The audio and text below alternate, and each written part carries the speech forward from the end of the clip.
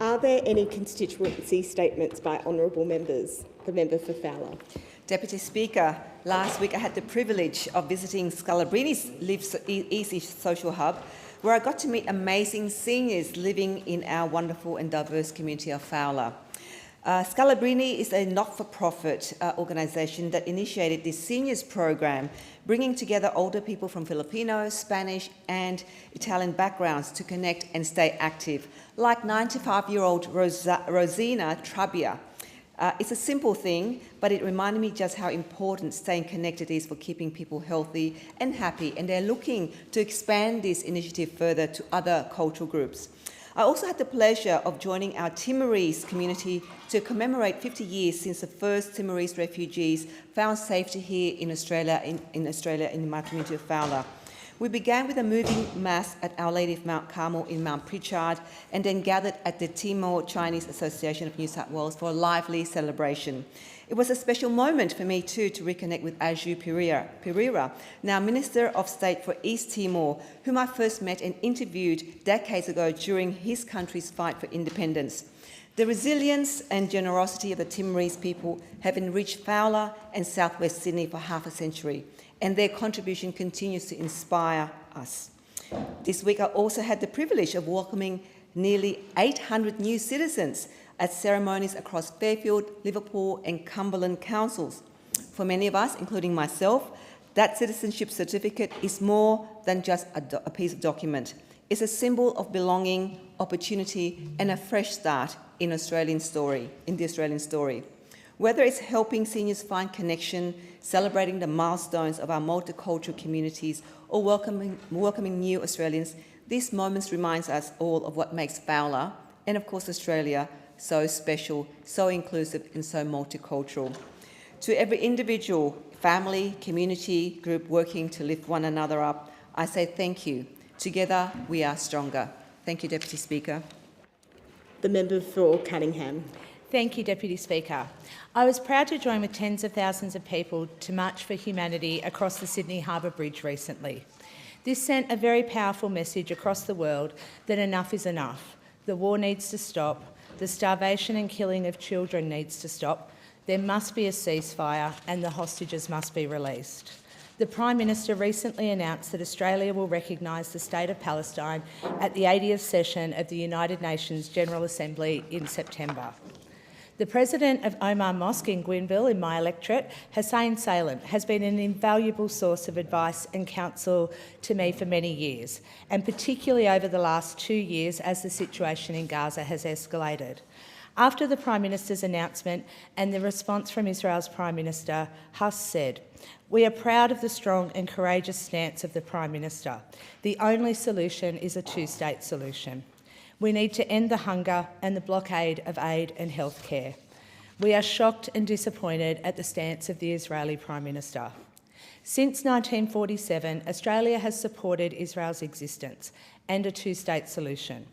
A two-state solution is the only pathway to a secure and prosperous future that respects the aspirations of Israelis and Palestinians alike. There is much work to do in building the Palestinian state. Australia will work with partners on a credible peace plan that establishes governance and security arrangements for Palestine and ensures the security of Israel. The world is seizing the opportunity of major new commitments from the Palestinian Authority, including governance reform, termination of prisoner payments, schooling reform, demilitarisation, general elections, and its recognition of Israel's right to exist.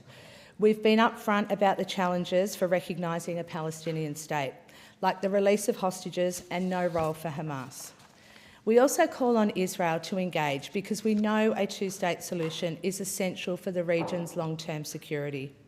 Our government has worked hard to collaborate with many other like-minded countries around the world, building historic global momentum to break the cycle of violence in the Middle East.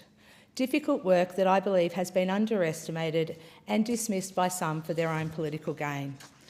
We have joined with a growing number of countries to call for a ceasefire, condemn the taking of hostages on October 7 and criticise Israel's inhumane killing of civilians in Gaza and the handling of aid distribution in the Strip. We condemn the drip feeding of aid and the killing of civilians, including children, seeking to meet their most basic needs of water and food. And we call on Israel to allow a full and immediate resumption of aid to Gaza, in line with the binding orders of the International Court of Justice. I give my absolute assurance that I will continue to be a strong advocate for peace. Enough is enough. Thank you. Out of bed and off we go. It's time to see how sugarcane grows. Deputy Speaker, it's an absolute delight to inform the House today of an educational children's book, No Drama, Cane Farmer, written by a constituent of mine and Mackay local Nikki Townley. This book shines a spotlight on the vital industry of our country, sugarcane farming. Nikki, a passionate early childhood teacher and mother to 4 very busy kids, married cane farmer Charlie and lives in the middle of a cane paddock.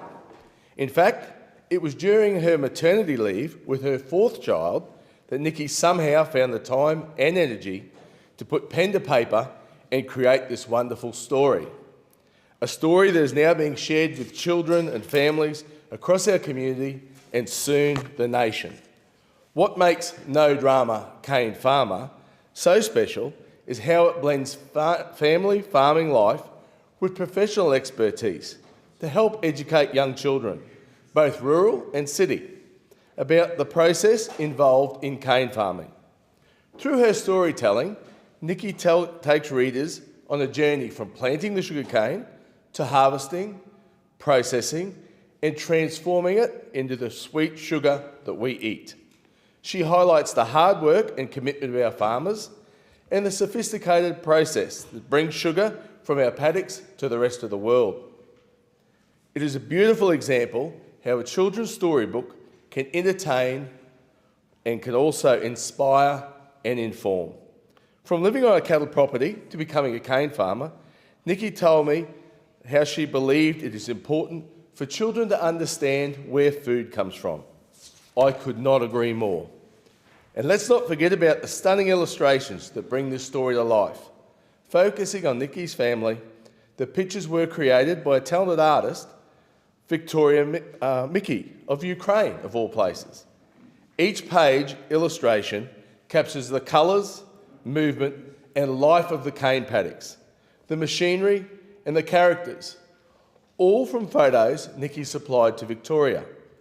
Nikki has taken her everyday experiences and turned them into something that will inform and delight children for years to come. Whether you're a kid growing up on the farm or one who has never even seen a cane harvester in action, this story is one for you to enjoy. Thanks, Nikki, for sharing your story and for showing us that there really is no drama when you've got a heart as big as our farmers have and a strong connection to the land. No Drama, Cane Farmer is a must-read for everybody. Do yourself a favour, buy a copy, read it now and get one for your kids and your grandkids. Member for Deakin. Deputy Speaker, like many in my community, I was thrilled when the Treasurer announced the Economic Reform Roundtable. Tackling the big issues on resilience, productivity and budget sustainability, it's important to our country's future, and these decisions will impact communities right around the country, including in my very own community in Deakin. That's why, ahead of the Economic Reform Roundtable last week, I brought together a group of business and union leaders, care economy organisations and education providers from around Deakin to talk about economic challenges and solutions for our community. Thanks to my friend, the Assistant Treasurer, for coming along and chairing our discussion. We have people from construction, manufacturing, healthcare, childcare, aged care, commercial property and peak union and business bodies around the table. And while you're never going to get agreement on everything, we found some great common ground on the need to make sure our young people have a better understanding of all the options in front of them. Of course, university remains the pathway to a number of interesting and rewarding careers. And, of course, our government's very first piece of legislation after the election was an act to help students with a 20% reduction in their HECS debts. But university is not the only path available. By going through TAFE, you open the door to a number of rewarding careers as well. Free TAFE courses are supporting hundreds of thousands of Australians to get the skills and knowledge they need for a great career. Everyone around our Deakin Economic Roundtable agreed that we need to make sure students are not only getting into the courses by default or as a backstop option, but by an informed choice with a full understanding of the opportunities in our economy, including in construction and manufacturing. All of us in this place have a role in articulating our support for Australian manufacturing and the amazing innovation and the jobs in that sector, and making sure careers counsellors and parents are fully informed of the options available and overcome the prejudices that can sometimes exist around some industries, including manufacturing. We need to make sure we have a full appreciation of what modern careers look like in modern sectors. Thank you again to the Assistant Treasurer for facilitating what was a great discussion. And thank you to the leaders from across Deakin who are working hard every day to create economic opportunity for people in Melbourne's East. Hear, hear. The member for Latrobe. Thank you, Madam Deputy Speaker. I had the honour of attending two vibrant cultural celebrations that reflect the rich diversity and community spirit of my electorate Latrobe. Namaskaram. On Saturday, I joined the Berwick Malayali community for the Onamana 2025 celebrations. I extend my sincere thanks to Jose P. Matthew, President, Ansi Abbey, Vice President, Larsa Matthews, Secretary, Onamaya Fabian, Joint Secretary, Mintan Francis, Treasurer, members of the Sanjit Vaki, Jocelyn Jose, Denon Bobby, Sarath and the entire Berwick Akalunam team for organising such a fantastic and colourful event. Onam is one of the most cherished festivals of our Malayali community. It celebrates Kerala's rich cultural heritage and brings families together to honour the legendary King Malabali, who again showed up on this great occasion. I've had the privilege of attending many Onam celebrations over the years and have always been moved by the traditional performance and the spirit of unity and also their friendship. Berwick Akalunam, funded in 2008 by 8 families, now represents over 160 families and nearly 500 members from the Berwick and surrounding suburbs. And they put on a magnificent event. With over 80,000 Malayali speakers in Australia, the contributions of our Malayali community continue to enrich our nation. Once again, I commend the members of the Berwick Akalunam for their initiatives and support and celebration of our amazing Australian Malayali community. Wish everyone a joyful Onam. Deputy Speaker, I also had the great privilege of attending the Kardinia Gujarati Association, and namaste to all of them, and where they celebrated the Jamasi Tami and the Ganesh Yusuf celebrations in Pakenham. I thank Bridgel, who's a great friend, and the trustee and all the committee members for putting on such a magnificent event. Jamashtami marks the birth of Sri Krishna, who symbolises knowledge and wisdom, with Ganesh Yusuf celebrates the birth of Lord Ganesh, the embodiment of new beginnings, prosperity and good fortune. Both festivals hold great significance for our wonderful Australian Hindu community. Extend my heartfelt wishes to all those celebrating. What made this event truly special was the leadership of the CGAI Junior Committee, children aged between 10 and 16 years, who took charge of organising this wonderful event. And again, I commend the Kardinia Gujarati Cultural Association, such a vibrant community in my electorate Latrobe. Again, I wish everyone a happy Onam, happy Janmatri and Ganesh Gotra. Thank you. The member for Isaac. Thank you, Deputy Speaker. Cambodian Australians are a vital part of the Australian community, particularly in my electorate of Isaacs. Their resilience, strong family ties and commitment to fairness and dignity reflect the values that we share as a nation. Since my election in 2007, I've built strong relationships with members of the Cambodian Australian community. I hold this community in the highest regard and value the trust and friendship extended to me over many years. In recent weeks, members of the Australian Cambodian community in my electorate have contacted me, greatly concerned about the recent outbreak of violence in the Cambodia-Thailand border area. I've since met with families and community leaders who are fearful for the safety of loved ones in the border area and anxious about the consequences of instability. These concerns are close, personal and deeply felt. Many in the community are seeking reassurance that their voices are being heard. I've raised these concerns with my colleagues. The Australian government recently welcomed the ceasefire agreement announced by Cambodia and Thailand. Foreign Minister Penny Wong reaffirmed Australia's support for a peaceful resolution through regional dialogue and international cooperation. That position reflects our continued commitment to peace, the rule of law, and protection of civilians in our region. Moments like this remind us that the effects of conflict are rarely contained. Civilians bear the immediate cost, but the consequences often reach far beyond the borders where violence occurs. For communities in Australia with close connections to the region, these events cause real worry and demand a principled and engaged international response. Deputy Speaker, peace is not just the absence of war. It is the presence of justice, of dignity, and the belief that every person deserves to live free from fear. Achieving peace requires patience, effort, and a willingness to choose dialogue over division. All too often, it's ordinary people who live with the consequences of conflict. The nations of the world differ in their histories, but the challenges to peace and stability remind us of the international community's shared responsibility to prevent conflict and protect civilians. Upholding justice, mutual respect and dialogue to resolve conflict is what gives meaning to our shared humanity. Deputy Speaker, as Federal Member for Isaacs, I want to ensure that the voices of Cambodian Australians in my electorate are heard, their concerns respected and their calls for peace and safety acknowledged. Member for Goldstein.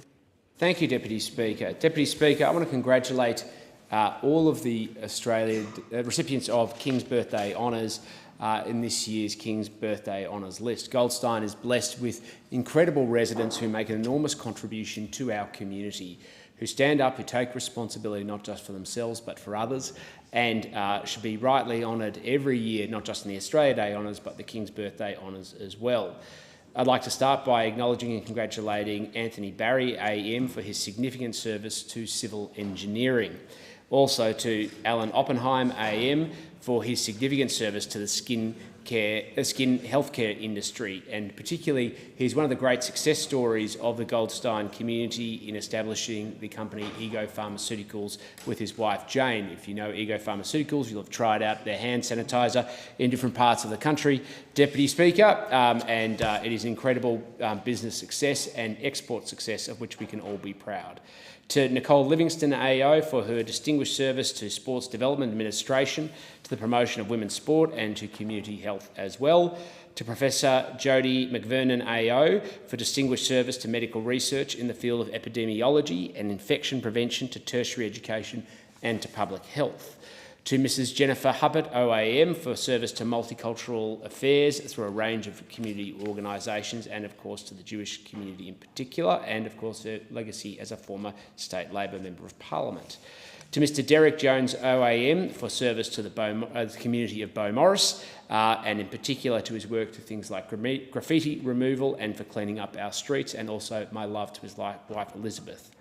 To Mr Simon Marks OAM for his service to youth, to Ms Anne Shipp OAM for service to nursing, and to the late Ms Simone Stevenson OAM for service to industrial relations, particularly to asbestos eradication, which of course is an enormously important contribution to public life and to make sure that Australians live safe and healthy lives in the workplace, something that I'm sure everybody on both sides of this chamber would support, and I'm glad to see members opposite nodding along. And of course to my good friend Timothy Wildash OAM for his service to the cash management industry. Another great success story of a local resident who has established a business that has gone on to significant success by providing pathways. If you've ever been to a pub or to a service station and a bank has fallen short by not providing the services or ATM facilities that they might once have, and you see a next payment ATM, that might be Timothy Wildash's ATM, Timothy Wildash OAM ATM right there, as well as a number of other non-cash payment platforms which are available through different formats at things like festivals. So congratulations to all of them. You do us enormously proud in the Goldstein community. Thank you for your service. Member for Ford. Deputy Speaker, I said that when I got elected that housing would be my #1 priority. Housing is the issue that is brought up with me consistently when I'm door knocking or making phone calls or speaking to people at community events. When we talk about the cost of living, what people pay for rent or the mortgage is at the heart of it, because you pay your rent or your mortgage first. The house is the last thing to go when you're struggling to pay your bills. And that's why I think it's great to see that housing is at the front and centre of the Albanese Labor government's agenda. And it's fantastic to hear today that we're bringing forward our commitment to help first home buyers buy a house with just a 5% deposit, starting this October and not next year as originally planned. Every Australian deserves the chance to own a home, and we know that it's been getting harder and harder for first home buyers. Have a look at that age group between 25 and 35. Those figures show that in the 90s, home ownership was somewhere around 60%, and now it's heading down to 40%. But let's not focus on how we got here. Just know that over the last 30 years, there has been a failure of federal LNP governments to invest in public housing, because it was part of the post-war miracle of Australia that state, federal, Labor, Liberal governments across the country invested in public housing, not out of the goodness of our hearts, but because we knew that if we could keep the cost of living down, keep the cost of rents down, we could take the pressure off wages, that helped business, and we could keep living standards high. In fact, one of the reasons that we attracted a car industry to Australia was because of public housing. Look at where the car plants were. They used to have public housing built around them. In fact, it was part of the charter of the housing trusts around the country to facilitate in the economic development of the state. I've long believed that providing affordable housing is the biggest impact that a government can have on the economy. And now we're playing catch-up. We're going to turn it around, and we're going to do it by working with states and councils and industries to get homes on the ground faster. We're going to do it through schemes like Help to Buy, where the government will share the equity with the individuals in a house. We're going to do it through the biggest housing program of over 3 decades, the Housing Australia Future Fund. And we're going to do it by building 1.2 million homes, hundreds of thousands of which will be earmarked for first home buyers. We're going to do it by freezing the construction code, cutting red tape and getting builders back on site faster. And we're going to do it with things like the 5% deposit for first home buyers, which will start in October. We're making it so that all first home buyers can access it. No income caps, no limits on places, and we're lifting the property price cap too, so that people can actually find a place that suits their family and their future. This policy cuts through. It shaves years off the time it takes to save to deposit, and it saves people tens of thousands of dollars in mortgage insurance. Labor is acting to make housing more accessible and equitable. Member for O'Connell. Thank you very much, Acting Deputy Speaker. And I rise today to highlight this government's appalling record on delivering on their promises. The delays in transitioning to the new model of seniors' home care packages has been a disgrace, and this government should be ashamed to be kicking the can down the road by 6 months, causing considerable uncertainty and distress to some of the oldest, most isolated and most vulnerable constituents in my electorate. Sadly, I'm not exaggerating when I say people will die waiting for the assessment, approval and delivery of their life-changing, life-sustaining packages. But, Deputy Speaker, this is a constituency statement, not a grievance debate. So I actually rise today to commend the hard-working team behind the staying-in-place model of care for seniors. Conceived in 2018 in the small O'Connor town of Pingelly, 150 kilometres south-east from Perth, staying in place has been driven by former WA Liberal Cabinet Minister, the Honourable Helen Morton, and Pingelly local Lee Steele, and of the Pingelly Community Resource Centre. Their dream was to support Pingelly seniors with services delivered by locally sourced care workforce. As the Somerset Alliance, they secured federal funding under the previous coalition government for a pilot program to find ways of reducing loneliness and improving connectedness between geographically isolated older people in regional and remote communities. The concept of a virtual village was hatched where activities could be hosted remotely by a concierge in much the same way as in a real aged care village. To date, this virtual village has brought together over 270 participants, separated by the tyranny of distance, lack of transport or inability to travel, and instead connected them by modern-day technology. Upon this, they built an entire suite of home care services delivered by a latent local workforce comprised of retirees, stay-at-home parents and other skilled persons not engaged in the workforce.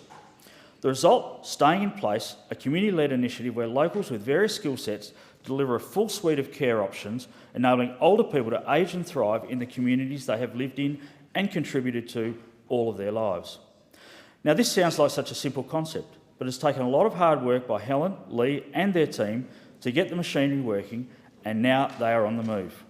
The concept has spread like wildfire to 55 other regional and remote communities, not only in my electorate of O'Connor, but throughout Australia. So I conclude by saying how proud I am to have been involved in this initiative.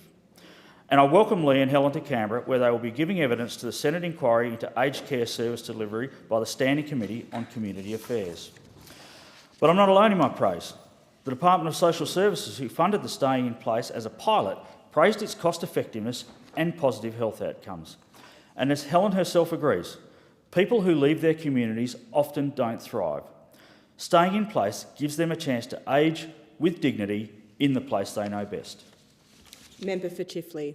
Thank you, Deputy Speaker. I'd like to recognise the phenomenal work of Sally Wynne, who helped set up Doonside's Eagles Wraps. Nearly 30 years ago, spurred by tragedy, Sally and husband Martin determined to make a difference for young people in Doonside and beyond. They always believe in the ability of our young people, even if others won't. With no formal background in youth work, Sally started Eagles Wraps as a place young people could turn to for help, and her vision grew. Eagles Wraps began training young people to grow their skills and ambitions, developing great links with major firms such as Amazon Web Services. Eagle Wraps has supported so many young people. I love attending their graduation ceremony, seeing the pride in the faces of the graduates' parents. It's said Sally's retired, yet retiring is never a word I'd associate with Sally, and I'd like the House to know Sally Wynne has been instrumental in changing lives, delivering hope to young people in Doonside. This is going to be hard to talk about, Deputy Speaker, because this person meant a great deal to me personally and to our community, the late Uncle Greg Sims, community leader, activist, storyteller and cultural educator. Born in 1949, he fashioned deep, tight, enduring ties to Western Sydney through ancestral links to the Gundungurra of the Blue Mountains and the Gadigal of Darug Nation. Quiet, humble, modest, often with a cheeky glint in his eyes, but never to be mistaken, he was a force of nature, always directing that force to help others, always busy, always working.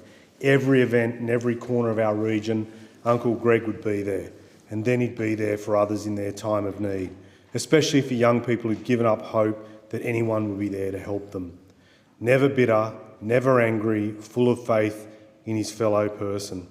He strove for reconciliation, a regular face at the Mount Druitt and District's Reconciliation Walk, often reminding us, quote, "Piano sounds best when the black and white keys play together." You didn't just know Uncle Greg, you loved him. You love what he stood for. You love how much he gave of himself. His farewell service at St Andrew's Catholic Church in Malabar witnessed an incredible turnout, literally standing room only, people spilling out of the doors, leaning in to hear what they could. It seems fitting, Deputy Speaker, when recalling Uncle Greg, to end with one of his signature phrases, one that always left an imprint on the minds of those who heard it. When you take your next step, remember the ones that took the steps before you. Rest in peace, you tremendous warm soul, Uncle Greg Sims. Thank you. There being no further constituency statements by honourable members, the next item of the business will be called on. Private members' business, notice number 1, Environment Protection, member for Moncrief. I move a motion related to environment protection in the terms in which it appears on the notice paper. Is there a seconder? I second the motion and reserve my right to speak later. The question is that the motion be agreed to. Well, this government's record on the environment is similar, well, to that of, let's say, West Coast this season. It's pretty damn poor. And just last week, the South Australian algal bloom was labelled one of the worst recorded harmful algal blooms in the world. And Dr. Donald Anderson, an international scientist and director of the US National Office for Harmful Algal Blooms, expressed concern that this bloom has become so large that it may no longer be logistically possible to neutralise it. And it's now one of the worst harmful algal blooms in the world, covering 4,500 square kilometres of South Australian coastline. It's twice the size of the ACT, and it can now be seen from space. And it's devastating. But one that could have been avoided if the state and federal Labor governments took some action, just some action, when they were first warned. Some action earlier than the 150 days that it took their Prime Minister to go down to South Australians when they needed him the most.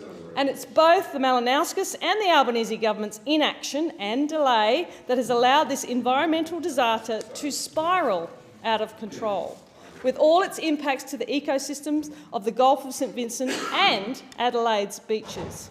Australian scientists warned the government over 18 months ago of the impending disaster, but were ignored, and funding to monitor this disaster was also denied. And 5 months ago, Australian scientists again raised their concerns with this government. Crickets, tin ears. And since then, marine creatures started washing up dead on South Australia's beaches. And to date, that death toll has reached 14,000 and is climbing. Local fishing and tourism businesses have gone broke, hitting rock bottom. And only on the eve of Parliament returning last month did the Minister finally take some notice, scuttling down to South Australia at the last minute to see this catastrophic disaster. And the Prime Minister and the Environment Minister have a lot to answer for. Answers that were not given to the good people of South Australia on his scuttle down to the state last week. He secretly jetted over to Kangaroo Island before posting about his visit on X. Shame. No media, forewarned, nothing. And when he did finally address the media hours later, he delivered absolutely nothing of substance. But that's classic Labor. They're all spin, no substance. And I have visited affected areas on three separate occasions, one of which was with the Leader of the Opposition a week prior to the Prime Minister showing his face in South Australia. Now, let's be frank about this harmful algal bloom. It's a natural disaster, and it's an absolute disgrace to see the lack of funding and inaction by this government.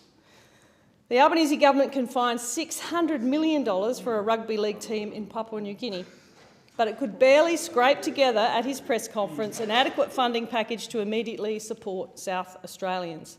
That is a slap in the face for those opposite who are having a giggle. It's a slap in the face for communities living through an environmental crisis that is devastating ecosystems. And if the Prime Minister genuinely cared about this issue, he wouldn't have taken so long to act. Remember, 150 days. And he would have made himself available to those severely impacted areas of Goolwa and on the Yorke Peninsula. Labor continues to fail in delivering anything of substance when it comes to the environment. There's simply no accountability, and it's simply not good enough. It is too little, too late for those coastal communities, families, businesses and fishers, and thousands of dead marine creatures affected by this harmful algal bloom. The scientists, don't forget, 18 months ago have been asking. 18 months. Those opposite will come in here and they'll try and spruik their environmental credentials, but they have failed. They didn't turn up, and when they did, it was too little, it was too late, and their credentials are absolutely all washed up. Shame on you, Prime Minister. Shame on you, Murray Watt, the Environment Minister, Senator Watt, for not being there for South Australians when they absolutely needed you to turn up and show leadership on this disaster of their ecosystems, this disaster for their families and small businesses, this disaster for the tourism businesses as well on the Yorke Peninsula. And let's not forget that the Gulf of Spencer is just around the corner, Prime Minister, so look out for South Australians. The member for Grey to second the motion. Yeah, we need to do it. Yes, I do. Yes, and I reserve the right to speak later. Thank you. The member for Bennelong. Thank you, Deputy Speaker. You know, sometimes you just see a motion from the opposition and you just scratch your head. And that's exactly what happened as I saw this on the notice board a couple of weeks ago, because it gives me the opportunity to talk about the government's environmental credentials at a time when the opposition, they don't even have an environmental policy. They're tearing themselves apart over the environmental policy. And here today we've got this motion. This motion lays bare the arrogance and hypocrisy of those opposite who try to call out a government that's actually doing something about the environment when they did nothing to protect it in their 9 years in government. And as I said, all at a time, Deputy Speaker, when they're tearing themselves apart over net zero. Let's be very clear. Australians rejected the Liberals and Nationals' environmental vandalism at the ballot box, not once, but twice, because they saw a decade of climate denial, division and delay. They axed climate laws, they sabotaged the Murray-Darling Basin Plan, they cut funding to the Environment Department by 40%, they halved marine parks, ignored Indigenous water commitments and left the Great Barrier Reef on the brink of being listed in danger. That is the Coalition's legacy, Deputy Speaker, and it continues. It didn't end at the 2022 election, which you thought it would have. It didn't end at the 2025 election when they were thumped, because just this weekend, the Queensland Liberals voted to dump net zero as its major environmental policy. Gone. That follows on from the Liberal and Nationals state divisions across the country, in New South Wales, South Australia, Western Australia and the Northern Territory, all dumping net zero. They can't even agree on that. Sometimes I don't even think they can agree on what day of the week it is, but they can't agree on net zero, and they're in here today feigning outrage and saying that we don't have environmental credentials, and we're actually doing something about it, because Australians, Deputy Speaker, Australians do not trust them on the environment, and that's why they've been rejected at the last 2 elections. Since coming to office, our government has overturned nearly a decade of denial and delay and put Australia back on track when it comes to taking action on climate change. And the results are clear, Deputy Speaker.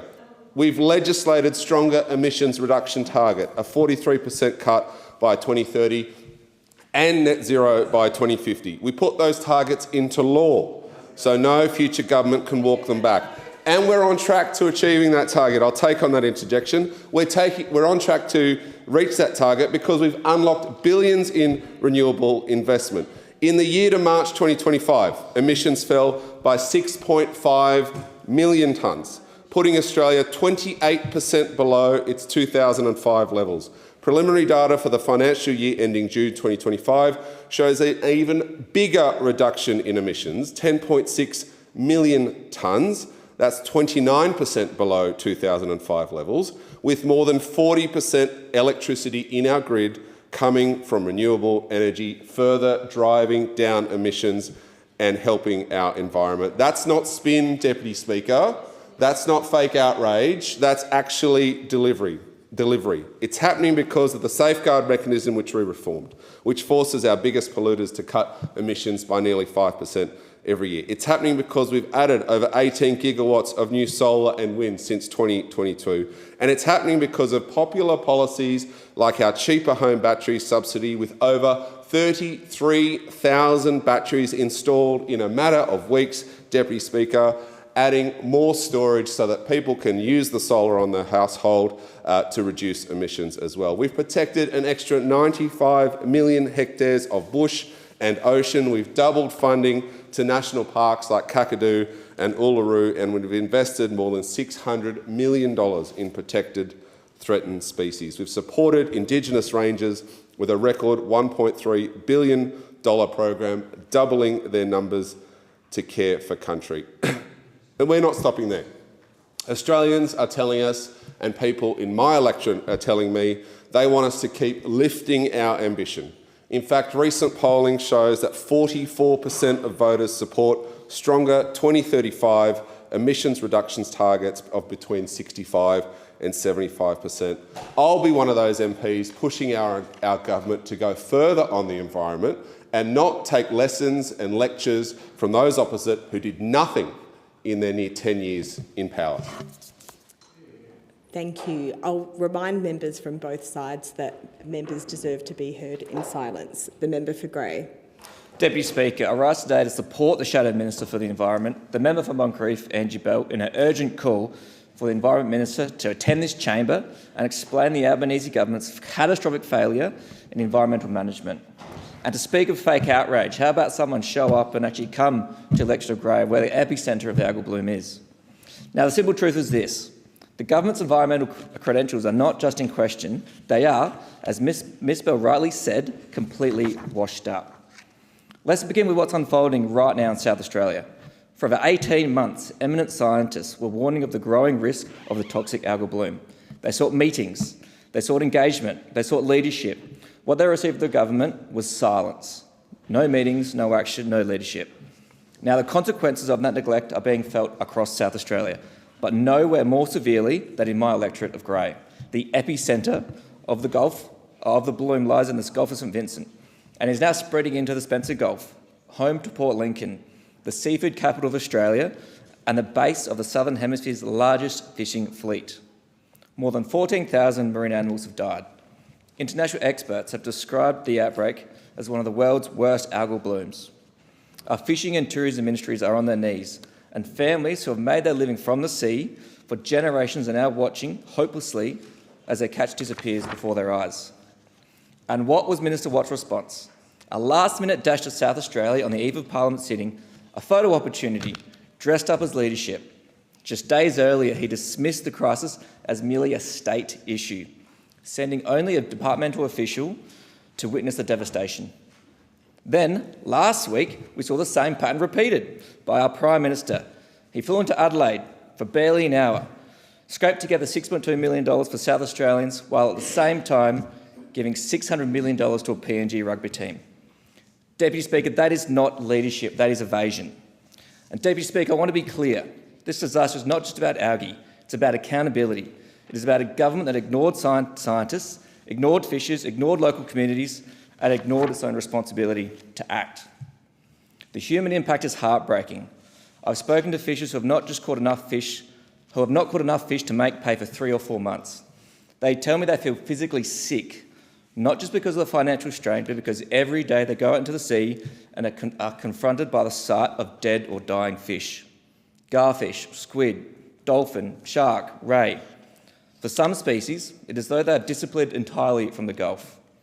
Small family businesses in the marine-scale fishery are facing financial ruin. The social and emotional toll is profound. This crisis is not just about ecosystems, it's about people. It's about livelihoods. It's about communities up and down the South Australian coastline who rely on the ocean not just for food but for their future. The government support to date has been too little, too late. Access to assistance programs have been riddled with restrictive criteria, leaving many fishers unable to qualify. The federal government has refused to declare this disaster a national emergency or natural disaster, which would unlock the scale of funding and resources truly required. Deputy Speaker, this is not an isolated issue. From recycling reform to Indigenous cultural heritage protection, the environmental protection laws to biodiversity conservation, this government has failed to deliver on every major environmental promise it has made to the Australian people. We've seen slogans, we've heard speeches, but when it comes to substance, nothing. This is why the Coalition has fought for a Senate inquiry into the algal bloom. The inquiry has bipartisan support, and it will investigate not just environmental devastation, but also the government's inadequate response. But accountability must also come here, to this chamber. The Environmental Minister must explain why the government ignored scientists for 18 months. He must explain why it took the death of thousands of marine animals and the collapse of local industries to force any action. He must explain why communities like mine in the electorate of Grey have been abandoned to fend for themselves. Deputy Speaker, Australians deserve better than delay, denial and disaster. They deserve a government that values science, that listens to communities and that protects both our environment and the livelihoods that depend upon it. The Albanese government promised leadership on the environment. Instead, it has delivered crisis after crisis. It's a record of one of broken promises. That is why I support this motion. I call on the Minister for the Environment and Water to come before this House and account for the government's failures. Our communities deserve answers. Our fishers deserve support. Our environment deserves better stewardship than this government has provided. Member for Deakin. Thank you, Deputy Speaker. I rise to speak against this motion moved by the member for Moncrieff, which appears really to be a stew of vague topic references smothered in boilerplate hyperbole and canned indignation. There is It is quite incredible for this to come from the party that's just looked to ditch net zero and hasn't for 18 years had any kind of cohesive environmental policy which they've managed to coalesce around for more than 2 minutes.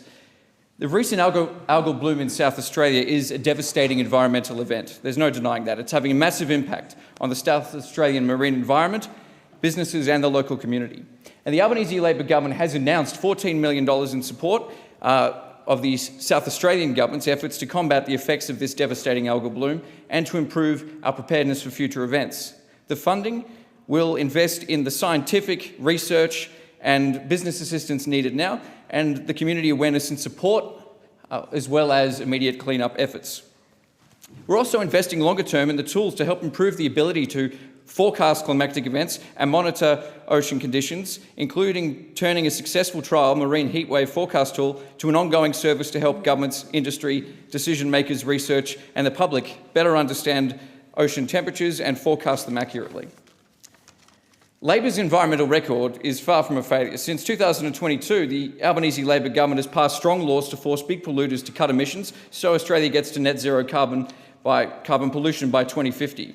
This and other actions have reduced Australia's emissions by 29% below 2005 levels.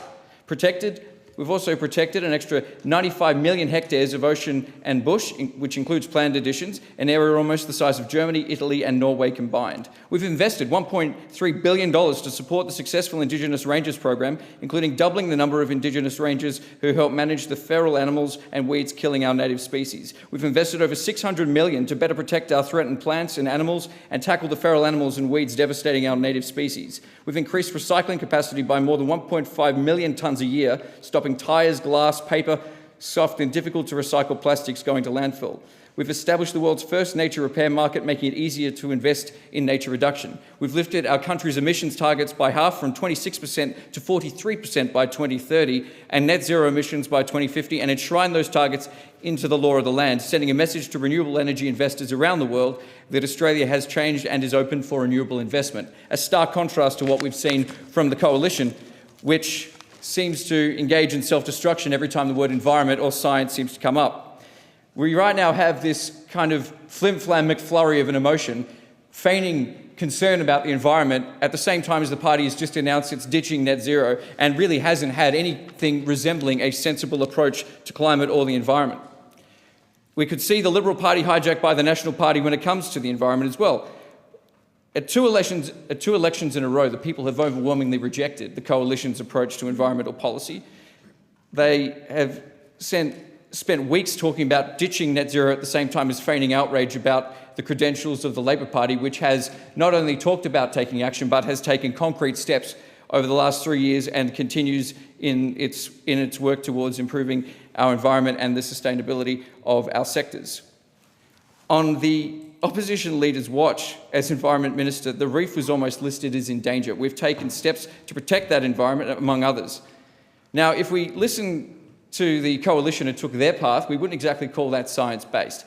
There's criticism that there's a motion in the motion that there was no diary meeting for 18 months, and without producing any kind of cause or effect argument as to how anything the Albanese government has done has contributed to the algal bloom. It is a horrible event. It is one we need to understand better. We need to make sure that we are doing all we can to protect our local environment. But just a very, very strange approach.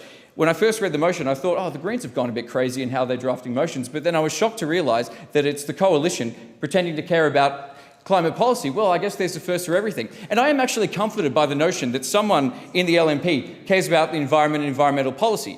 If only that care and concern could be extended to the rest of the party and perhaps could be used to persuade fellow party members that it's time to act on climate change and improving our environmental policies. I can only hope from the fact that they have raised their concerns about the environment that we'll have steadfast supporters for the further actions being taken by the Albanese government over the next 3 years, and we can perhaps be on a joint ticket in our efforts to make sure that we have the best environmental protection laws possible and that we're doing everything we can to address climate change. But right now, it just reeks of hypocrisy to see that the party of ditching net zero is talking about the Albanese government's record of environment.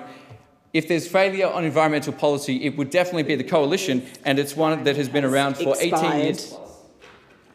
The allotted time for this date has expired. The debate is adjourned, and the resumption of the debate will be made an order of the day for the next sitting. Private Members Business, notice number 2, economic equality, member for Brisbane. I move the motion relating to economic equality in the terms of which it appears on the notice paper.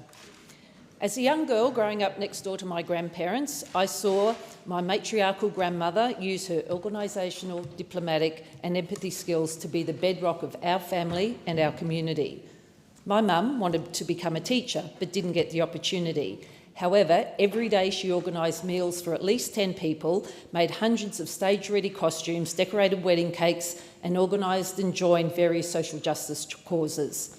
Then there were our friends the Harneys who lived up the road. Mum babysat a few of the grandkids because both parents wanted to pursue a career, one a paramedic and the other a nurse educator. In addition, Mum did countless hours of babysitting for my kids and other grandkids, and this is not an unfamiliar story. I'm telling you these stories because women throughout the ages have been held back from fully participating in our economy in the way they want to. Childcare and family care have always been two of the biggest hurdles facing women entering the workforce and, importantly, keeping them there. Childcare was just too costly on the family budget and wages weren't high enough, especially in women-dominated sectors, for it to be worthwhile for both parents to work. It wasn't just wages and career losses for the mum, who were the ones who predominantly lost out. It's a loss of long-term financial stability, economic empowerment, and not to mention economic growth. In fact, it's estimated that the Australian economy would be $128 billion better off by purposefully removing the persistent and pervasive barriers to women's full and equal participation in the economy. When Labor introduced paid paternity leave almost 15 years ago, the dinner conversations changed. It gave families an option for both parents to work. And this was a significant step, Speaker, to bring more women into the workforce and nibble away at the gender pay gap. But the data showed slow progress.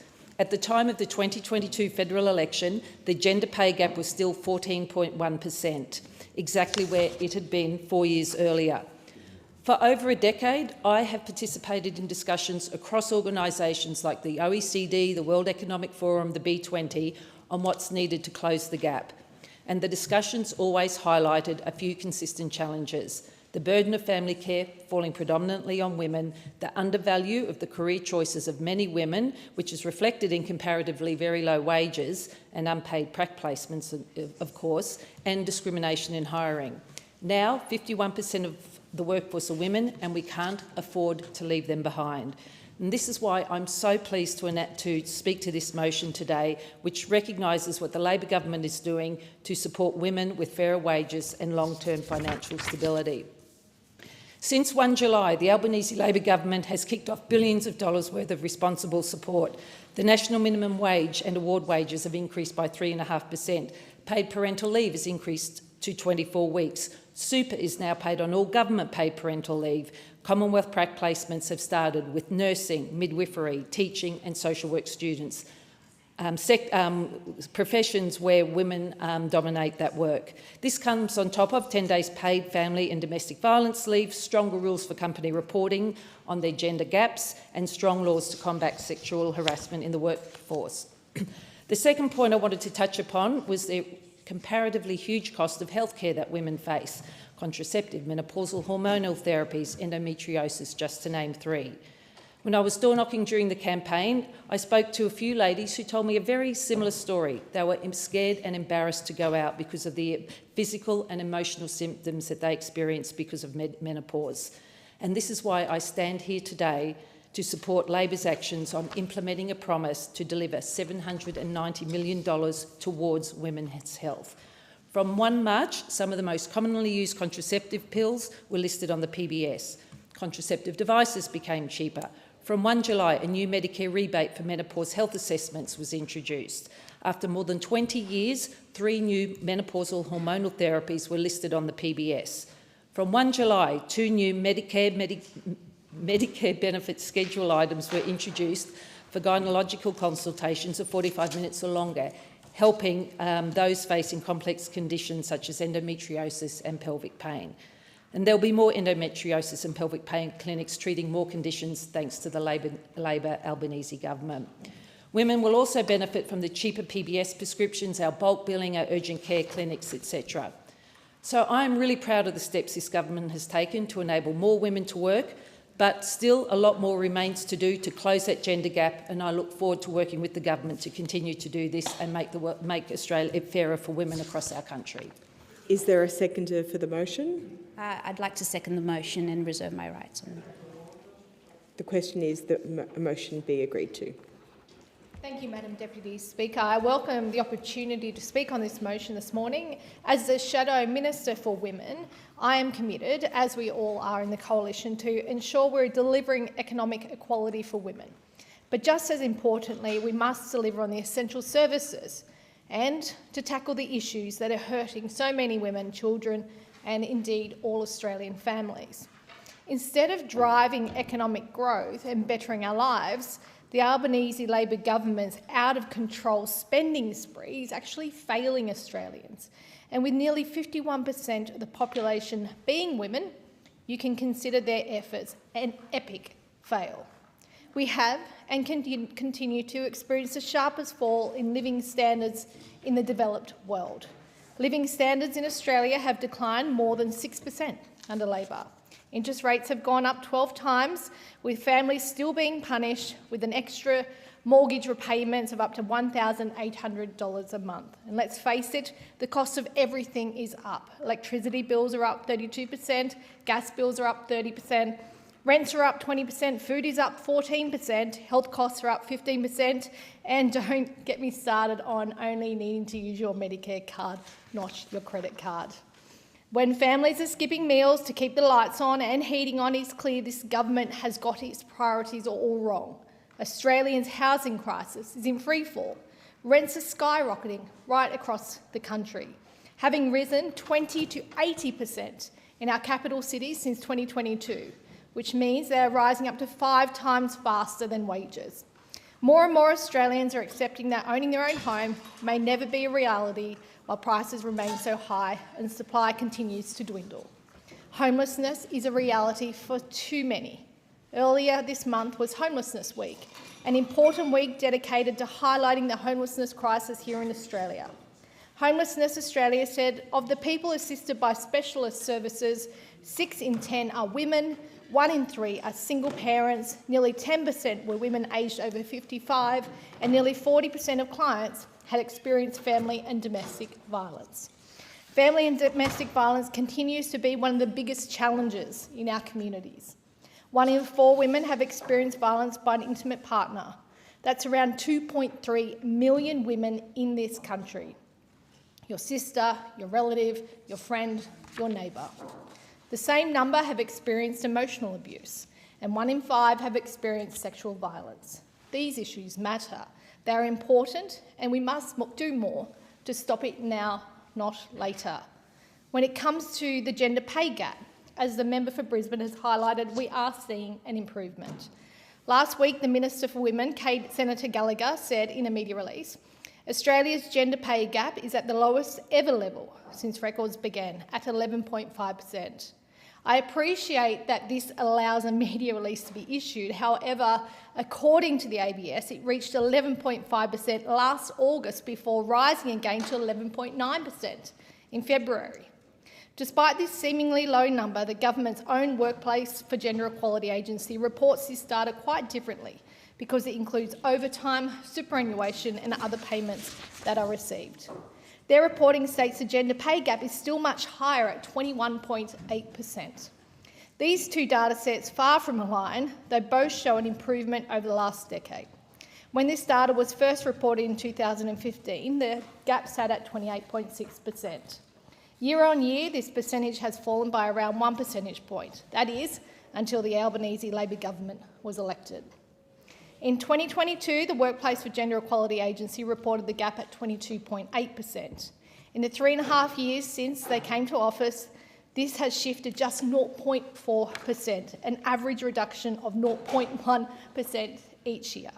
As important as each of these issues are, what's more important is that we do not apply a technical lens to data and evidence to paint the situation as something more palatable.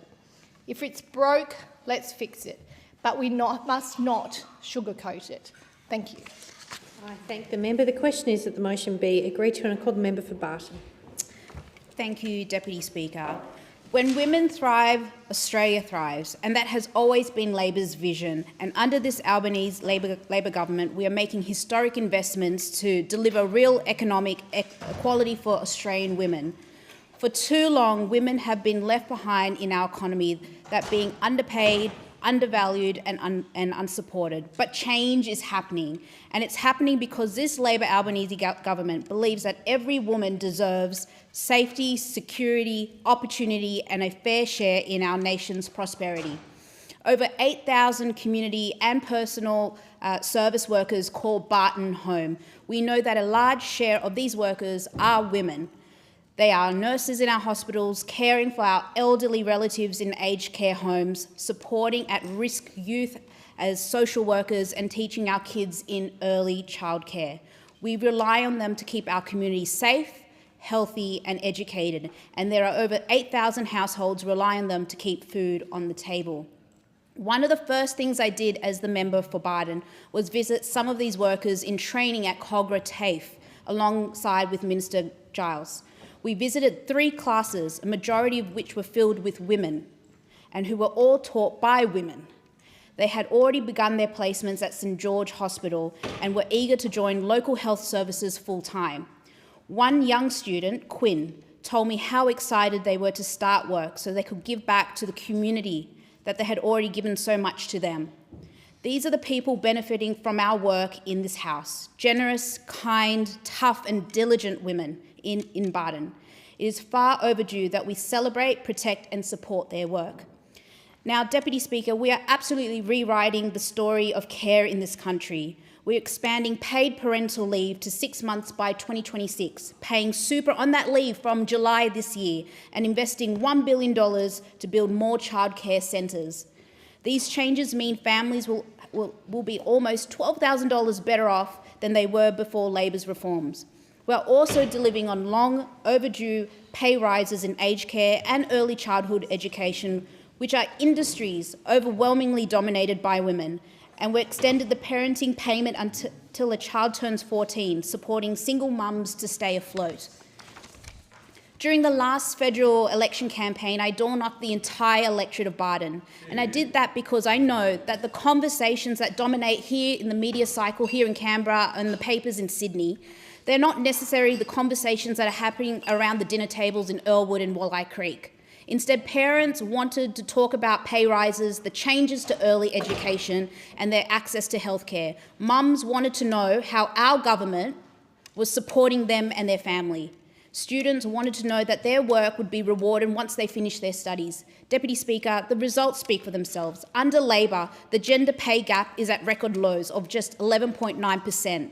Women are earning $217 more per week than in May 2022. Women's workforce participation at record highs of 63.4%, with more than 600,000 new jobs for women created since Labor came to office. We've made gender equality an object of the Fair Work Act, required large employers to report their gender pay gaps, and we're funding the Fair Work Commission to fix undervaluation in women-dominated industries. We're not stopping there.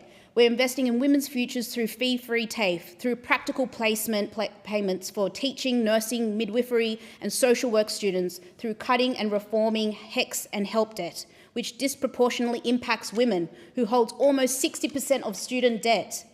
Deputy Speaker, women's health is in front and centre too. This government invested $792 million in women's health, opened 22 dedicated endometriosis clinics, expanded care for menopause and tripled the bulk billing incentives. You know why, Deputy Speaker? Because women's health should never be treated as an afterthought. So to all of those people I spoke to at their doorsteps, this is the work that is supporting you and helping you get ahead, and this is only the beginning. We are breaking barriers in leadership here in Australia. Now we have a gender-equal parliament for the first time in history, with Labor women driving their achievements. We also have a gender-equal cabinet with 12 of 23 ministers being women. This is not symbolic, it is structural change. Deputy Speaker, let me be very clear. Economic equality for women is not a side issue. It's not an afterthought. It is core nation-building work. I thank the member. The question is that the motion be agreed to. I call the member for Mallee. Thank you, Deputy Speaker. This Labor motion about a better future for Australian women, but let me tell you about one woman from Donald in my electorate of Mallee, Wendy. Her future is not looking better under this government. For over 3 years now, the Prime Minister has repeated the mantra, nobody held back, nobody left behind. But Wendy has been utterly left behind by the combination of state and federal Labor governments in regional Victoria. Wendy is a 75-year-old pensioner who lives in Donald, 277 kilometres from Melbourne. Wendy contracted the superbug Stenotrophomonas multifilia during spinal surgery at the Royal Melbourne Hospital in March 2024. In Wendy's own words, and I quote, "After attending rehab where my surgery site split open, I was rushed back to the Royal Melbourne Hospital and subsequently had 3 washouts and drains inserted by the plastic surgery team. A number of other patients in my ward also suffered a similar fate, although the spine is unique in that the metal wear cannot be removed until fusion occurs. This bug attaches to and hides on metal and other surgical items." And she goes on, "Is aerobic, anaerobic, forming a covering, and when opportunity arises, it may jump out, attach to the atrium valve of the heart and eat it until it turns to mush, or may move to other organs, causing death. There is only one antibiotic medication that can suppress it, namely Bactrim or Respirem Foot. Wendy believes a person who has caught this bug has a 54% chance of survival, diminishing with age and other comorbidities. Wendy goes on, "My condition has been managed by an infectious disease consultant from Switzerland, as well as the orthopaedic team, but this causes some grief as there is little opportunity to use public transport in Donald." Now, if anyone doesn't know where Donald is, I invite you to look up a map. No taxi and a better resourced ambulance is at least 45 minutes away. Wendy goes on to explain that her medical consultant has encouraged her to move closer to the Royal Melbourne Hospital in case the bug causes a life-threatening infection. So with regret, she told me last week in a mobile office at Donald, she has sold her home and is moving to Melbourne. Remembering the Prime Minister's slogan, let's call that part of her story the nobody held back part, it gets worse, Deputy Speaker. Wendy has also been left behind. Again in Wendy's own words, and I quote, "Recently I suffered a heart condition, which meant being taken by ambulance to Bendigo Hospital. It took 45 minutes wait time for the ambulance to arrive and a 2-hour bumpy journey to Bendigo Hospital and a further wait to see a doctor. Such are the issues with living remotely, suffering from a potential life-threatening condition. There was no GP doctor working that evening." Deputy Speaker, this is a story I have heard all too often as the member for Mallee and in my previous shadow ministry role in regional health. I remain passionate about giving a voice to the people of Mallee and ensuring they receive better health care. So when this motion speaks about the Albanese Labor government, quote, investing in women's health, I ask, what about Wendy? What about everyone like her? What about the women in Donald? What about the women in Bullokeshire? What about all the women in Mallee and all the women in regional Australia? Mallee women certainly feel invisible to the Albanese Labor government. I'm giving people like Wendy a voice today because all Australian women deserve better. I thank the member. The question is that the motion be agreed to. I call the member for Newcastle. Thank you, Deputy Speaker, and I am delighted to rise in support of this motion moved by my friend and colleague, the member for Brisbane, to reaffirm Labor's unwavering commitment to driving economic equality for Australian women. The World Economic Forum's 2025 Global Gender Pay Gap report has seen Australia jump 11 places in the global rankings in the last 12 months to 13th position. That's out of 148 countries for gender equality. This is Australia's highest ever ranking since the index began back in 2008. For Labor, gender equality is not an optional extra. It's fundamental to fairness, to prosperity and to building a stronger nation. From day one, this government has placed women's social and economic equality at the centre of everything we do. Over the past decade of the coalition government, women were left behind. Under the coalition, Australia's gender equality ranking collapsed to 50th place on that 148 list of countries. That was, I shouldn't have to say, the lowest Australia has ever been. And thanks to Labor, we are now up to the 13th, as I said, the highest we have ever been. But don't for one moment think we're resting on our laurels. Why shouldn't we be number one? And that's the ambition of all of us on this side of the House. The Labor government spent our first term delivering major reform to improve the lives of Australian women, including expanding paid parental leave to 24 weeks and for the first time adding superannuation to that paid parental leave, strengthening retiring incomes and recognising the value of care work. Families accessing paid parental leave are now nearly $12,000 better off compared to what they were prior to us coming to office.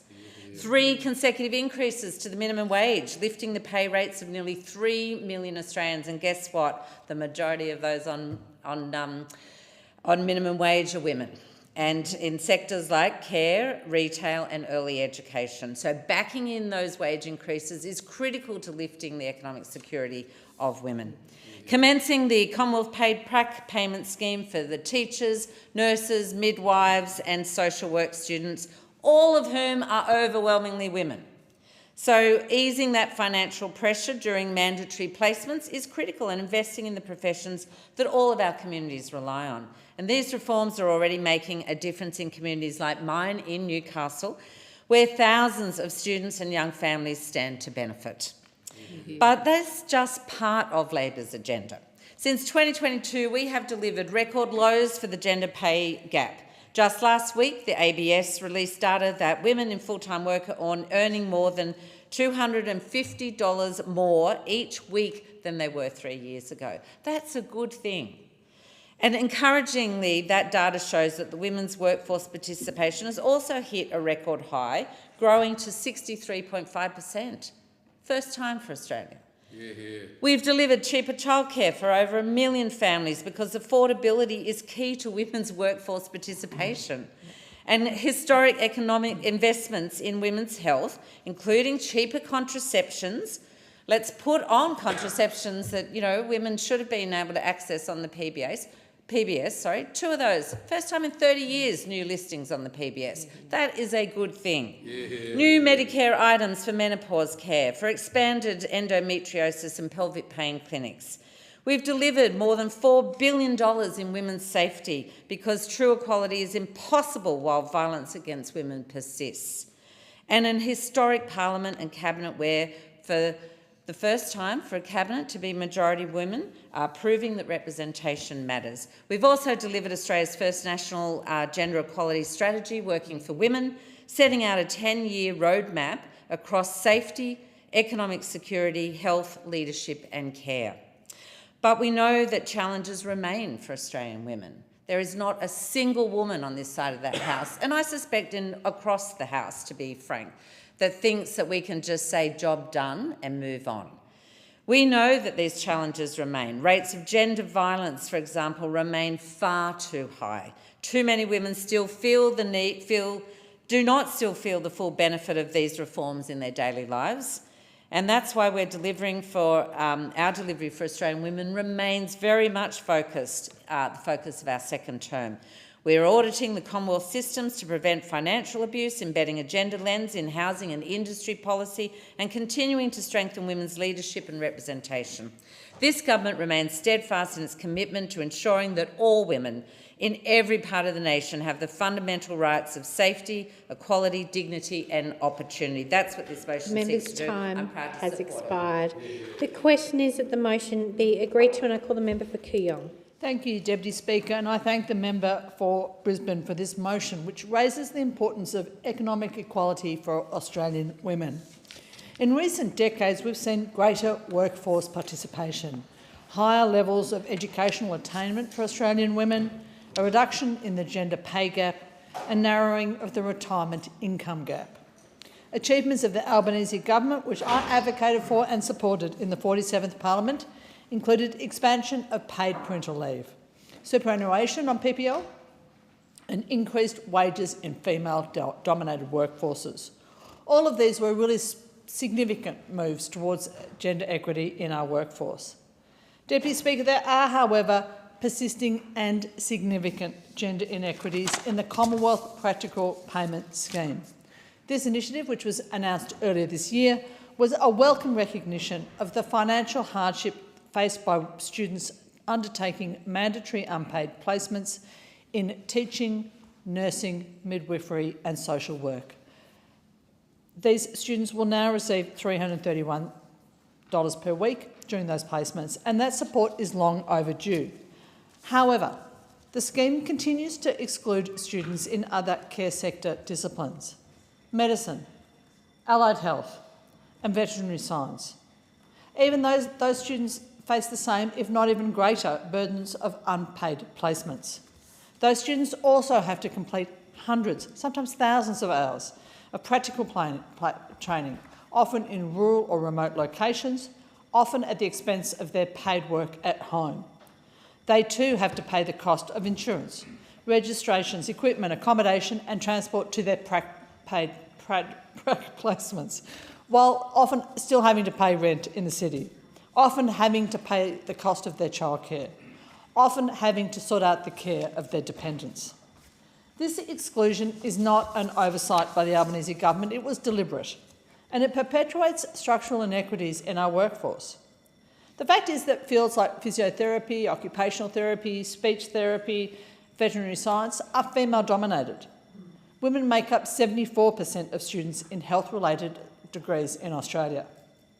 These are the very students who are being asked to work for free, to train for free, often for months on end, while they have to juggle their rent, their cost of living, and sometimes their care of children or other dependents.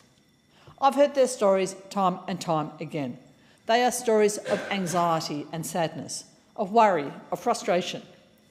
Stories which reflect the chilling effect of placement poverty. Unpaid placements push women into debt. They can delay their graduation and they can limit their career choices. They worsen gender inequities before women even have the opportunity to enter the workforce.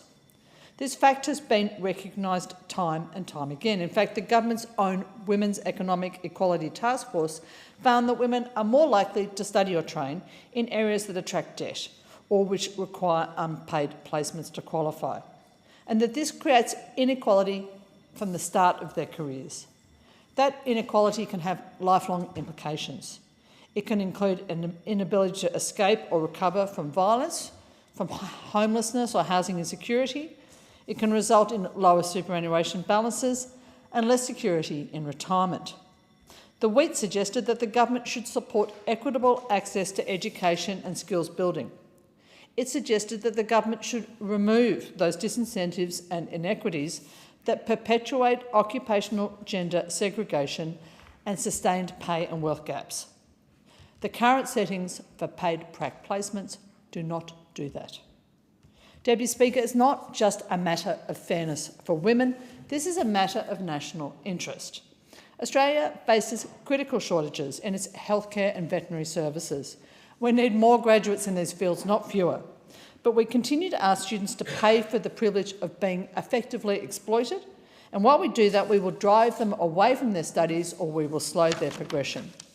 We will lose talented individuals who can't afford to work for free, and so they'll have to defer their studies, go part-time or fail to complete. This is a short-sighted, tragic, false economy.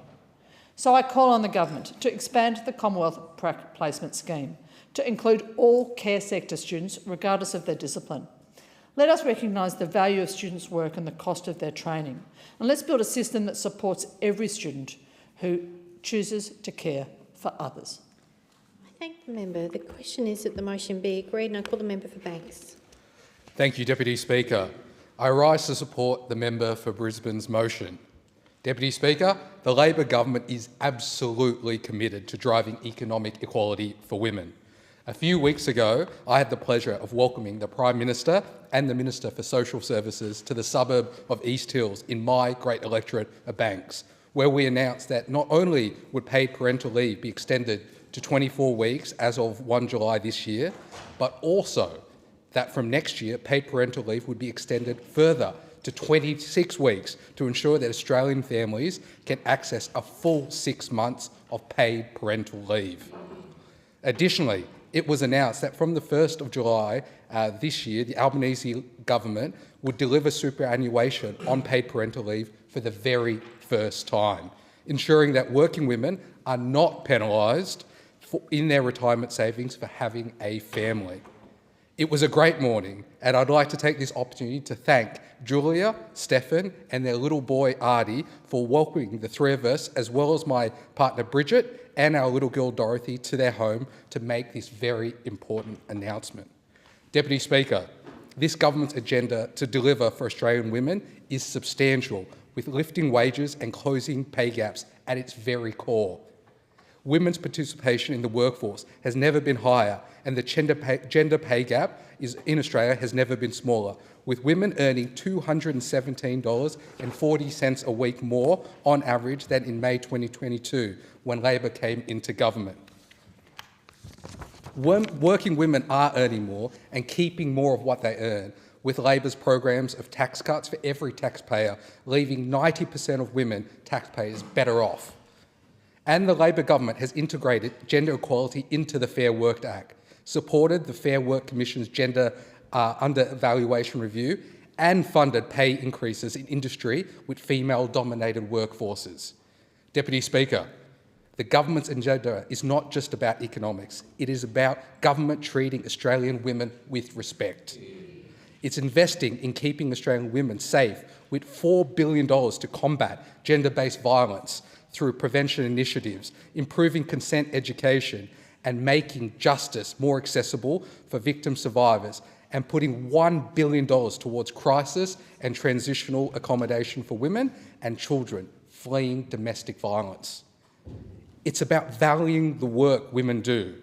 This government funded pay increases for sectors that do some of the hardest work in our communities, yet most undervalued in our economy, including in aged care and early childhood education, to ensure that recognition is just not in its rhetoric, but is actually in the pay packets of people and women across this country.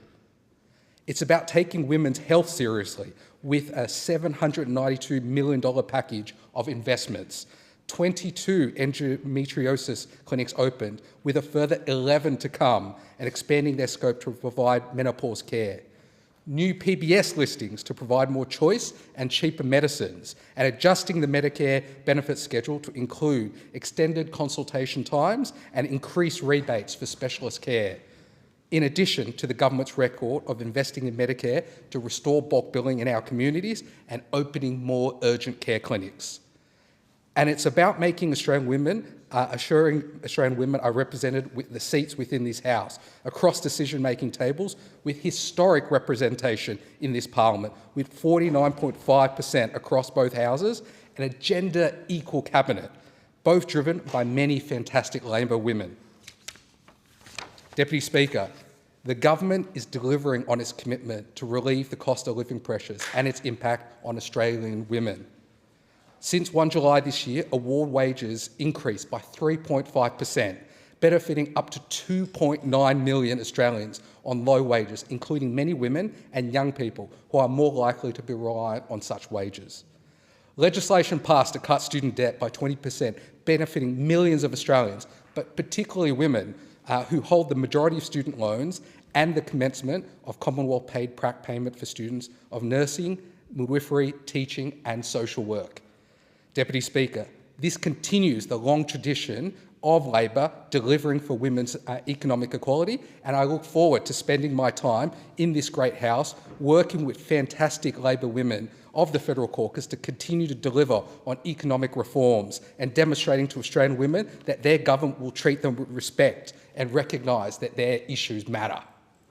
I thank the member. The question is that the motion be agreed to, and I call the member for Curtin. Thank you, Deputy Speaker. Economic equality for Australian women is a matter close to my heart. In many ways, I've been extremely fortunate. I had a good education, I have a supportive husband, and I was able to work part-time for 16 years while my kids were young. I'm also lucky enough to have two parents who are still healthy. But even with a relatively fortunate parenting and career journey, I'm aware of the subtle differences in expectations and the structures that drive significantly different economic outcomes for women. When I had my first child, it made sense for me to take time off because I earned slightly less than my husband, who was a few years further into his career than me. I took 18 months off after each of my 3 children, which put me 4.5 years behind my husband in terms of superannuation contributions. And we endeavoured to share the parenting joys and burden, but like so many other mums, I ended up carrying much of the mental load.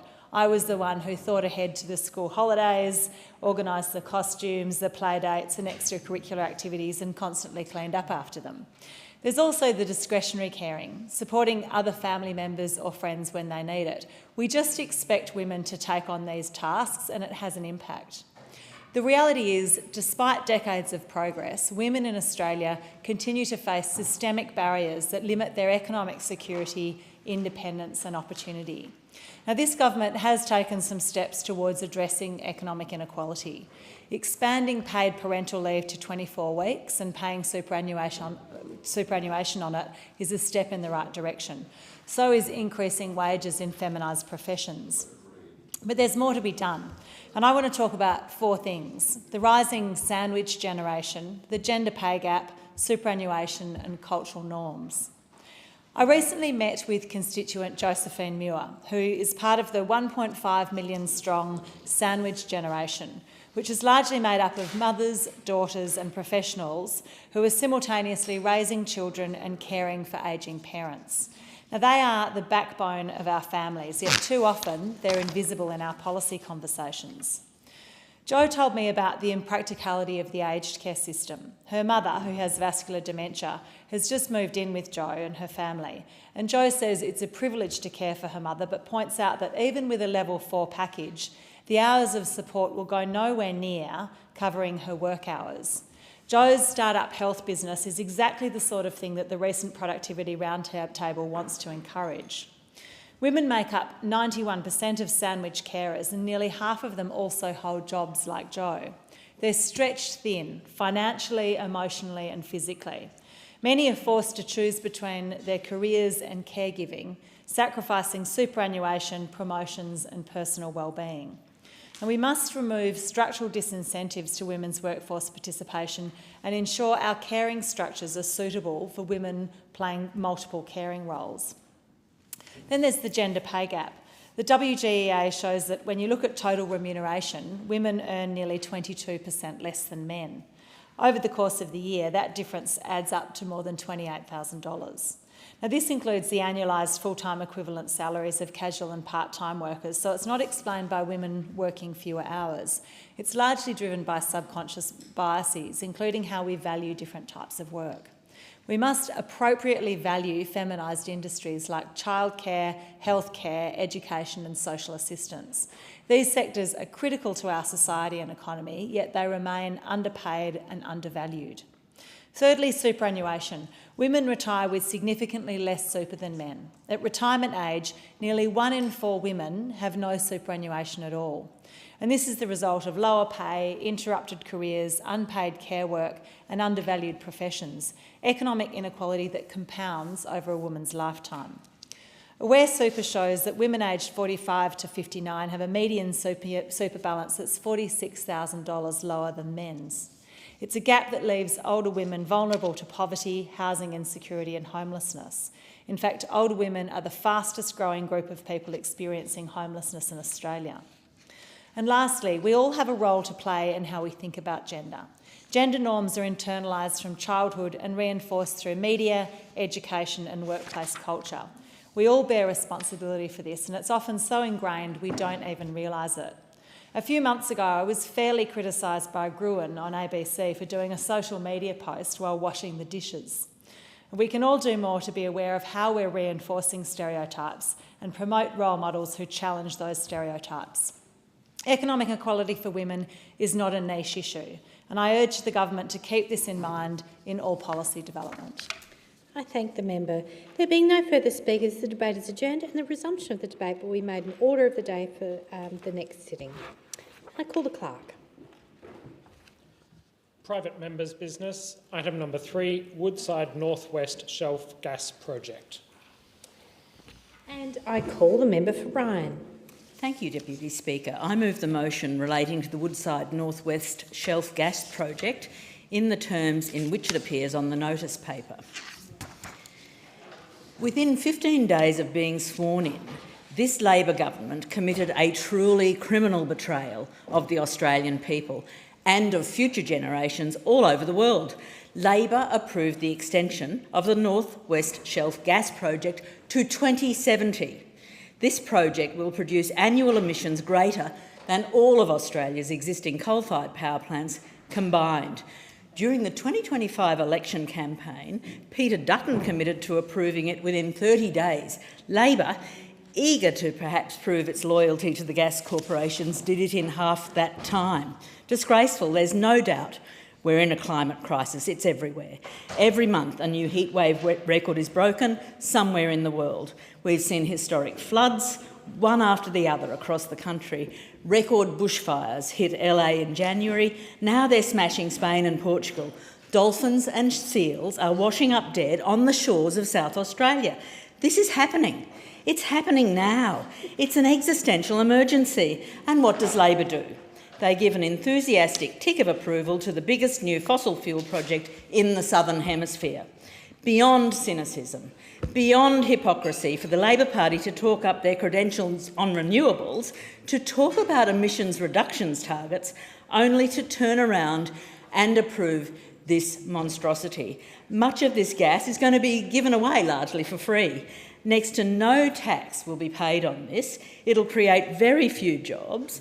Most of the gas will be for export, and we have enough gas for domestic use already. It's no coincidence that Woodside is the major donor to both parties. Over the last decade, it donated over $1 million to the Labor Party. Politicians should have to wear logos of the corporations they take donations from, just like rally drivers. Imagine Labor and the coalition politicians walking into Parliament sporting the logos of Woodside, Chevron, Westpac, Tabcorp. The jerseys might be different colours, but the logos would be the same. It is truly flabbergasting that over the last decade, Labor and the LNP have taken over $200 million in donations from corporations. But let's not kid ourselves, it's just the donations. The rot goes much, much deeper than that. It's the network of lobbyists. It's the cash for access meetings, the revolving door between politics and big business. It is a system of corporate influence that corrodes our democracy and means that the interests of multinational corporations are just about always put ahead of those of everyday people. Why? Why? Other than millions in donations and sophisticated lobbying efforts, would Woodside have been approved to extend its completely destructive North West Shelf Gas Project to 2070?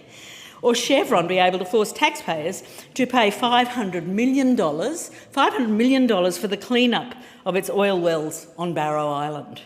This is despite Chevron not paying a cent in corporate taxes for years.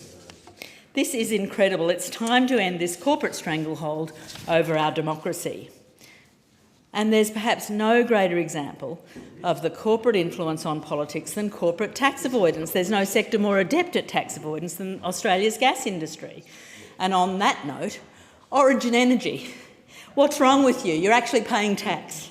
In the last 10 years, $125 billion worth of gas has been shipped out of Gladstone, but 9 of the 10 companies involved in exporting that gas paid no tax. These companies reported $330 billion in total revenue to the ATO. So what's happened, Origin? Why are you the only company involved in gas exports that has paid a cent of company tax? Fire your accountants. These multinational gas companies are making a killing exporting our gas and everyday Australian consumers and businesses are paying for it with rising gas bills. Often they don't even have to buy the gas office in the first place, they just dig it up, sell it overseas and then hide the profits in a tax haven. Meanwhile, the Minister for Environment's first act after the election was to fly to Western Australia and clear the way for Woodside's North West Shelf gas extension. That's another $215 billion worth of resources given away for free to a massive gas corporation. These giant corporations are ripping us off. They're wrecking our climate, they're making our future less and less livable, and they've got both of the major parties happily dancing to their tune. I thank the member. Is the motion seconded? Deputy Speaker, I second the member for Ryan's meritorious motion and reserve my right to speak. I thank the member. The question is that the motion be agreed to, and I call the member for Moore. Deputy Speaker, I rise to oppose the motion put forward by the member for Ryan. In my electorate of Moore, we are lucky to be home of some of West Australia's most remarkable natural environments, from Yellowgonga National Park to the coastal dunes protected by groups like the Friends of Sorrento Beach and Marmion Foreshore and the Friends of Trigg Bushland. Local volunteers like Mike Norman and Jan McFarlane know better than most that protecting the environment takes hard work, collaboration and delivery, not slogans and stunts. The member for Ryan's party often talks about ambition, but ambition alone won't cut emissions or create jobs. Ambition without delivery leaves us with headlines, not outcomes. This government is focused on action because Australians expect us to get on with the job. Labor came to office with a mandate to act decisively on climate change, seize the economic opportunities of clean energy, and lower power bills for households and businesses. That's exactly what we are doing, because Australians voted for progress, not paralysis. We have legislated a 43% emissions reduction target by 2030, the most ambitious target ever endorsed by the Australian Parliament. We've also set a pathway to net zero by 2050, backed by science and grounded in evidence, because Australians cannot afford another lost decade of climate inaction. Through our safeguard mechanism reforms, we've made sure Australia's biggest polluters actually reduce their emissions rather than shifting the problem elsewhere. For the first time, we have a system that makes emissions reduction a condition of doing business in this country. And we're making the investments needed to make this transition work. We're rolling out billions in renewable energy, storage and transmission projects through initiatives like Rewiring the Nation. This isn't just good environmental policy, it's sound economic management. Every dollar invested in clean energy today helps secure lower power prices for tomorrow. It builds resilience in our grid, creates thousands of secure, well-paid jobs, and positions Australia as a leader in the industries of the future. We're not responding to climate change. We're not just responding to climate change, we're using the moment to reshape our economy for decades to come. We're also backing Australian manufacturing through the National Reconstruction Fund because we want solar panels, batteries and green steel made right here by Australian workers. The clean energy revolution should mean more jobs in our suburbs, stronger industries in our regions and a fairer, more sustainable economy for everyone. Now, Speaker, I turn to the Greens. They often describe themselves as the party of the environment.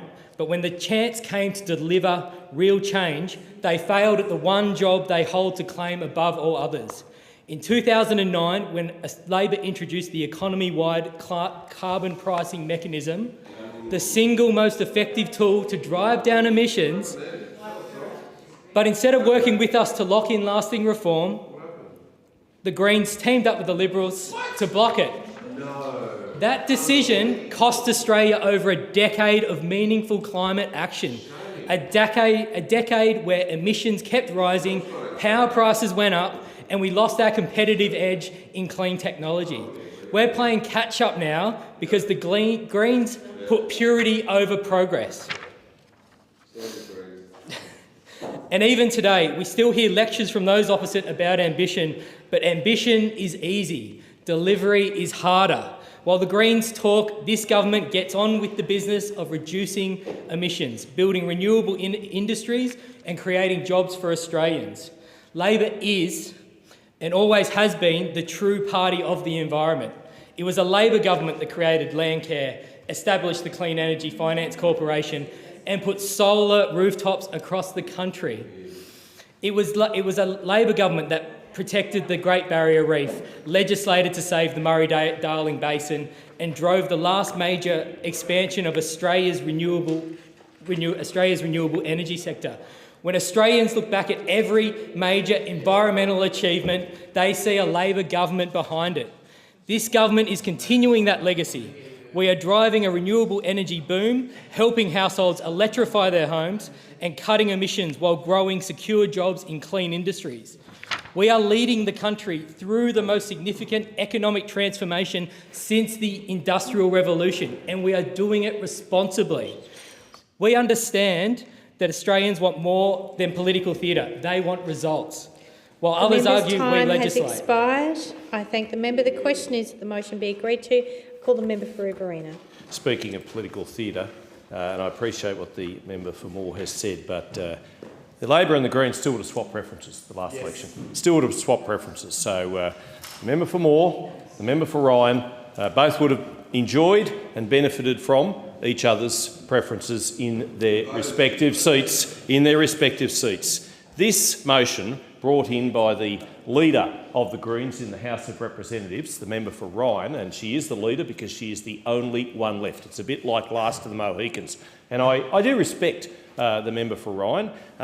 She is alone for a simple reason, because Australia has woken up to the woke Greens. Australia knows full well that if we let the Greens take charge of the Treasury benches, if we let the Greens take charge of financial policy, then there won't be any money to keep the lights on. There won't be any money to fund schools, to fund hospitals. And this is the sort of motion that we have in this parliament, a time waster brought in to stop Woodside, a good company, a responsible company, a company that is helping to pay royalties to keep the lights on, to keep hospitals funded, to keep people well, to keep children educated.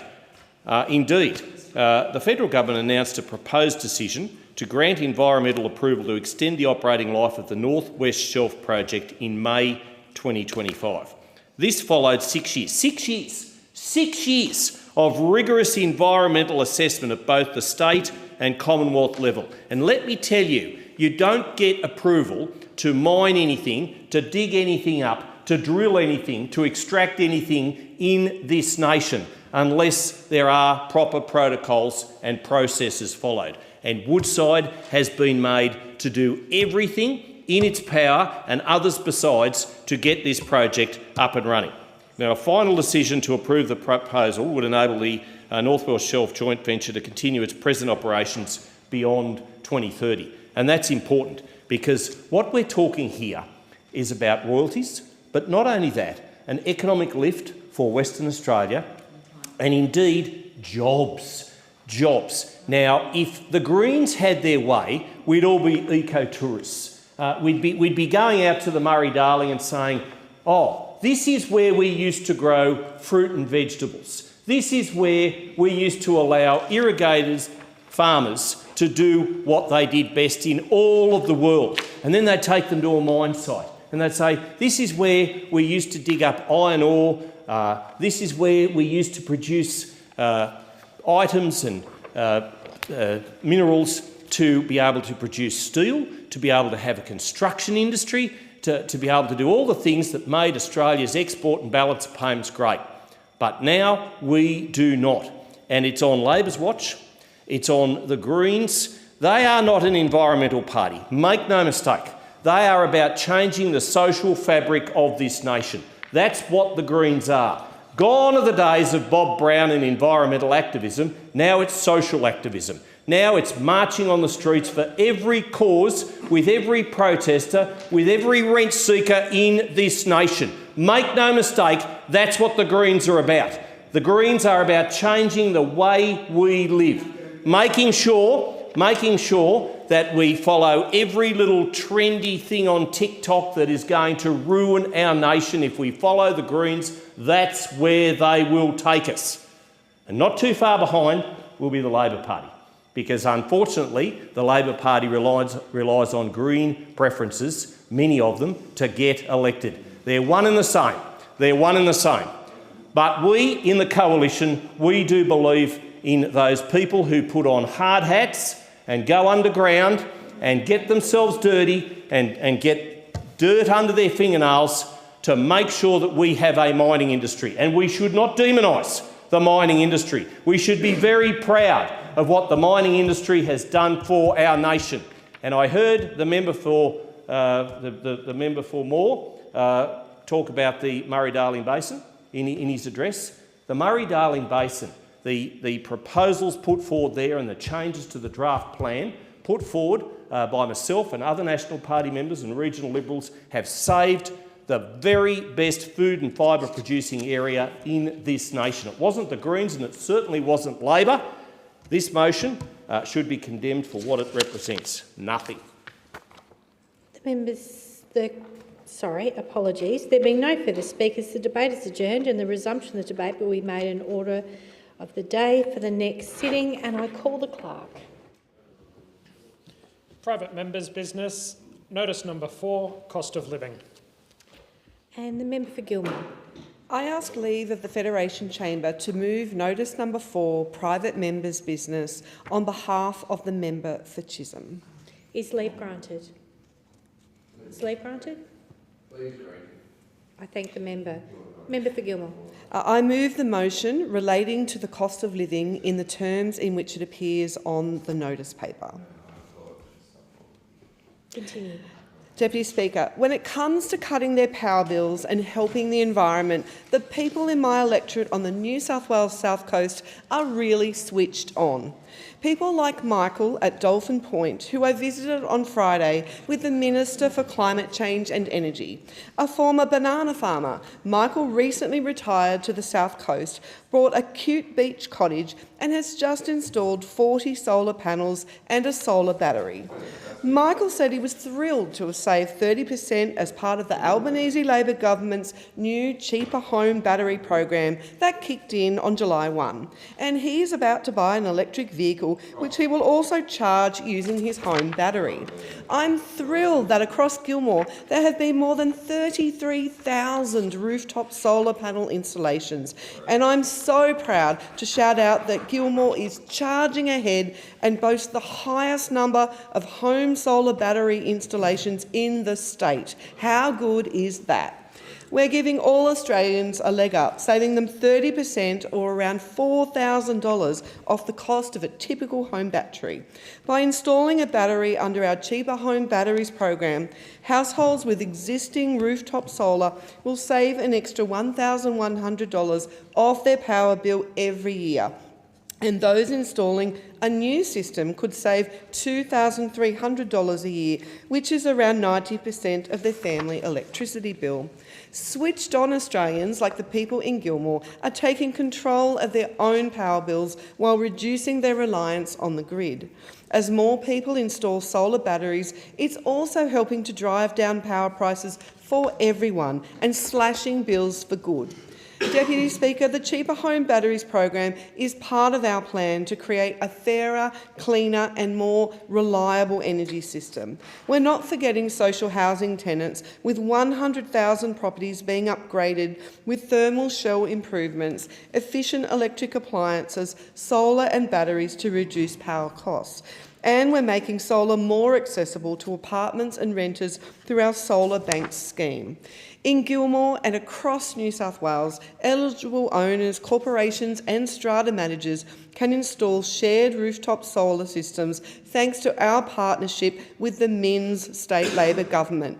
Whether people live in a house or apartment, everyone should be able to take advantage of cleaner, cheaper solar to bust their bills.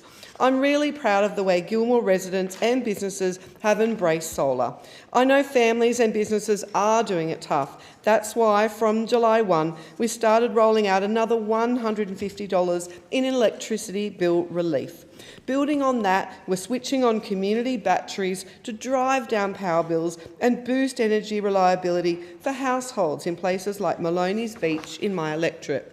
Community batteries absorb excess rooftop solar during the day and feed it back to local homes during peak times. They can also avoid costly upgrades to the electricity network's poles and wires, benefiting all consumers through reduced network tariffs. The Maloney's Beach Residents Association wanted a community battery, and I'm so pleased to have delivered it. It will help reduce power bills and, importantly, store clean, renewable energy from the sun for when it's needed most. Deputy Speaker, this government continues to help businesses cut their power costs by becoming more energy efficient. Katarina Catering in Kangaroo Valley, Cupid's Estate in Ulladulla and Dangerous Ales Brewery in the iconic Milton Hotel are among 15 local businesses across Gilmore that have slashed energy costs and reduced their carbon footprint thanks to Commonwealth energy efficiency grants for small and medium-sized enterprises. After being hit hard in the Black Summer bushfires, the grant has enabled Katarina Catering to replace their old and second-hand kitchen equipment with new energy-efficient appliances. A champion for regional tourism and producers and a large local employer, I was pleased to deliver a grant to Cupid's Estate for a new hot water system and an energy-efficient beer chiller for their craft brewery. And the innovative boutique brewery, Dangerous Ales, has set up a new digital tank monitoring technology which will help reduce their energy costs by monitoring their glycol brewing system remotely using an app. I'm extremely proud to be part of a government whose number one priority is helping families, businesses and community organisations and all Australians with the cost of living, and that's what we're delivering. I thank the member. Is the motion seconded? Is the motion seconded? Is the member for Moore seconding the motion? Is the motion seconded? Yes. And I reserve and you reserve your right to speak? Yes, I reserve my right to speak. I thank the member for Moore. Right, now The question is that the motion be agreed to, and I call the member for Casey. Well, thank you, Deputy Speaker. I have to be honest, when this motion came up, I was very happy to speak. Cost of living is a huge issue in my community. But after I got the motion, I did get my team to double check. I thought that maybe the second part of the motion was missing. 4 points, 2 notes on pumping up their own tyres on cost of living. But no, the government talking about how it's their number one priority and they bring up 2 measures. That's it. That's all the government have to talk about when it comes to cost of living for the Australian people. In many ways, this motion sums up everything about this government. Symbolic, talks a big game, but when it comes to delivery, they're not there for the Australian people. And my community knows that. They know that every time a bill comes in, they have to pay the power bill, they go to the supermarket.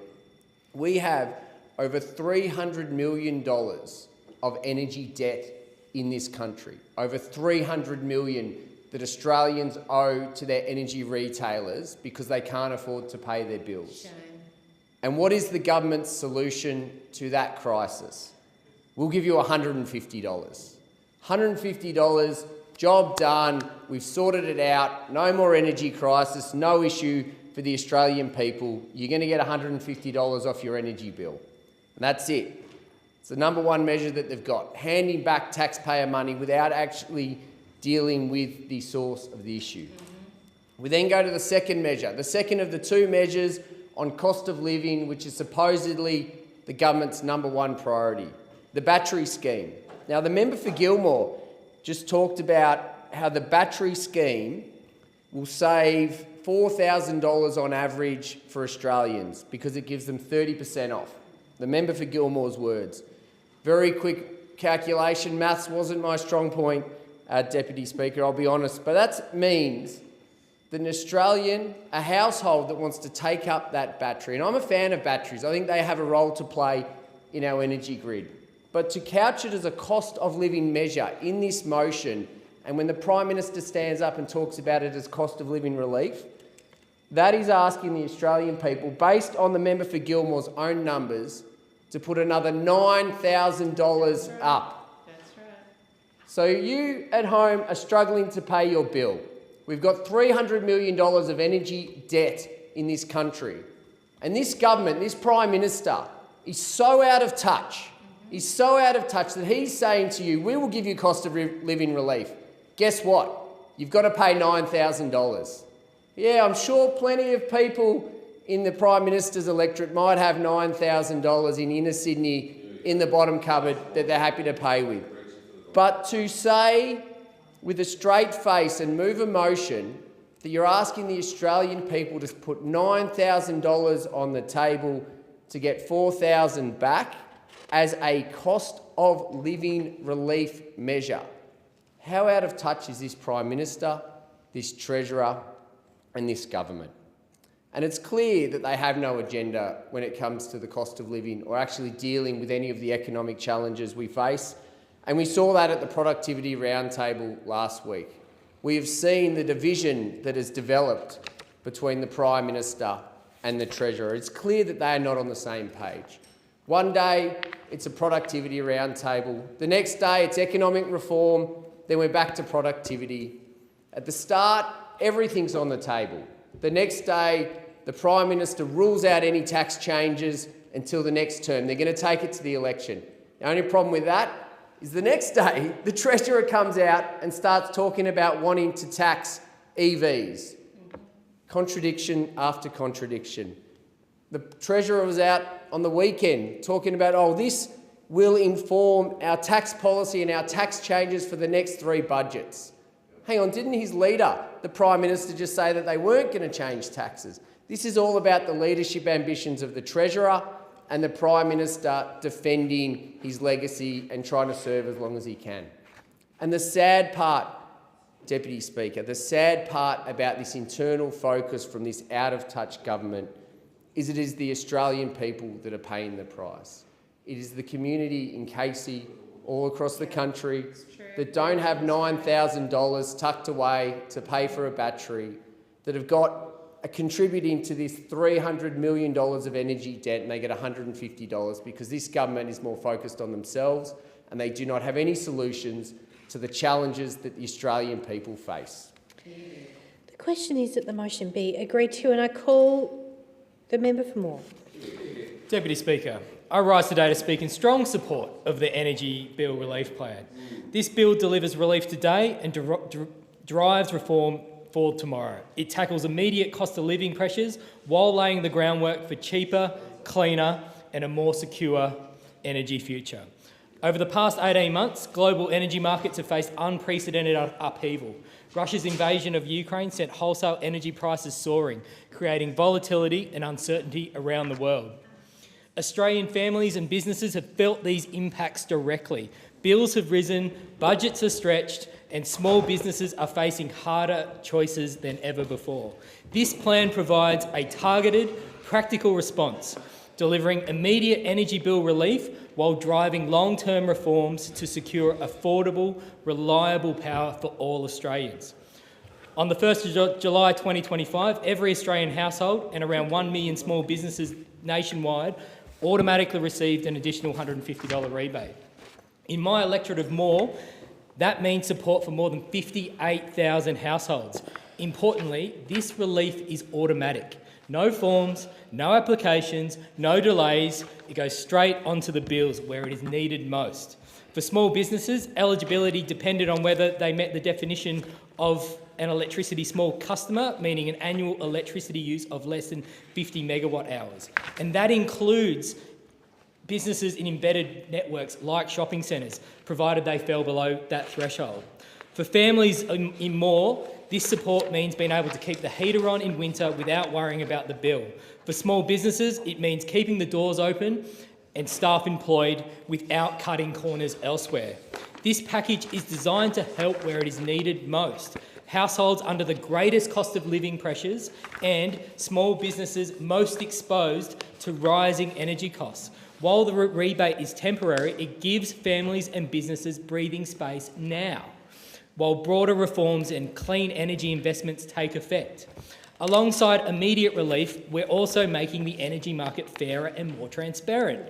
From 2026, the new rules will stop the sneaky price hikes by preventing retailers from increasing prices more than once a year, ban unfair fees and ensure every customer has a fee-free payment option, and guarantee hardship customers get the best deal available from their retailer.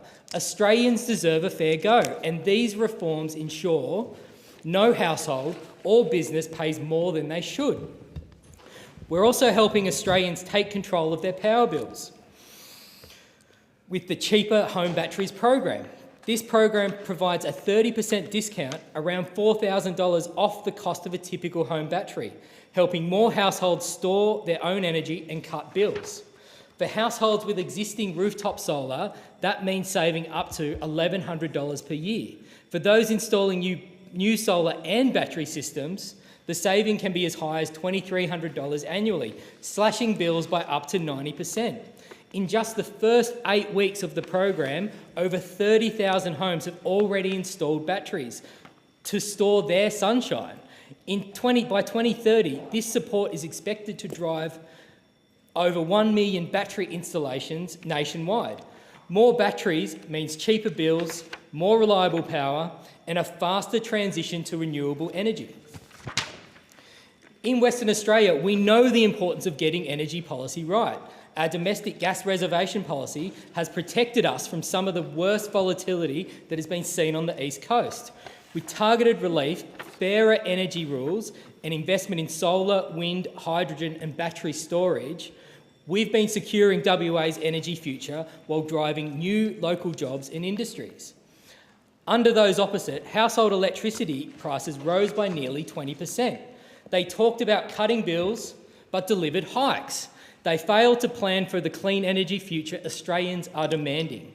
In contrast, this government is acting decisively, delivering relief today, driving reform tomorrow, and building a real plan for cheaper, cleaner, and more secure energy. For the people of Moore, this plan means lower energy bills now, fairer energy markets, and a clear pathway to cheaper, cleaner power in the years ahead.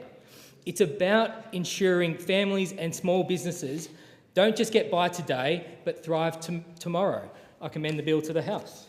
And I thank the member for Moore. The question before the Federation Chamber is that the motion be agreed to, and I give the call to the member for Mallee. Thank you, Deputy Speaker. What bliss it is to be lectured by those opposite and the mover from metropolitan Melbourne about the Albanese government's energy utopia.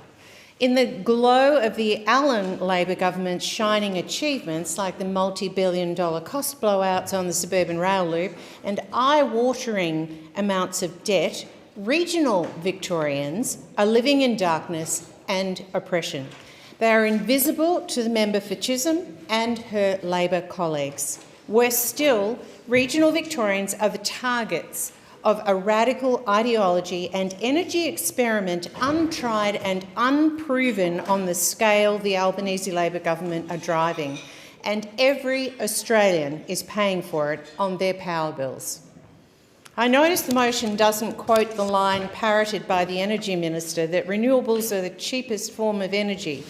No, because now it's the bubblegum phrase, the better future Australians voted for. I can tell the member for Chisholm and those opposite that in Mallee and across regional Australia, farmers and their communities are wearing the pain of the radical and reckless rollout of renewables. The proportion of regional Victorians who support a renewable energy transition has plummeted from 66% to just 44% now. Regional Victorians are out of sight and out of mind, and the Labor government has zero care factor. Mallee residents are in the firing line for the Allen government's legislation, which will fine farmers $12,000 or $48,000 if they're a corporation for refusing Transmission Company Victoria access to build the new VNI West transmission line. I hate to break it to the member for Chisholm, but it's not a dreamy energy utopia Labor are building. It is a net zero dystopia. Already, the Allen government's transmission plans will take up at least 8% of Victoria's land mass, in part because they are having trouble building offshore wind. Who knows how much prime agricultural land that 8% of land mass actually represents? I continue to highlight that in 2022, the Victorian government proposed that up to 70% of the state's prime agricultural land would be used for energy projects if offshore wind was not achieved. What a statement. They took that document down from their website and refused to speak about it now. Just like this motion is not speaking about renewables being the cheapest form of energy. But I kept the evidence and remind regional Victorians every chance I get, up to 70% of prime agricultural land is in the Allen Labor government's sight for energy projects. And what about the remaining 30%? With multiple mineral sands proposals in my electorate, you have to wonder how many farmers will remain unaffected. Mallee is being turned into an industrial wasteland of transmission lines, turbines, panels and mines, and most importantly, without social licence. I've conducted a survey of Mallee voters with more than 5,000 respondents so far, and the sentiment is very clear. Energy projects do not have social licence. Mallee voters want farmers to be able to keep farming, oddly enough. And why would an energy company, many of them made up of cowboys, bother with social licence when the behaviour of the Victorian government, theoretically to act as model corporate citizens, is threatening farmers with $12,000 fines for refusing access? Victorian National Senator Bridget McKenzie and I met with locals at Manu in my electorate last Monday, the day after the Allen government released their Victorian transmission plan on Sunday, under the cover of the penultimate round of the AFL. Manu and Northern Grampians residents weren't fooled and quickly mobilised farmers and their tractors for a symbolic event, burning the transmission plan and saying VNI West will not be going ahead through their farms, whether there are $12,000 fines or not. The message is clear. Labor's Victorian and national renewable energy generation targets and net zero itself are simply unachievable. Thank you. And I thank the member for Mallee. The question is that the motion be agreed to, and I give the call to the member for Sturt. Thank you, Deputy Speaker. The start of the 2026 financial year on 1 July 2025 heralded the continuation of the Albanese Labor government's determination to decarbonise the economy and make a sustainable transition to net zero, underpinned by a focus on renewable energy, wind, solar, small storage and large storage. It also heralded the continuation of the government's ambition to deliver cost of living relief to Australian households and businesses. Data tells us that inflation is continuing to trend downwards. We have evidence demonstrating the unemployment rate is at historical lows, and the proof is in the pudding with respect to interest rates, which are continuing to fall. The name of the game under this government is a stronger economy and cost of living relief for all Australians. Increases to minimum wages, new incentives for apprentice builders, cheaper medicines and longer and fairer paid parental leave all form part of this cost of living regime, as does energy bill relief. Energy bill relief has been delivered to Australian households and businesses over 3 rounds, but equally importantly, education is being delivered to Australians to ensure that they are equipped to check that they are on the cheapest energy plan available. Data recently produced by the Australian Competition and Consumer Commission suggested that 80% of Australian households were paying too much for their energy. Education in relation to how and where the cheapest and fit-for-purpose arrangements can be found on the government's energy.gov.au website, as well as on the Australian Electricity Regulator's Energy Made Easy website. Critical investments in renewable energy are also continuously being made because the generation costs of solar and wind energy are next to nothing, and because of the urgent need to decarbonise the economy and push forward with the sustainable transition to renewables. We all need energy.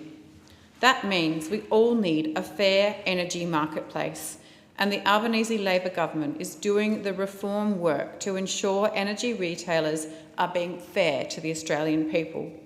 In 2026, changes to benefit consumers will come into play, including banning unfair fees and card surcharges and ensuring that customers who are experiencing hardship are being offered the best and fairest deal by their chosen retailer. Further and importantly, in 2026, the Australian Energy Market Commission will implement new rules that will prevent retailers from increasing prices for more than once a year. In addition, the Albanese Labor government's Cheaper Home Batteries program is also acting to help households, businesses and community facilities slash their energy bills for good, with a 30% discount on the upfront cost of installing a typical battery. Households with existing rooftop solar are estimated to be in line to save up to $1,100 off their power bill every year, and those installing a new solar and battery system could save up to $2,300 a year. That is up to 90% of a typical family electricity bill.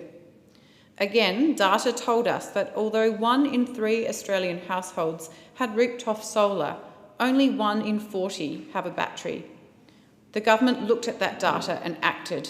A discount of 30% off a typical home battery not only equates to a saving of around $4,000 once installed, but a household battery reduces reliance on the energy grid, which then helps to reduce prices for everyone.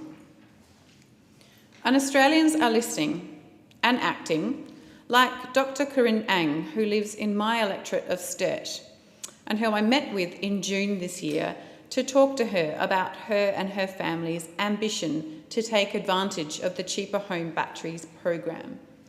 A trained dentist and co-founder and chief executive officer of Asian Australians for Climate Solutions, Corinne also talked to me about her plans to electrify her household appliances, reducing reliance on gas and helping our planet.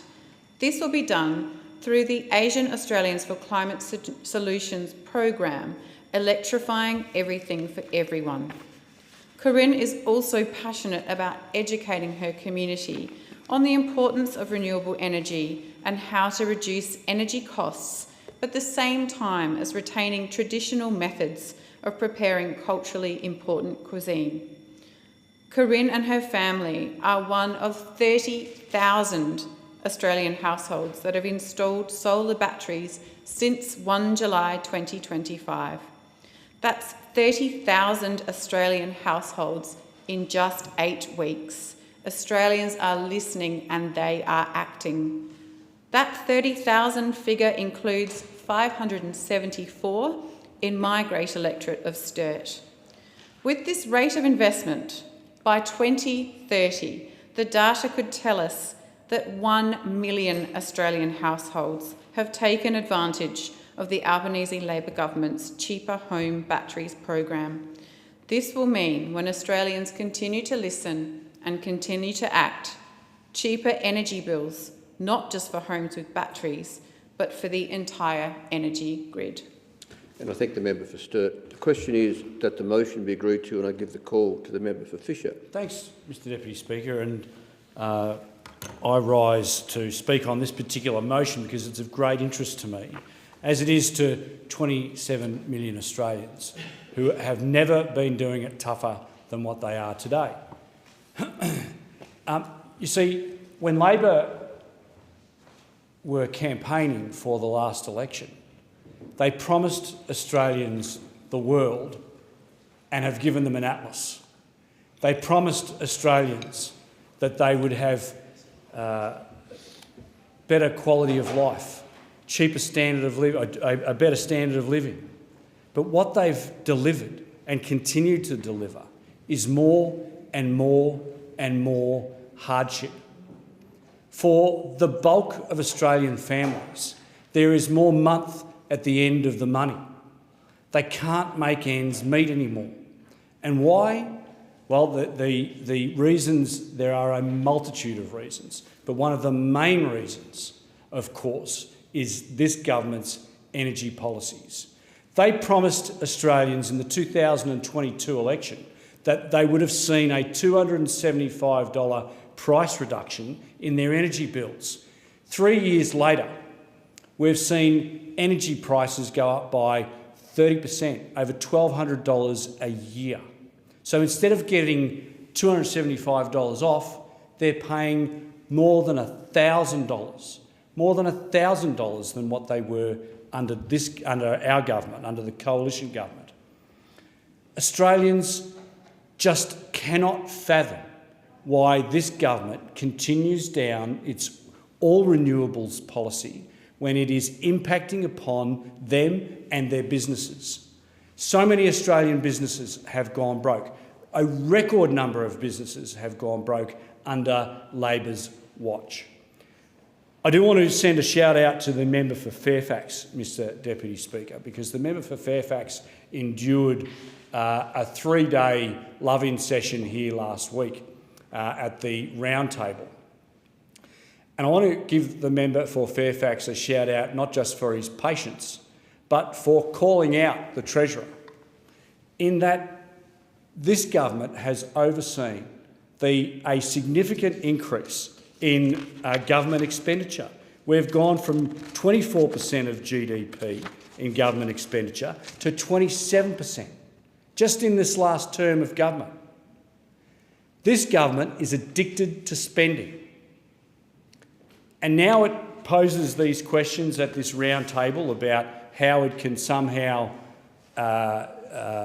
provide a better quality of life, a better standard of living for Australians. Well, I've got a tip for them. Stop spending. Stop spending. This government is due to hit $1 trillion by the end of this year in government debt. And by the end of this term, it'll be around about $1.2 trillion. That's the estimate, $1.2 trillion.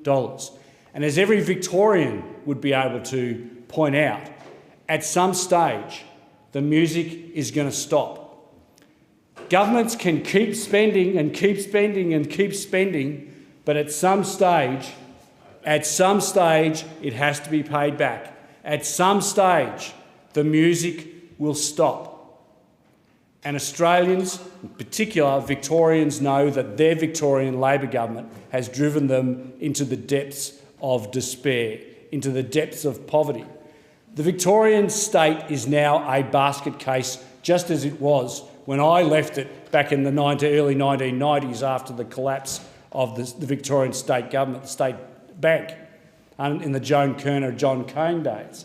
What we are seeing today under this Labor government is a repeat of that. It's seeing a repeat of what the Labor government has done in the state of Victoria over the last dozen or so years. We do not want to see that replicated across the country.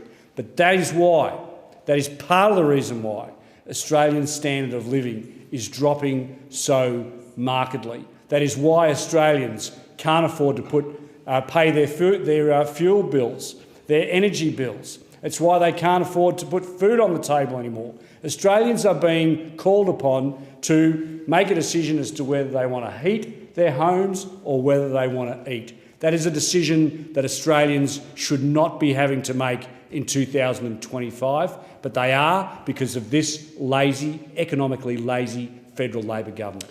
And I thank the member for Fisher. The question is that the motion be agreed to, and I give the call to the member for Adelaide. Thank you, Deputy Speaker. And Deputy Speaker, there's no doubt that cost of living is one of the greatest challenges of any government, but especially for this government.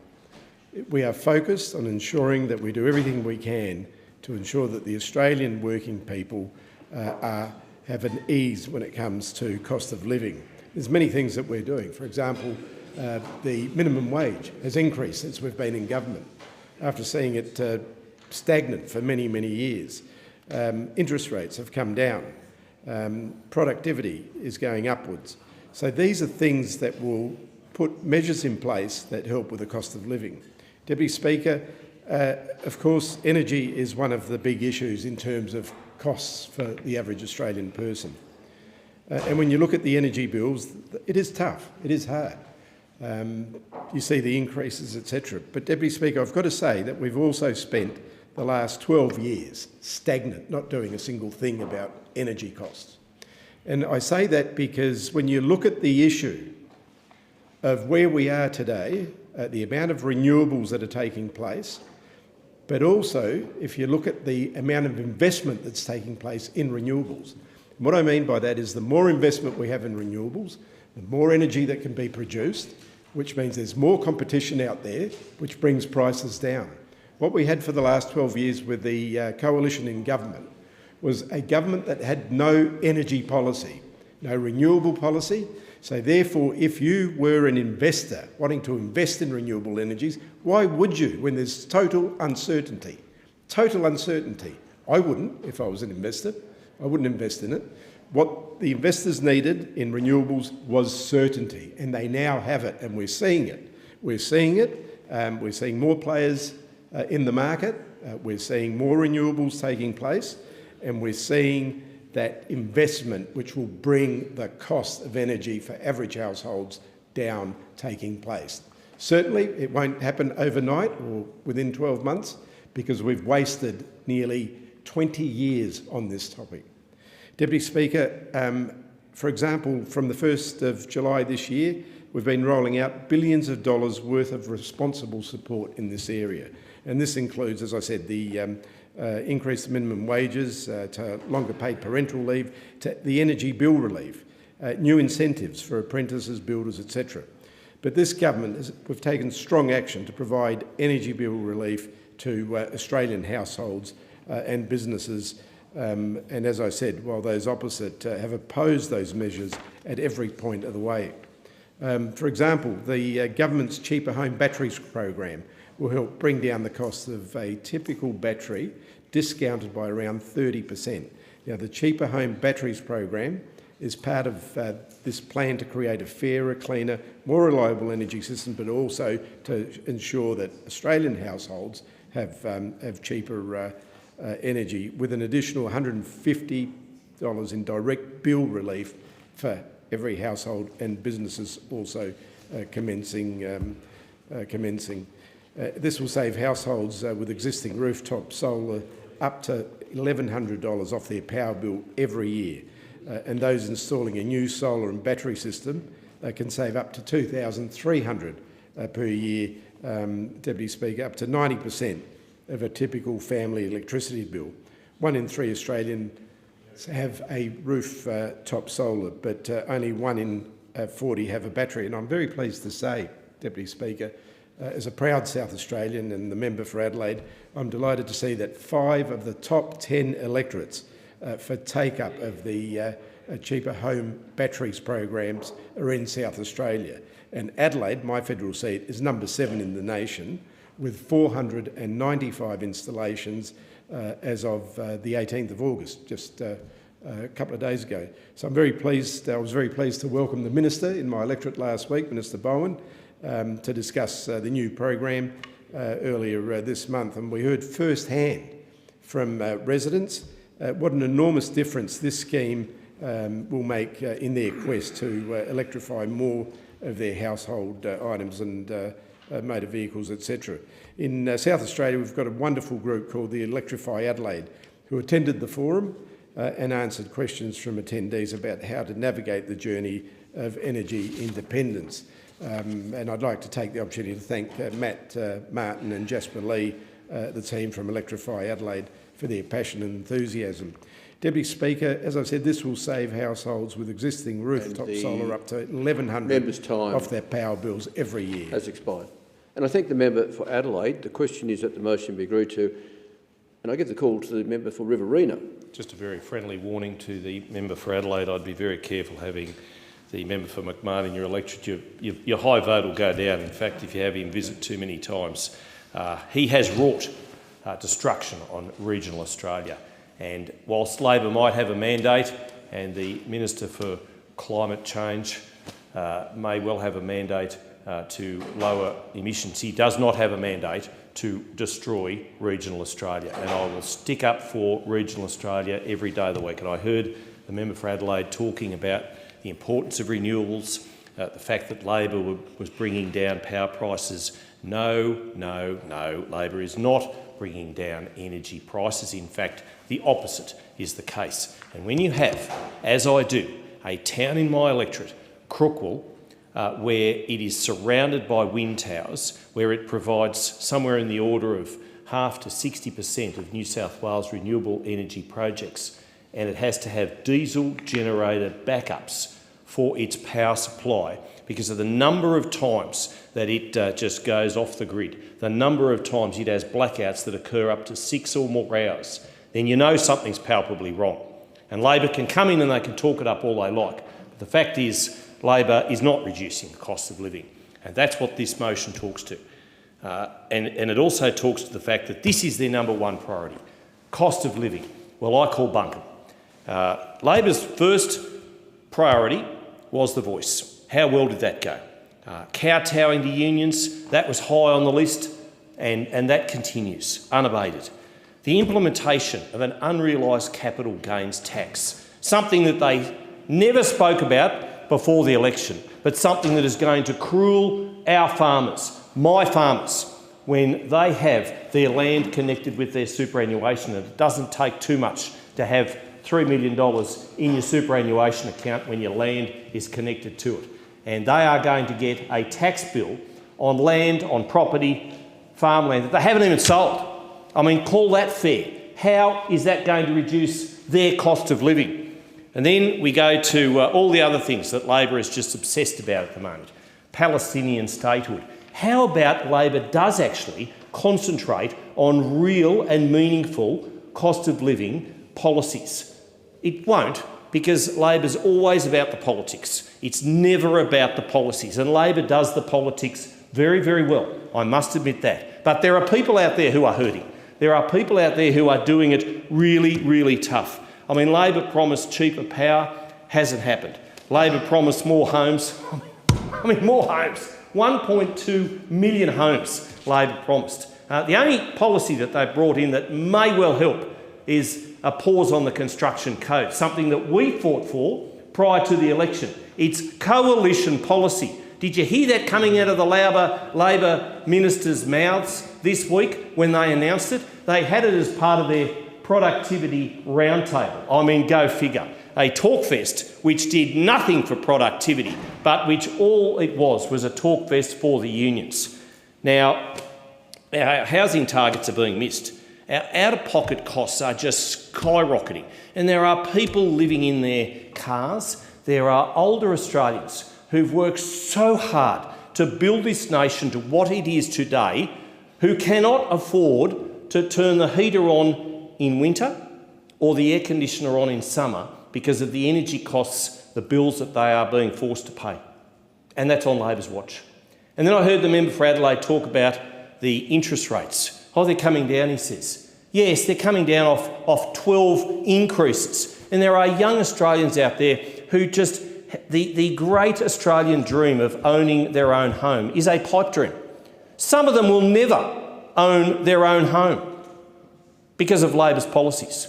And this is so cruel. It is so unfair. And you've got parents out there working 2 and 3 jobs.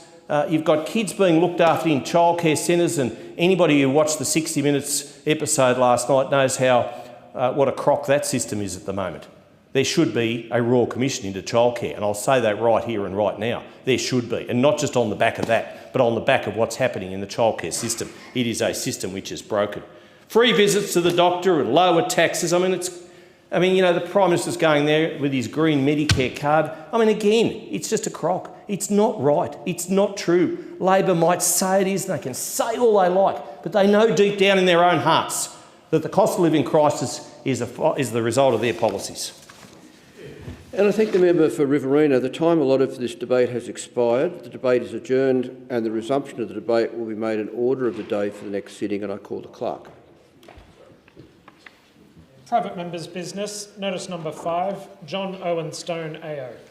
And I give the call to the member for Barara. Thank you, Deputy Speaker. I move the motion relating to John Owen Stone AO in the terms in which it appears on the notice paper, and I acknowledge the contributions that will be made by the members for Wide Bay, Bean and Riverina. John Stone was an Australian original, the sort of person our country is fortunate to produce from time to time. Born in the wheat belt of Western Australia, John was educated at Perth Modern School alongside Bob Hawke, and then at the University of Western Australia, where he beat Hawke to become the president of the SRC. John became the 1951 Rhodes Scholar for Western Australia and represented his state in hockey. He took out a PPE at Oxford and married his fellow Western Australian student Nancy Hardwick the following day. They were to be married for 70 years. An economist, John joined the Commonwealth Treasury in 1954 and rose through the ranks, serving periods in London and Washington DC before returning to Canberra. He became Secretary of the Treasury in 1979, a position he held until his resignation in 1984. John's tenure as Secretary of the Treasury also left a lasting mark.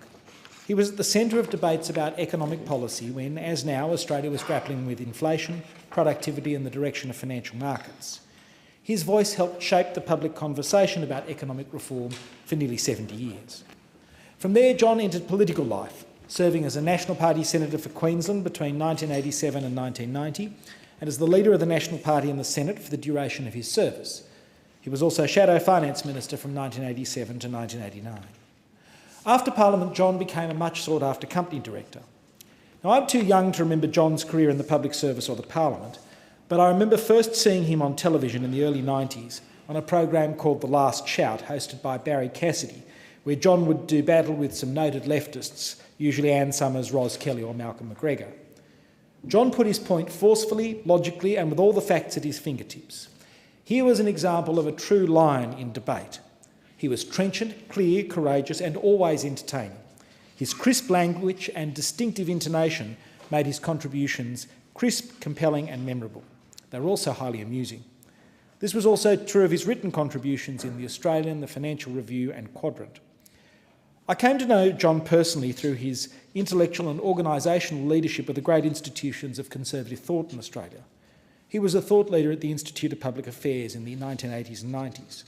With the late Sir Harry Gibbs, he co-founded the Samuel Griffith Society, devoted to defending the Australian Constitution, especially from a federalist perspective. And John was an early supporter of Australians for a constitutional monarchy.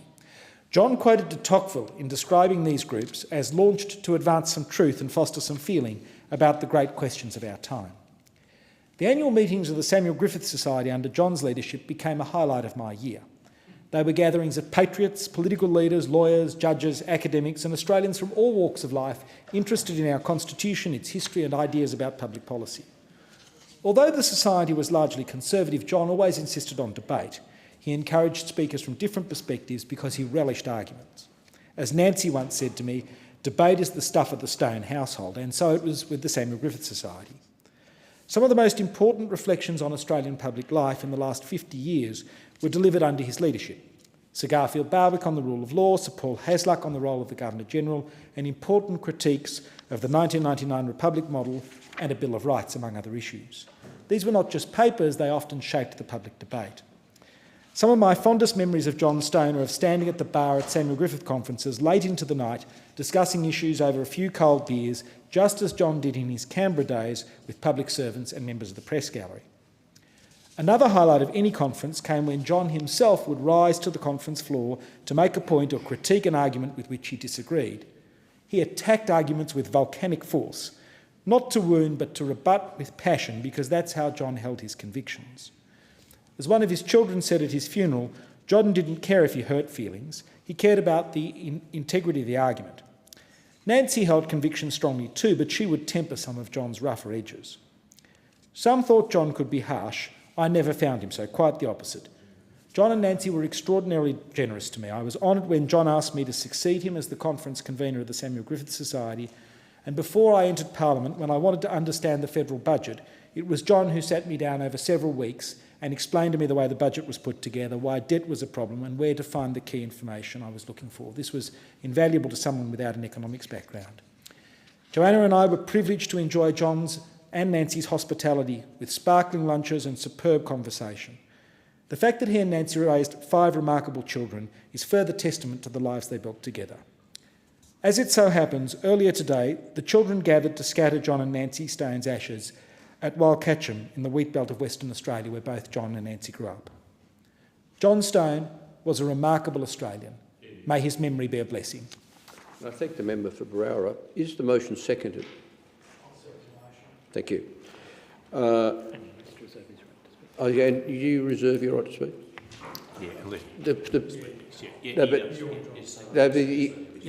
You do reserve your right to speak. Thank you. The question is that the motion be agreed to, and I give the call to the member for Bean. Thanks, Deputy Speaker. I rise today to contribute to the messages of condolences for the late John Stone AO. John Stone served in the other place from 1987 to 1990, representing the great state of Queensland, and also served as the leader of the National Party in the other place. He was Shadow Finance Minister at a time when questions on our economy and national finances were daily topics of robust debate. He was also a long-standing public official, joining Treasury in 1954, spending considerable time with the IMF and World Bank before famously serving as the Secretary of the Department of the Treasury from 1979 to 1984. He was no shrinking violet, often appearing in the media of the day, providing commentary on any economic issue. To a child of the 70s and 80s, the persona of the public service Mandarin seemed to be somewhere between Sir Humphrey Appleby and John Stone. Deputy Speaker, it was in this role that John Stone sat at the very beginning of the great economic reforms of the Hawke and Keating partnership, even though it's fair to say that he was not a strong supporter of those changes or the governments which shepherded them through.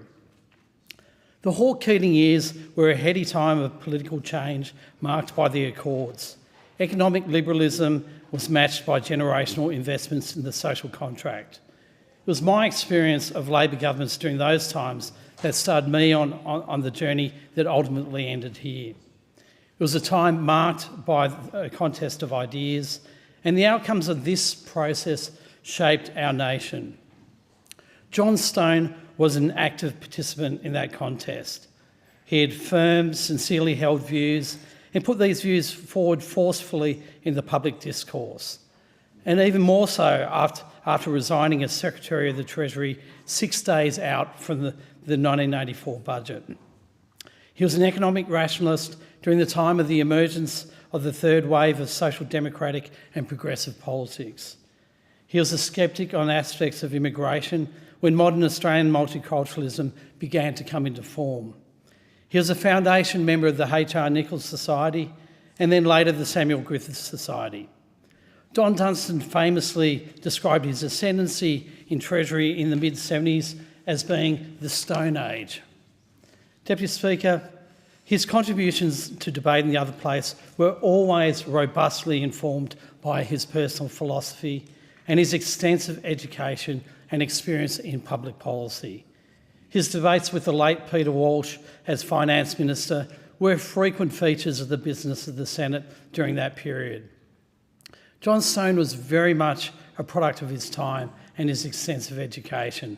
His contributions to important debates on public policy helped shape outcomes in important ways during an incredibly important time of national reform and change. He resigned from the Senate on 1 March 1990 to run for the seat of Fairfax, but failed to win the seat at the elections later that month. His career as a parliamentarian might have been over, but he continued to make a significant contribution to public life.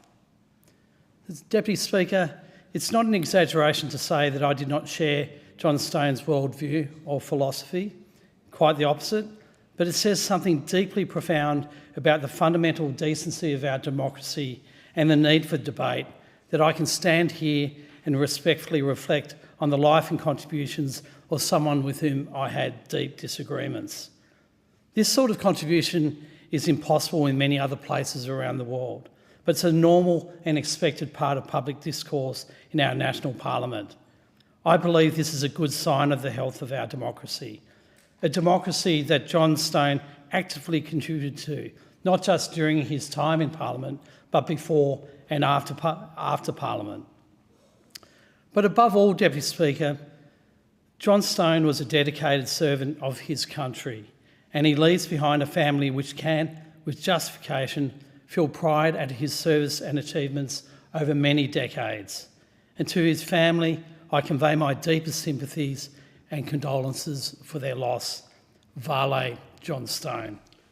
And I thank the member for being. The question is that the motion be agreed to, and I give the call to the member for Wide Bay. Thanks, Deputy Speaker, and it's an honour to rise and speak to this motion put forward by the member for Barara, and I acknowledge the fine contributions before me. Deputy Speaker, in July this year, Australia lost a great statesman with the passing of John Owen Stone, OAM. Born in regional Western Australia in 1929, John was the oldest son of a farmer and a school teacher, and his early life on the farm during the Great Depression taught him the value of hard work and the importance of good education. John's early schooling was in a small one-teacher school and then via correspondence, but his intelligence and drive to succeed did not go unnoticed. At the age of 12, his life changed when he earned one of 50 scholarships that enabled him to attend any state Western Australian high school of his choice. This was just the first of John's many outstanding academic and career achievements. John moved to Perth with his mother and brother and went to the Perth Modern School, where he was a member of the school's first 11 cricket team, captained the hockey team, and was a member of the state representative hockey team that won the 1948 and 49 national championships. Although he loved history and languages, John chose to study science and mathematics, achieving high marks and 7 distinctions, the maximum number possible in his leaving certificate examination.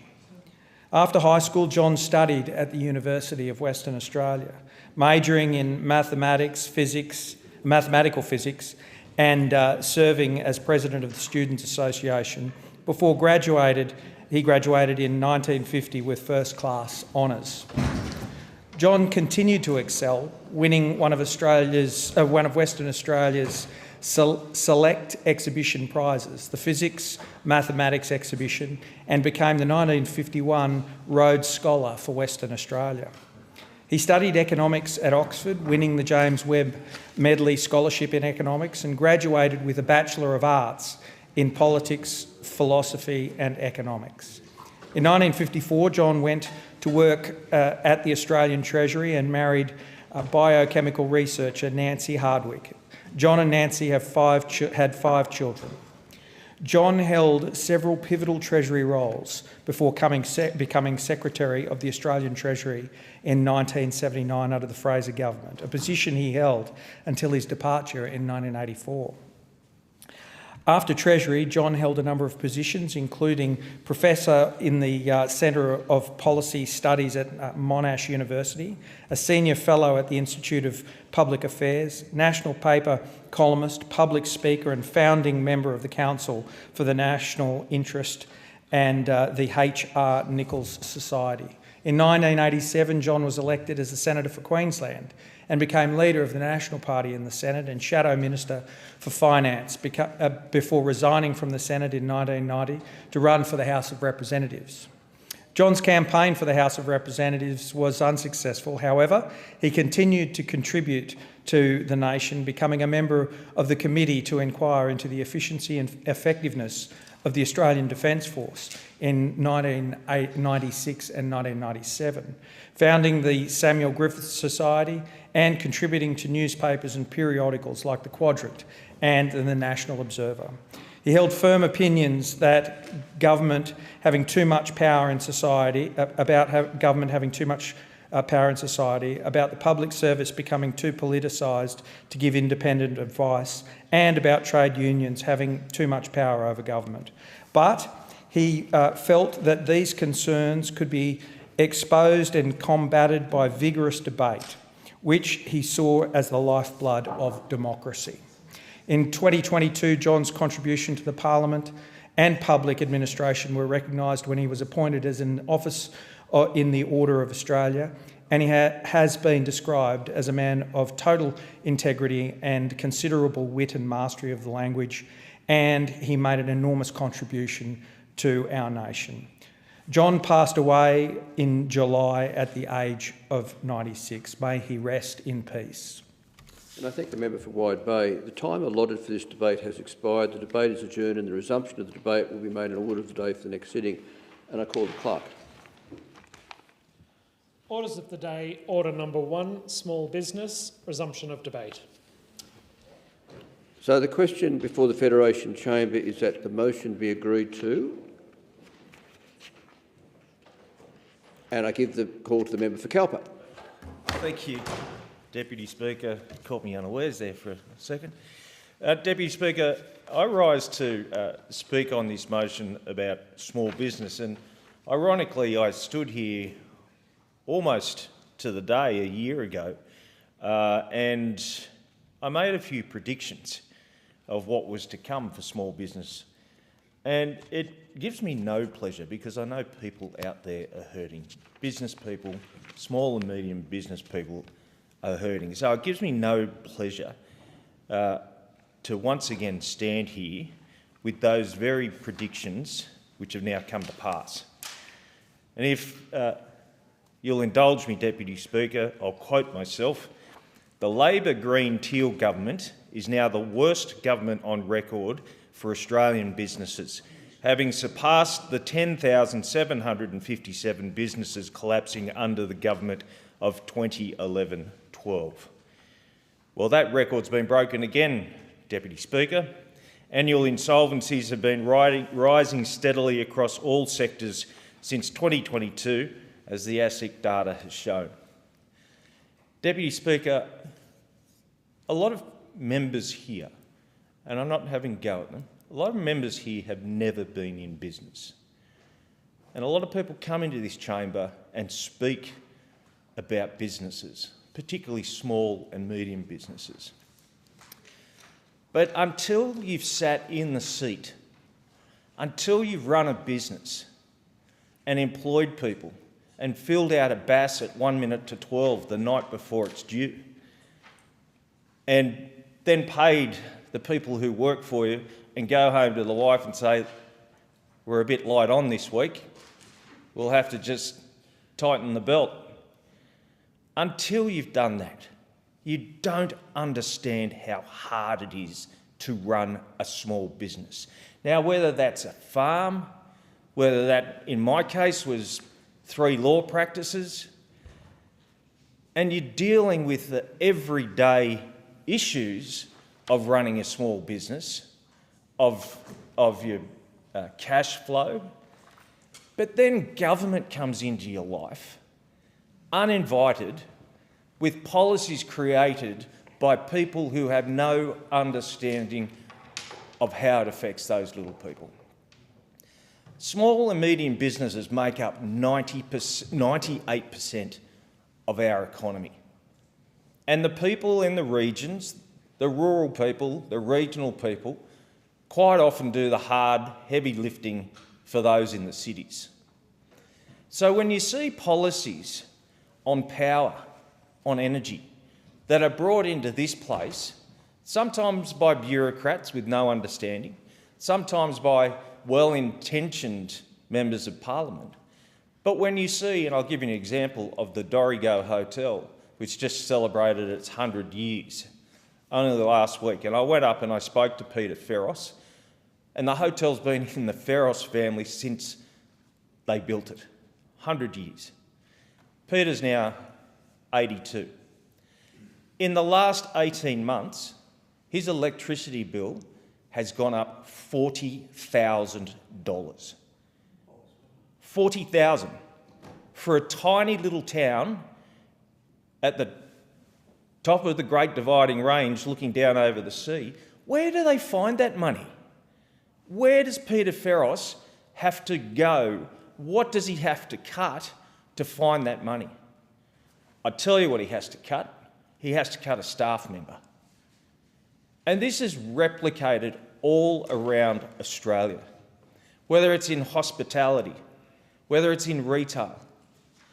What we need is good government intervention, not bad government intervention, policy that works. We just saw a roundtable, which I predicted that the booklet was printed before we had the roundtable, and nothing will come out of it. It would have been a talk fest. Well, I say to this government and those people who are making the policies that are hurting our businesses and forcing them to close down, get out of the way or listen to the people on the ground. Listen to what they want. Listen to what they need.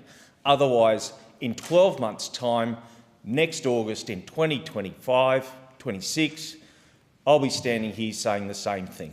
And I thank the member for Calthar. The question is that the motion be agreed to, and I give the call to the member for Cunningham. Thank you, Deputy Speaker. I am really pleased to stand up today and talk about our amazing small business community and the ways that our government is supporting them. Small business is the absolute backbone of our community. Nationally, they employ nearly 40% of our workforce. That is simply huge. In regional areas like the Illawarra, small businesses are also working hard to give back, supporting those who are less fortunate and lending a helping hand where they can. They're putting their heart and soul into our community, giving back wherever they can. There's businesses like Alexander's Bakery Southside, family owned by Carla and Kaveh. They sell delicious burek, pastry and coffee in Corrimal and in Wollongong. And at the end of each day, their staff box up all of the unsold food from the day and donate them to St Vincent de Paul's Coniston Homeless Hub. Perfectly good, delicious food that might otherwise be destined for landfill, instead given back to those who are less fortunate.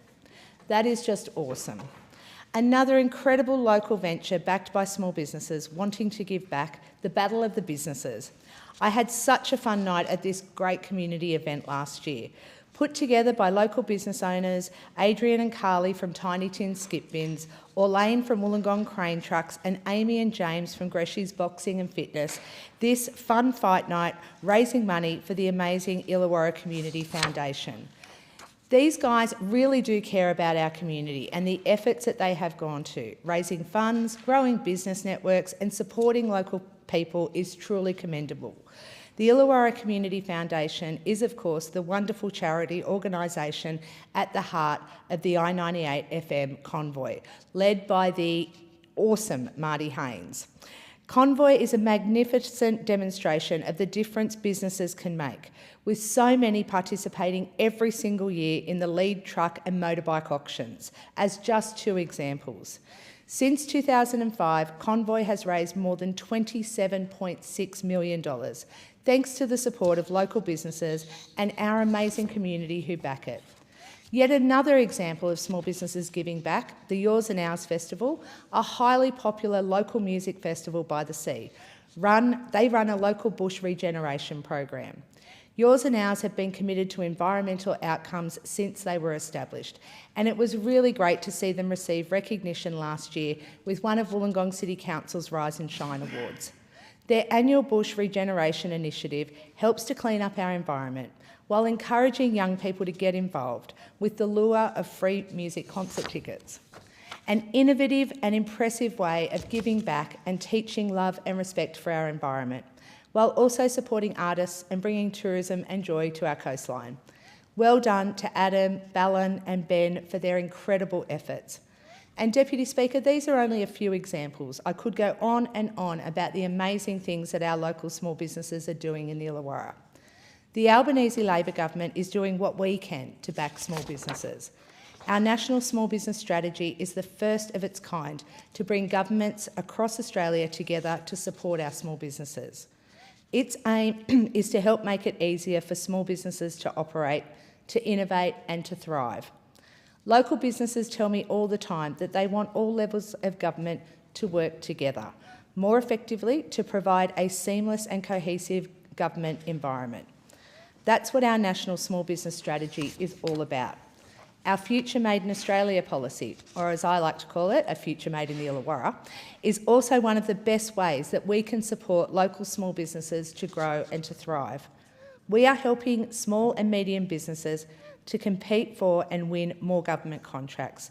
We are updating the Commonwealth procurement rules to significantly increase local businesses' participation and improving AusTender to help identify Australian businesses on government panels easier.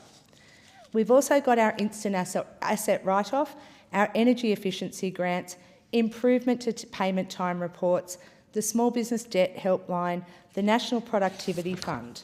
The list goes on. Deputy Speaker, the last one I want to touch on is really special to me, the Industry Growth Program.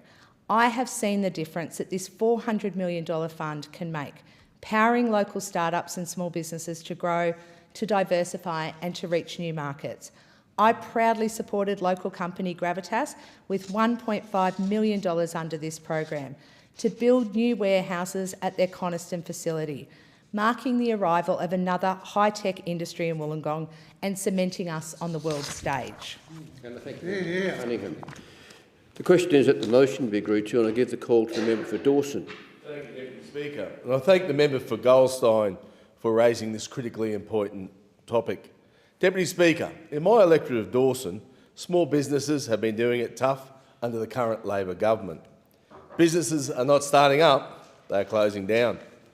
Travelling across my electorate, talking to my constituents, small business owners tell me they're at a loss to understand why this Labor government has forgotten them. Many are struggling against the tide of rising costs. Many with big dreams no longer can see a way of making their living and their passion. They're overwhelmed by confusing regulation, complex industrial laws, and a tax system that does nothing to encourage a new venture. Australians with entrepreneurial spirit are instead choosing the safety of being employed by others. Dawson is buoyed by having a rich resource service industry. We have a lot of motivated innovators with smarts to start up, run and grow a new venture. There is a lot of success in North Queensland, but the current economic climate is a tough environment to start and sustain a business, especially those not directly linked to our mining sector. Deputy Speaker, the fact is that retailers, cafes, restaurants and other small business operators that are trying to make a buck are struggling. They're finding it hard to pay the rent, cover the power bills and to pay staff, all while navigating mountains of regulatory paperwork and the risk of unintentionally falling foul of complex workplace laws. If they're lucky, and the long hours they work might translate into something left over at the end of the week. But if there's nothing to incentivise these efforts and there's only hurdles in the way, why would anyone want to run a business? And if no one is running small businesses, and there will be fewer jobs available, fewer options for consumers, and ultimately, slow economic growth. Over the past few years, we've seen a steep rise in business insolvencies. The last financial year was the worst on record. Just think about that for a moment. Deputy Speaker, if the population is growing, and it is, at a rapid rate of knots, and there are few businesses offering goods and services, what does that look like for an Australian future? And particularly for the future of regional communities like my electorate of Dawson. What does it mean for our national economic prosperity? So I ask, why has this Labor government turned its back on small business? And why doesn't this government place greater emphasis on stimulating small business opportunities? Would it be that the Labor government is only interested in big business that they can unionise? Nice little cash cow there. Or people are working for the government. The fact is, Labor simply doesn't care about small business. Their leaders have never worked in small business and don't understand small business. Both the Prime Minister and the Treasurer are career politicians. They have no idea what small business owners go through just to keep the doors open. Last week, they led a 3-day economic talkfest. Plenty of headlines, plenty of photo ops, but what was the result for small business? Nothing. Zero. Zilch. Nothing in it for small business. When the Treasurer announced the outcomes of the forum, not once was small business even mentioned. Not once.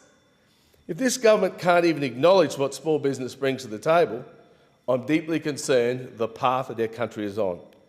I absolutely stand with small business owners right across Australia.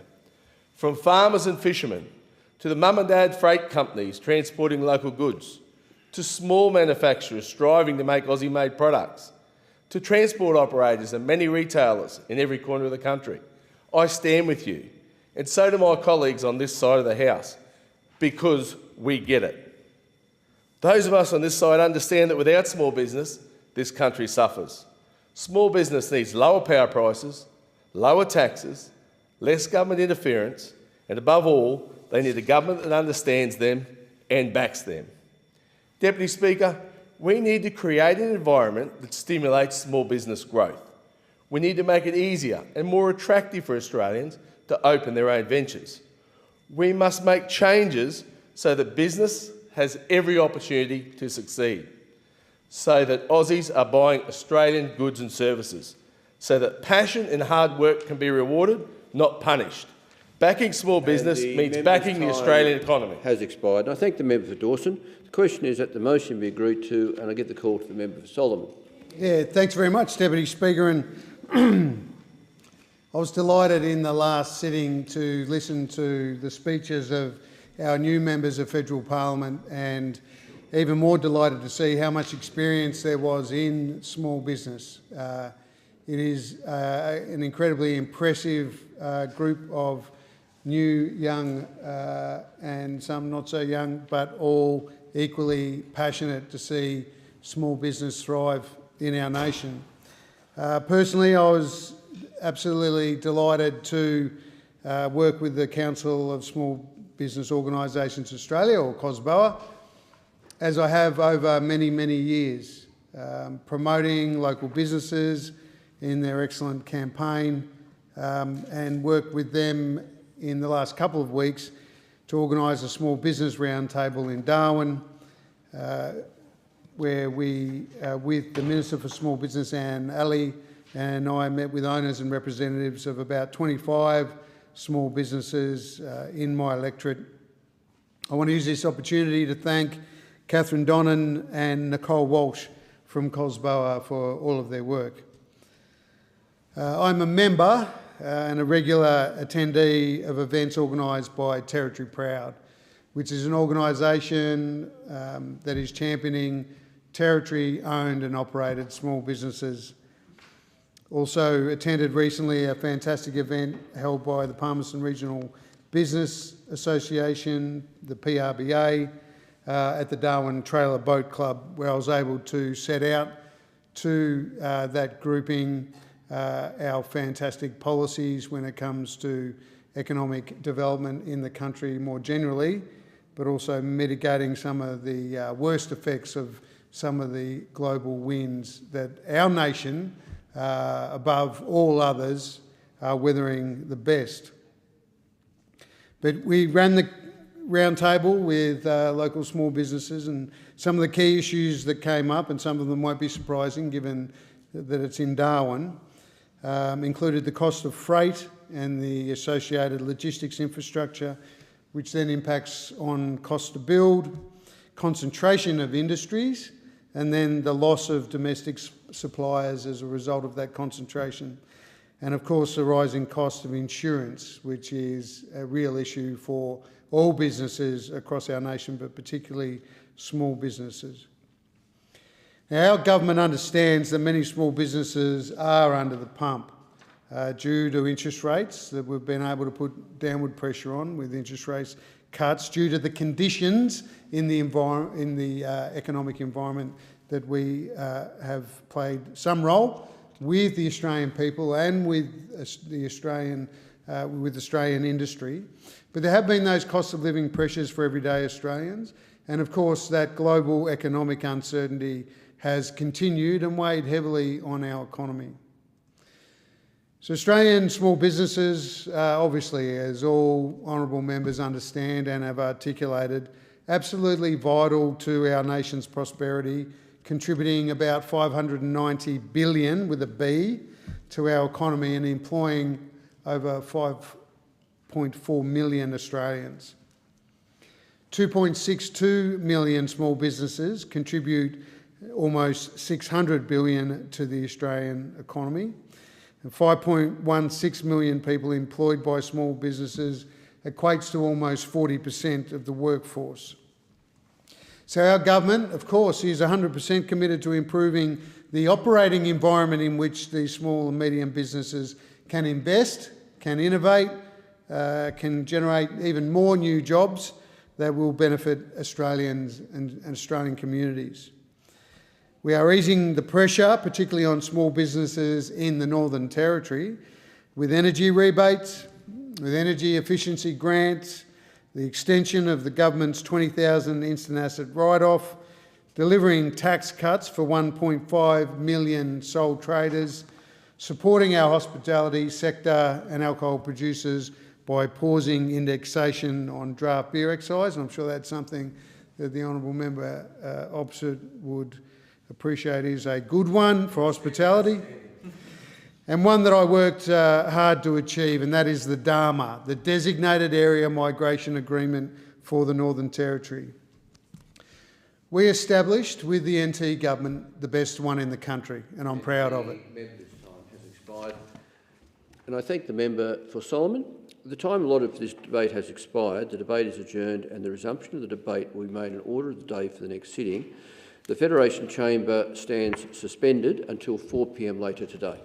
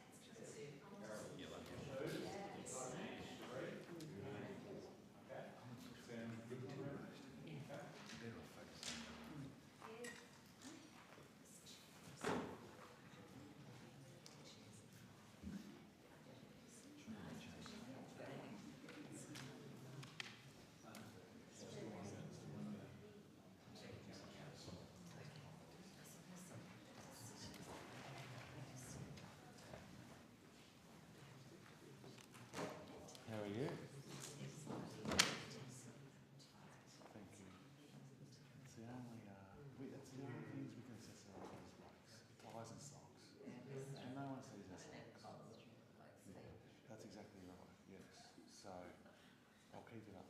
And then a lovely lady in the hunter makes it. Yeah, so which is good. Yeah. No, this is Theo and Ted's. They're in Greer. Yes, lovely little place. She just does them on the side. She's a nurse as well.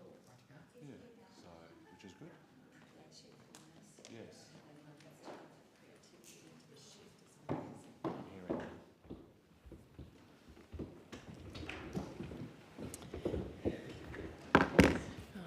Are there any statements by honourable members?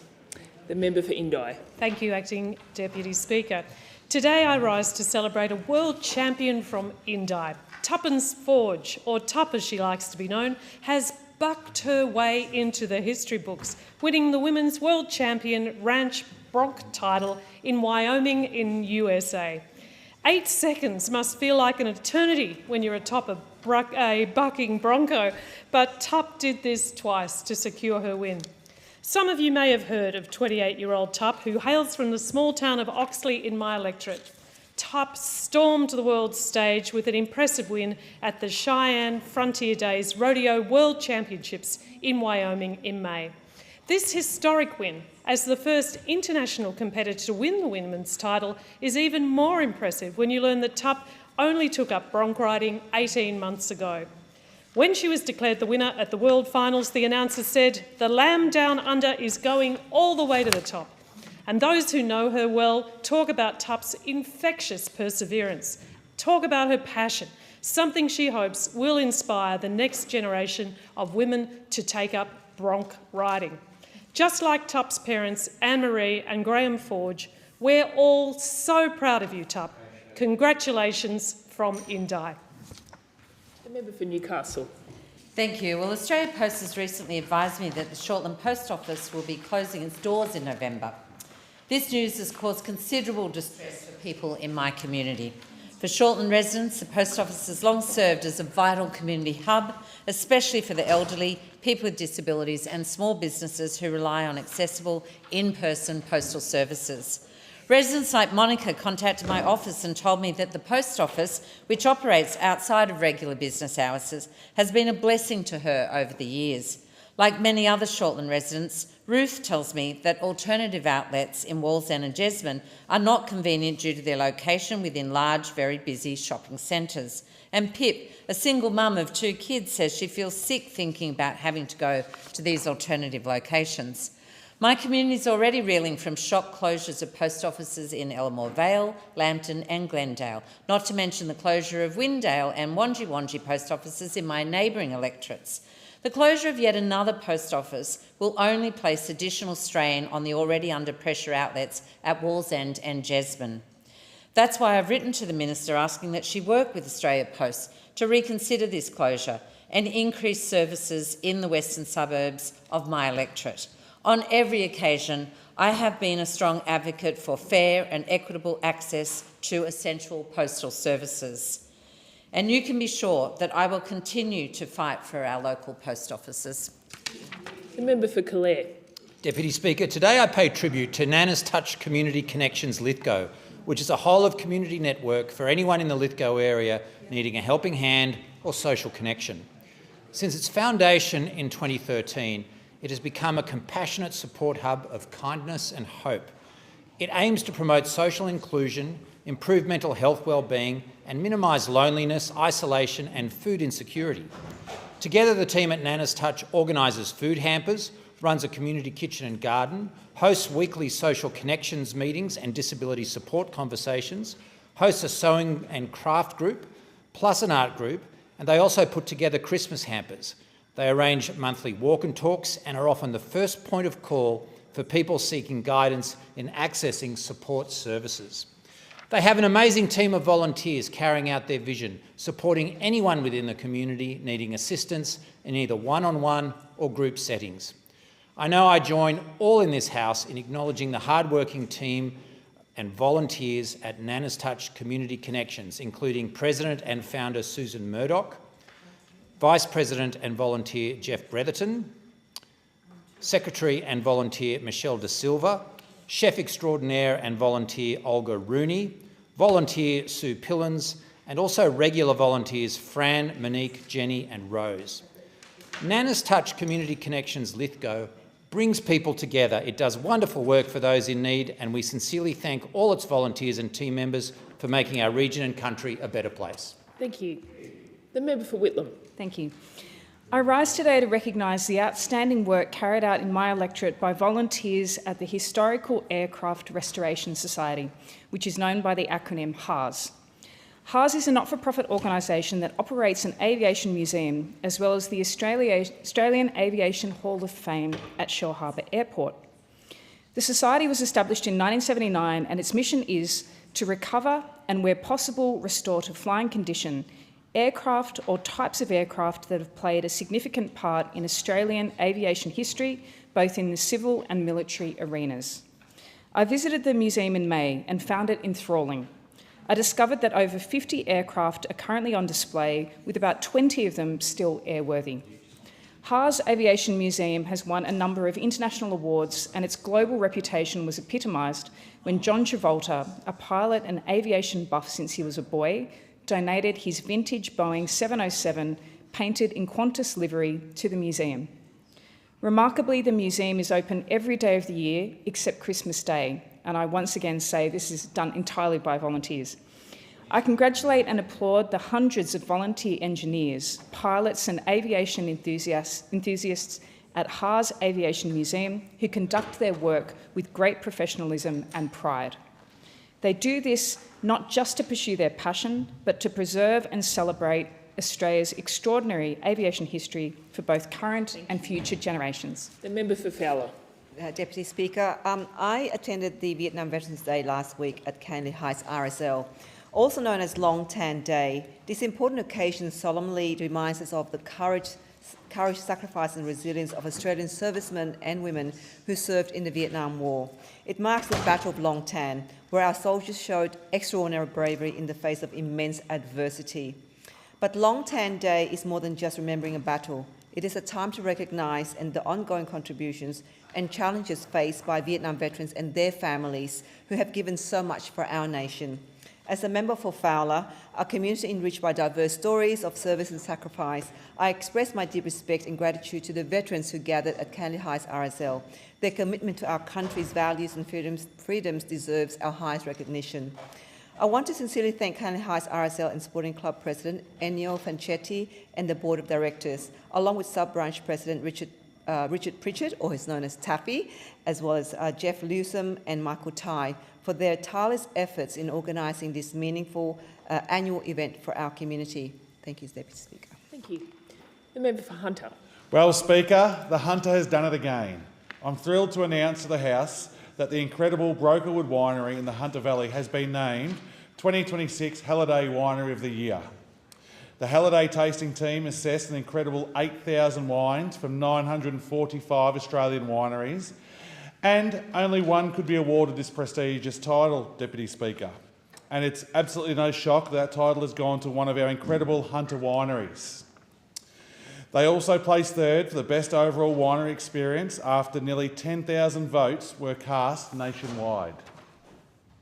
This is the third year in a row they have landed a spot in the top 10 winery experiences in Australia, and once again, they are the only New South Wales winery to make that list. Brokerwood has long been one of the Hunter's most iconic wine destinations, known for its famous Graveyard Shiraz, its stunning cellar door and its commitment to showcasing the very best of our region. These awards are further recognition that the Hunter is not only just competing on the national stage, we are leading it. So if you need any more proof that the Hunter has the best wines in the country, then there you go, Deputy Speaker. Congratulations to Jeff, Stu and the incredible team at Brokenwood. Keep up the great work. I can't wait there to go and have a nice glass with you all again, and probably a pizza at the lovely bar there. Cheers. Thank you. Member for Grey. Deputy Speaker, I rise to speak about the many fantastic country shows across my electorate of Grey, representing over 92% of South Australia. Since the beginning of the show season, I've attended country shows in Crystal Brook, Port Lincoln, Kadina and Whyalla, and they've all had a remarkable turnout. The Crystal Brook and Coburgo shows celebrated the 146th and 154th years, an amazing achievement for each community. The Crystal Brook Show was filled with hundreds of dedicated volunteers who make it all happen. The Port Lincoln Show, which has been running for over 110 years, had a huge turnout. The Copper Coast Show has grown in attendance from around 800 to 6,000 people over the past few years, which is an incredible accomplishment for that community, for my community. The 54th Whaler Show, South Australia's biggest show outside of metropolitan Adelaide, hit a record number of attendees with over 12,000 people on the Saturday. It's a true testament to the strength and community and popularity of our country shows. Amid the perfect weather and high community spirit, the Port Lincoln Show had an excellent talk about the harmful algal bloom. These events are the lifeblood of thriving communities and absolutely essential for holding us together during these tough times. I want to congratulate presidents on their efforts. Country shows simply would not happen without the hundreds of dedicated volunteers putting in their work to ensure their success. The member for Griffith. Deputy Speaker. This past weekend, I had the honour of celebrating an extraordinary milestone in our community, the 100th birthday of Sister Angela Mary Doyle AO. Sister Angela Mary has dedicated her life to caring for others after her arrival from Ireland in 1947. Under her leadership, Marta's neonatal critical care unit was established, and she oversaw the expansion of Marta Mothers Hospital, where I was born, into the largest maternity service in the Southern Hemisphere.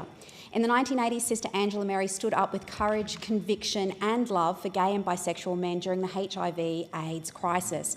Shamefully, the then Premier Joh Bjelke-Petersen directed a fear campaign on the virus, arguing nobody must help these men because their illness is a direct punishment from God. Sister Angela Mary recalls thinking, "I don't know what God you know." The Premier unbelievably refused about $100,000 in federal funding, money that Sister Angela Mary secretly accepted and funnelled through the Marta to the Queensland AIDS Council, now the Queensland Council for LGBTI Health. With fear of being discovered by the authorities, Sister Angela Mary met with people living with HIV/AIDS and organised delivery of care. The then Federal Minister for Health, Dr Neil Blewett, later said the Sisters of Mercy were the most altruistic of money launderers. Deputy Speaker, I say to Sister Angela Mary, on behalf of our community and the countless lives you touch, thank you. You are a true gift, and we celebrate not only 100 remarkable years, but a legacy of compassion and care that will endure long into the future. Thank you. The member for Lyne. Deputy Speaker, I'm not sure what the New South Wales Premier is playing at, but primary producers in my electorate are the ones paying the price. We learned just last Wednesday during budget estimates in the New South Wales Legislative Council that less than a quarter of primary producers have been approved for Cat D primary producer disaster recovery payments. That is, out of 1,036 applications, 783 farmers are still waiting for assistance. I could stand here and lambast the New South Wales Government for its abject failure to do its job, but what does that achieve to the farmers that are hurting, that have been let down by bureaucracy? The pain they feel is acute. They're angry, and rightly so. I ask governments to get this right, to be at their best, because the impact is acute, not benign. In the same budget estimates, the Premier thought it was smart politics to pass the buck on why the system is failing farmers. He said that the remittance from the Commonwealth Government is too slow, that we need better assistance and more integrated approvals from the Commonwealth. Is he saying that farmers are not getting the relief because the Albanese government isn't paying its bills? Is he suggesting that individual farmer assessments require the approval of the Commonwealth? Methinks the Premier was simply trying to deflect from the failure of his government to do what he promised to do for farmers on the Mid-North Coast, some in person. I've written today to the Minister for Emergency Management seeking clarification of the Premier's comments. The member for Barton. Thank you, Deputy Speaker. Housing is the biggest issue in Barton and across the country. Labor has a vision to ensure that we address this issue head-on and deliver, especially for our young people finding it hard to get their foot in the door. There is a multi-levered approach to address housing, and Labor's announcement to fast-track the 5% deposit is huge. This was to be introduced in January next year, but it is being fast-tracked to October this year because first home buyers need help right now. There are young people all over Barton carefully saving for a deposit. And I remember when I first moved out of home, I rented a tiny unit in South Hurstville, and I was working full-time, also studying, carefully putting my savings aside each week. My partner, now my husband, also doing the same, and we did not have the help of our parents. But because I was a practicing solicitor, our bank lowered the requirement deposit from 20% to 10% and waived the mortgage insurance. Without this, we simply would not have been able to purchase our first home and begin our lives together. So whilst the Coalition would like to act like this policy is far-flung, fanciful idea to benefit the rich, as they were saying this morning, in fact, a very similar policy helped me and my husband enter the market. I was lucky at that time to have our deposit lowered because I was a solicitor and purchasing in a hard environment to save, and now it is harder. Member's time is up. The member for Flinders. Today I was thrilled to join my colleagues across the parliamentary spectrum to launch the National Youth Parliament for 2026. Anyone who follows my social media channels in my electorate knows there is no more enthusiastic supporter of civics education than me. The program we launched today at midday will bring 150 high school students, one from every electorate to Canberra, for 5 days to step into our shoes, learning how bills are drafted, debated and passed into law. The need for such a program is clear. In the most recent National Assessment Program report on civics and citizenship, only 43% of Year 6 students were found to be at or above the proficient standard, and more concerningly, only 28% of Year 10 students met the proficient standard. I've been running what I like to call democracy class in schools right across my electorate for years, and I've seen firsthand the untapped passion for civics in our classrooms. Questions from grade 5 and grade 6 students are fascinating, full of curiosity and compassion and ideas for our nation's future. And last week I visited Dromana College and spoke to kids between Years 7 and 12, and I was blown away by their interest and most especially their passion for public policy and political life. To these students, and many others like them, I say, expressions of interest are now open. If you're a young person who'll be 16 or 17 this time next year, this is your time. The member for Sturt. Thank you, Deputy Speaker. The McGill Sunrise Rotary Club, located in the east of Sturt, might have as its orthodoxy relaxation, inclusivity and informality. But when I recently attended a breakfast meeting at the club, I also saw the professionalism, supreme organisation and dedication of club members to not only their local community but to the global community. The club exists to serve others and to make the world a better place. Its vision is to take real action for lasting change in the community, and its values are people, community, compassion, openness, respect, commitment and fun. The McGill Sunrise Rotary Club supports a broad range of initiatives, including Operation Flinders, which is a program to support young South Australians to build optimism, belonging, hope, resilience and emotional well-being. It also supports the Eastern Adelaide Domestic Violence Service and the Hutt Street Centre, which works to reduce and support people experiencing homelessness. And at a global level, the club supports the Lehanzo Children's Village in Zimbabwe, which houses and educates children whose parents are unable to provide for them. Like so many clubs and community organisations, the McGill Sunrise Rotary Club relies on the generosity of volunteers like Pauline Hill and Lindsay Thomas, whose boundless energy and professionalism are always on display. The member for Wide Bay. Thanks, Deputy Speaker. The Rotary Youth Driver Awareness Program, RIDER, saves lives and changes lives. With Australia's road toll on the rise and 60% of fatal accidents occurring on rural and regional roads, we need all drivers to drive safely. Schools are the ideal starting place to give young people road safety skills and knowledge to make responsible decisions behind the wheel.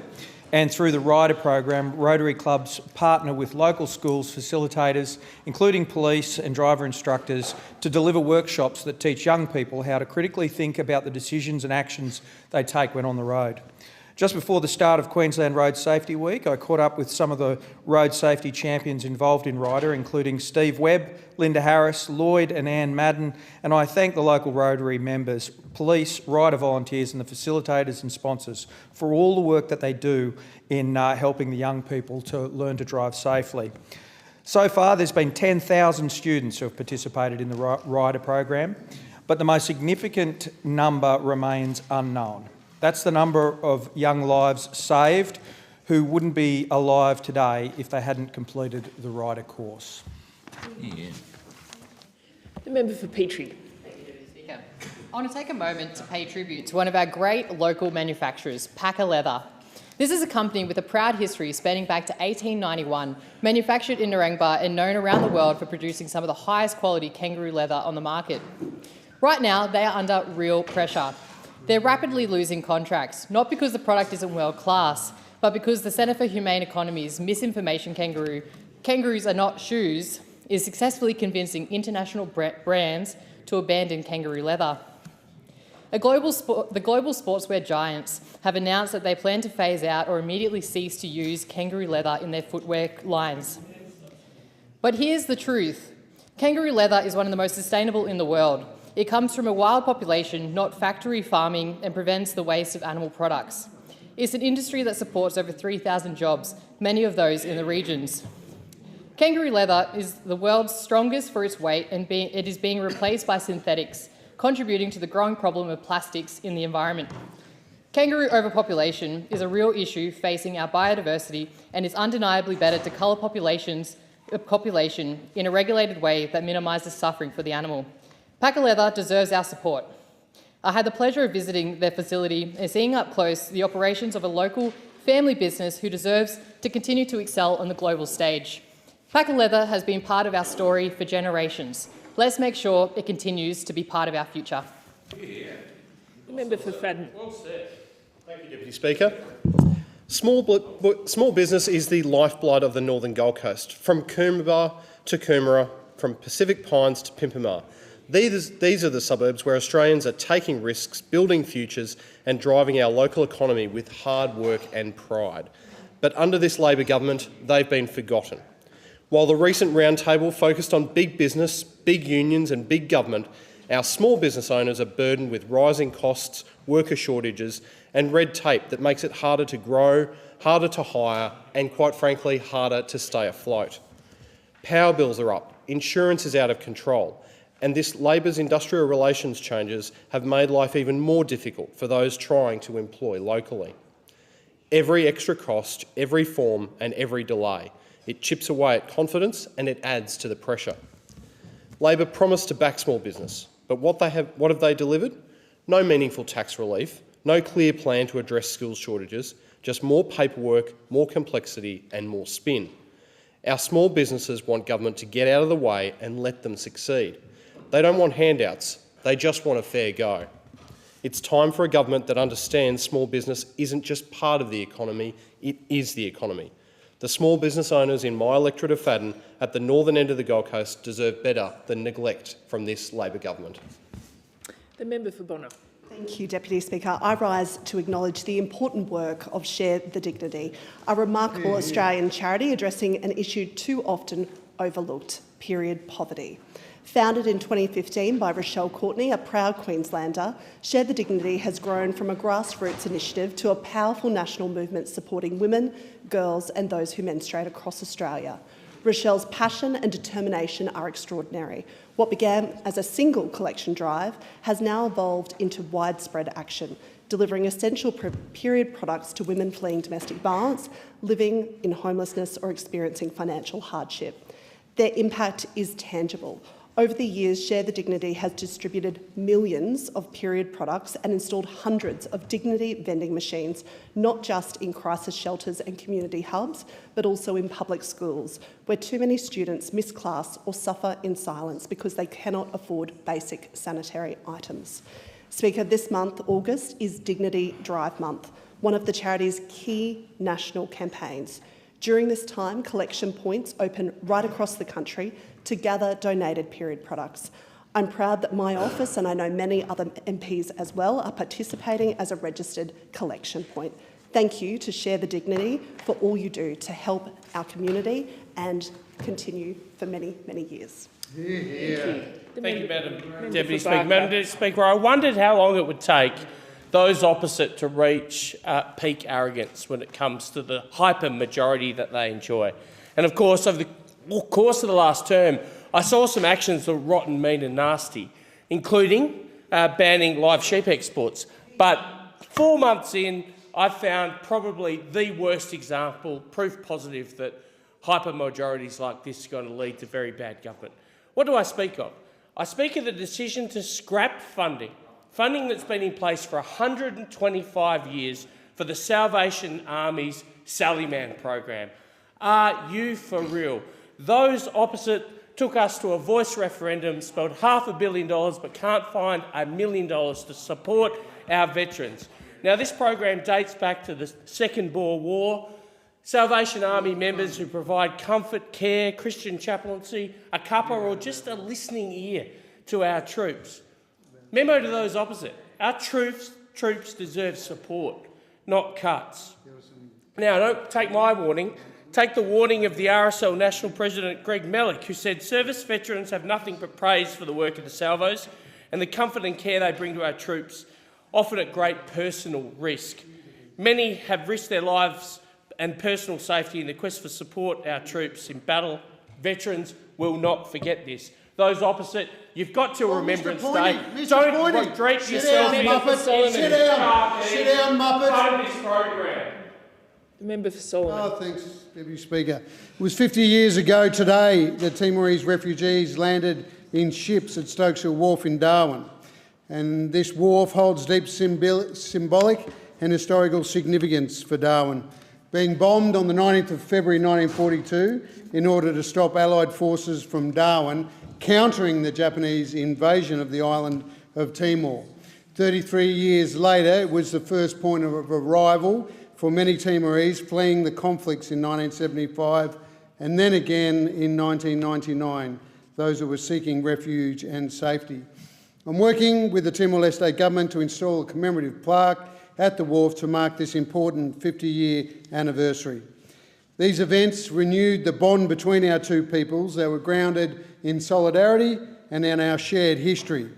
During World War II, these Timorese risked their lives working alongside Australian commandos, helping them to navigate, gathering intelligence, carrying the wounded and securing food supplies.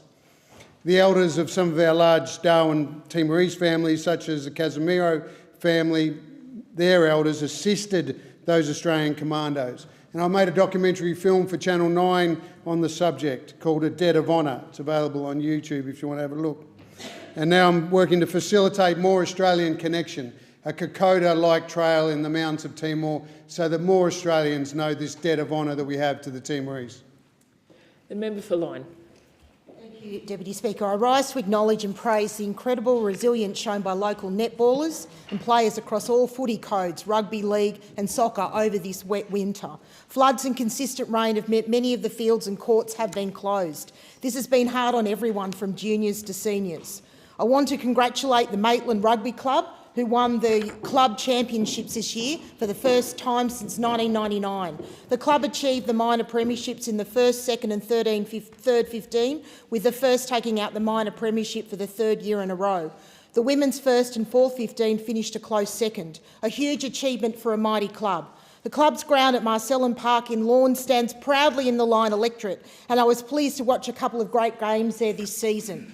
With cricket season soon upon us, I also want to congratulate the Northern Suburbs Cricket Club on their success in being chosen to host a 4-day cricket carnival for the Under-19 National Female Championships in December. The club plays at Lawn Park Oval, but like many sporting facilities across the Lyne electorate, it needs investment. I thank the Maitland City Council for its funding of $200,000 towards the cost of screens, but more is needed to complete the job. I implore the Albanese government to put aside politics and reinvest in programs like the Building Better Regions program and the Local Roads and Community Infrastructure program, so that community sporting facilities like Lawn Park can get on with the work they need to support their players and their communities. Thank you. I give the member for Werriwa the call. Thanks, Deputy Speaker. In Australia, there's approximately 1.3 million people living with diagnosed diabetes. This represents about 5% of the population, according to the Australian Institute of Health and Welfare. I recently attended a cricket match organised by the Sabeel El-Mustafa Foundation in support of raising awareness around diabetes, particularly for those in South Asian communities. It's also to encourage people newly diagnosed to continue taking part in all parts of their life, especially sport. The match was organised to raise funds to support a diabetic hospital currently under construction in Pakistan. The rain didn't dampen the enthusiasm of organisers to still go on with the event. I was joined on the day by state colleagues Charisma Caliander, the member for Liverpool, and Nathan Haggerty, the member for Leppington. I enjoyed very much watching the member for Leppington being bowled out first ball, but he took to the pitch with a lot of confidence. I want to acknowledge all the organisers involved in putting the event together, in particular Dr Nala for the generous sponsorship. My community is better off having people in it who care enough to put themselves out to raise awareness, promote healthy lifestyles and support those affected by diabetes. Congratulations and thank you to all volunteers for organising the day, which seemed to be a really wonderful success. And a special shout out to the umpire who stood all day in the rain. The member for Bowman. Thank you, Deputy Speaker. Over the past 3 years, my community has witnessed Brisbane Airport flight paths increasingly shifted over the Redlands, an ongoing consultation on a range of proposals to continue this pattern. This is unacceptable and is something that I've been working with my Bayside community to oppose. Those who choose to live close to the city and the airport do so with an expectation of aircraft noise. By contrast, families move to the Redlands for its peaceful lifestyle, aware this means they are further away from the amenity of the city. It's a fair trade-off. Air Services of Australia have been reviewing flight paths for the past 3 years and have now released Phase 6 of Package 3 as part of their noise action plan for Brisbane. Sadly, yet again, the new proposals have significant implications for Redlands City residents. While earlier stages made some progress in response to my community advocacy, the latest proposals would see aircraft noise pushed onto new areas of our community. Because of strong local voices, we've won commitments to higher altitudes and more overwater routes, yet this newest part of the Noise Action Plan only seeks to shift the problem to the Bay Islands in my electorate and over residents of Sheldon and Mount Cotton. The solution that I and hundreds of other locals are pushing for is an over-the-ocean flight path that will push southbound traffic east over North Stradbroke Island and cross the mainland at a higher altitude in an area of less built-up areas. Air Services Australia is calling their latest changes fair. It is not fair, it cannot be justified, and I'll continue to fight against it. The member for Moreton. Thank you, Deputy Speaker. Wi-Fi, Gardasil and modern solar cells, these are all things that are critical and important innovations from Australia. But too often, Deputy Speaker, what we see is the benefit and the uplift, whether that be in terms of the economy or jobs, from critical innovations like this, not fully realised. And that's why I'm delighted to be able to stand today to speak to you about Mobius. Mobius is a great project in the heart of my electorate of Moreton on Brisbane's south side. And it's a project that is being fostered at Griffith University. And Griffith isn't just a university, it is a leader when it comes to innovation. And what this project does is it advances Australia's biosensing sector. Traditionally focused on healthcare, it expands that into new domains. And it marks a landmark for Australia's science and innovation, bridging that critical gap between university research and industry application, so that what we think about and what we come up with in our universities can truly benefit our communities with secure work. This project brings together 21 industry partners, collaborations across different universities from Griffith, La Trobe, RMIT, and brings in the critical work of the Australian Research Council to make sure that when we come up with things in universities, they have a true impact in our community every day through critical jobs. Thank you. The member for McPherson. Thank you, Deputy Speaker. Recently I had the privilege of meeting 12-year-old Dexter Welsh, a remarkable young man from McPherson. When Dexter was just 7, he was diagnosed with type 1 diabetes. He shared with me his story, the daily reality of managing his lifelong condition, and the difference that an insulin pump has made to his life. Madam Speaker, every person with type 1 diabetes lives with the relentless burden of monitoring blood glucose and administering insulin simply to stay alive. Yet in our community of McPherson, only 24% of people have access to insulin pump technology. Dexter told me of the freedom and dignity it provides, allowing him to live as normal a life as possible. But he also shared confronting statistics. 867 people in McPherson live with type 1 diabetes. Each faces the prospect of losing, on average, 22 healthy years of life. 346 will suffer a serious complication such as blindness or heart disease, and the total cost to our community is $19.2 million every year. Madam Speaker, we must do better. Accessible insulin pumps are not a luxury, they are a lifeline.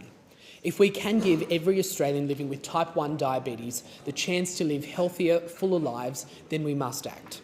I thank Dexter for his courage in sharing his story, and I commend him for speaking not just for himself, but for every person living with type 1 diabetes. Thank you. The member for Blair. Deputy. No? No, member for Ford. Member for Ford. Thank you, Deputy Speaker.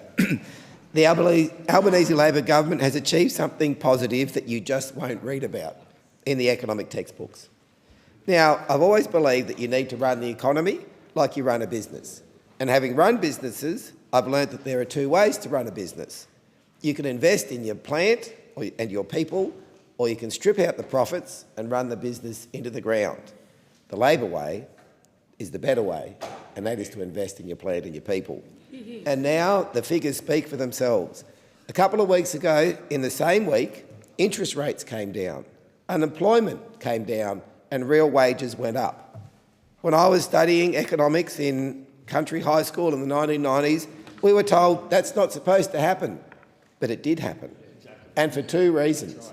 Because of the policies of the Albanese Labor government, led by our economic policy led by the Treasurer, but more importantly because of the hard work of the Australian people. And we know that there is still a lot of work left to be done. But this government, we are focused 100% on the cost of living and the economy, and by doing it the Labor way, by investing in our infrastructure and investing in our people, all Australians will enjoy the benefits. Thank you. The member for Longman. Thank you, Deputy Speaker. Last week I had the honour of attending a couple of Vietnam Veterans Day services in my electorate. We had 6 on and I got to 2 of them, one down at Burpengary in the morning and then Bribie Island in the afternoon. And they're sombre events indeed, and I'm always touched by the stories that they share, and the one at Burpengary particularly struck me this time because they shared the story of a gentleman who had gone to war in Vietnam, and as we know, the Vietnam veterans were treated pretty poorly by the Australian people when they returned. Very sad. And this particular gentleman got married in the late 1970s, had adult children, and he died in 2006. And the first time that his wife of over 25 years and his children knew that he was a Vietnam veteran was at his funeral. That's how bad the Australian people treated these Vietnam veterans. He was actually ashamed to share that experience with his family. And as I looked at the Australian flag and I thought about all the soldiers and servicemen and women who had given their lives in service to this country, that's why I'm going to be proud to support Phil Thompson's bill next week, if it comes up, to make sure that it's a criminal offence to desecrate our flag, because it means a lot to these servicemen and women. Member for Banks. Thank you, Deputy Speaker. I rise to recognise the achievements of some of the wonderful groups in my electorate of Banks. A few weeks ago, I was able to attend Lugano Football Club's presentation day for their junior teams at the Masonic Club at Mortdale. While the rainfall forced the event indoors, it certainly didn't dampen the spirits of so many of the players and their families in attendance. Thank you to the Lugano Football Club and their leaders Sue, Hagop and Atef for all their efforts in putting together a fantastic community event. Earlier this month, I had the pleasure of attending the celebrations of Nawi Public School and Penshurst Public School. Nawi celebrated 75 years of existence, while Penshurst Public celebrated its 100-year centenary. Both schools had fantastic histories, and the vibrancy of the communities they serve were on full display. Congratulations to both schools for notching up these significant milestones in the electorate of Banks. Finally, On August 1st, I attended the gala dinner for Charlotte's Wish. Charlotte's Wish was founded by Kelly and Matt O'Brien in the wake of the tragic loss of their 12-year-old daughter Charlotte, working to tackle bullying and prevent youth suicide in our communities. The gala was a tremendous success, with Charlotte's Wish raising substantial funds for Kids Helpline. To Kelly and Matt, thank you for all the work you are doing to support Australia's young people, honouring the legacy of Charlotte. Member for Forrest. Thanks, Deputy Speaker, and I rise today to proudly recognise the outstanding achievement of locally raised star Kyle Lee on claiming a bronze medal when representing Australia at the World Swimming Championships in July. Mr Lee, an exceptional endurance swimmer, competed in the men's 10-kilometre event in Singapore.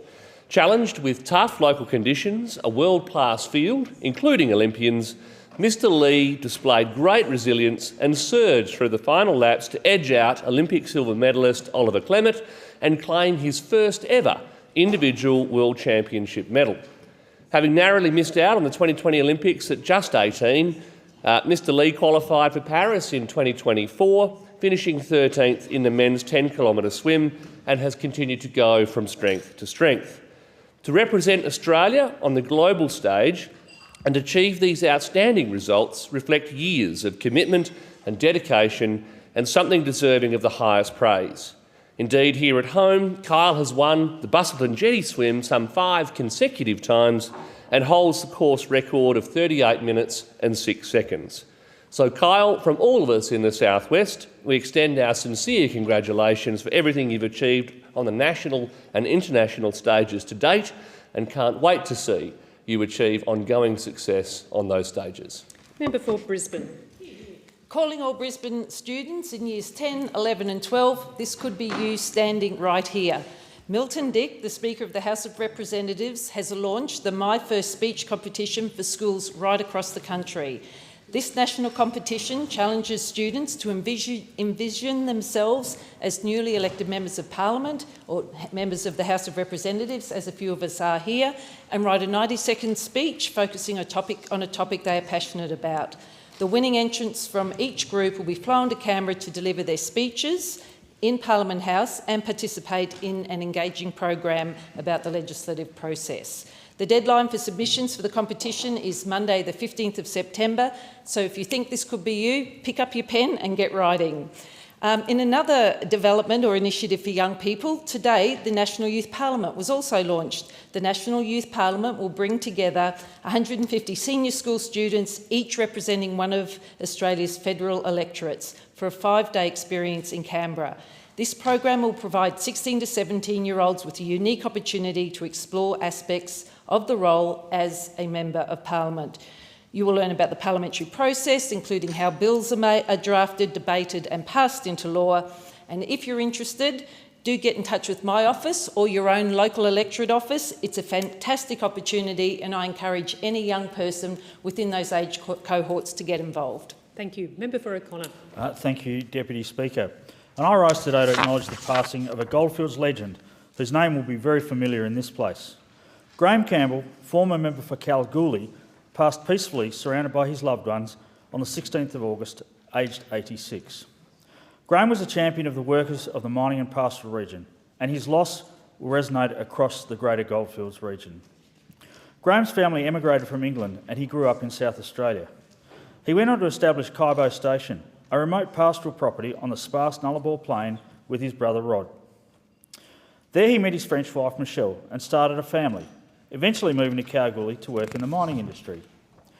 Graham joined the Labor Party in 1980 and was elected as the federal member for Kalgoorlie, then Australia's largest electorate. His pro-mining views saw him cross the floor in 1988, challenging then Treasurer Paul Keating's plan to remove company tax exemption for gold miners. He gained a reputation as a political maverick, winning a second term as an independent and serving his Goldfields community long beyond his tenure in Parliament. Graham joined the Liberal Party in later life and was a regular visitor to my Kalgoorlie office, joining my staff for coffee so often he actually had his own biscuit stash. Graham was one of a kind, and I'll forever treasure his friendship and sage words of advice and encouragement. My heartfelt condolences to Michelle, Ainsley, Leyland and family. Valet Graham Campbell. Thank you. Member for Blair. Thank you, Deputy Speaker. I rise to pay tribute to my friend and internationally renowned artist Merton Chambers, who passed away on the 27th of July 2025. Merton was born in Canada in 1928, and after graduating from art college, he won a travelling scholarship to the UK and Europe, honing his artistic skills and developing his unique style. He returned to Canada, was a significant influence in the arts and crafts movement of the 1960s and 70s and the 20th century architectural arts movement. He moved to Australia in the 1980s and continued to cement his artistic reputation, particularly in Queensland. After retiring, he moved to the Brisbane Valley in Blair, where he met and married his best friend and my friend, Beres Nelson, who was instrumental in founding the Condensory Art Gallery in Toogoolawah. As Merton's eyesight failed, his later works became more vivid and striking. A few years ago, I had the joy of opening what would become his final exhibition in the Condensory, focusing on issues important to him: industrialisation, capitalism, neoliberalism, and their impact on food production and the environment. Before that, he had a wonderful series of stylised paintings capturing distinctive features of members of the Gillard government, including my big forehead, by the way. His friend and musician Mick Conway wrote a song that played at his memorial to pay tribute to Merton. Valet Merton Chambers. Deepest condolences to Beres, family and his many friends. Thank you. In accordance with Standing Order 43, the time for members' statements has concluded, and I call the clerk. Private members' business, notice number 6 for a motion in relation to paid parental leave. I give the call to the member for Canberra. Thank you, Deputy Speaker. I move the motion relating to paid parental leave in the terms in which it appears in the notice paper.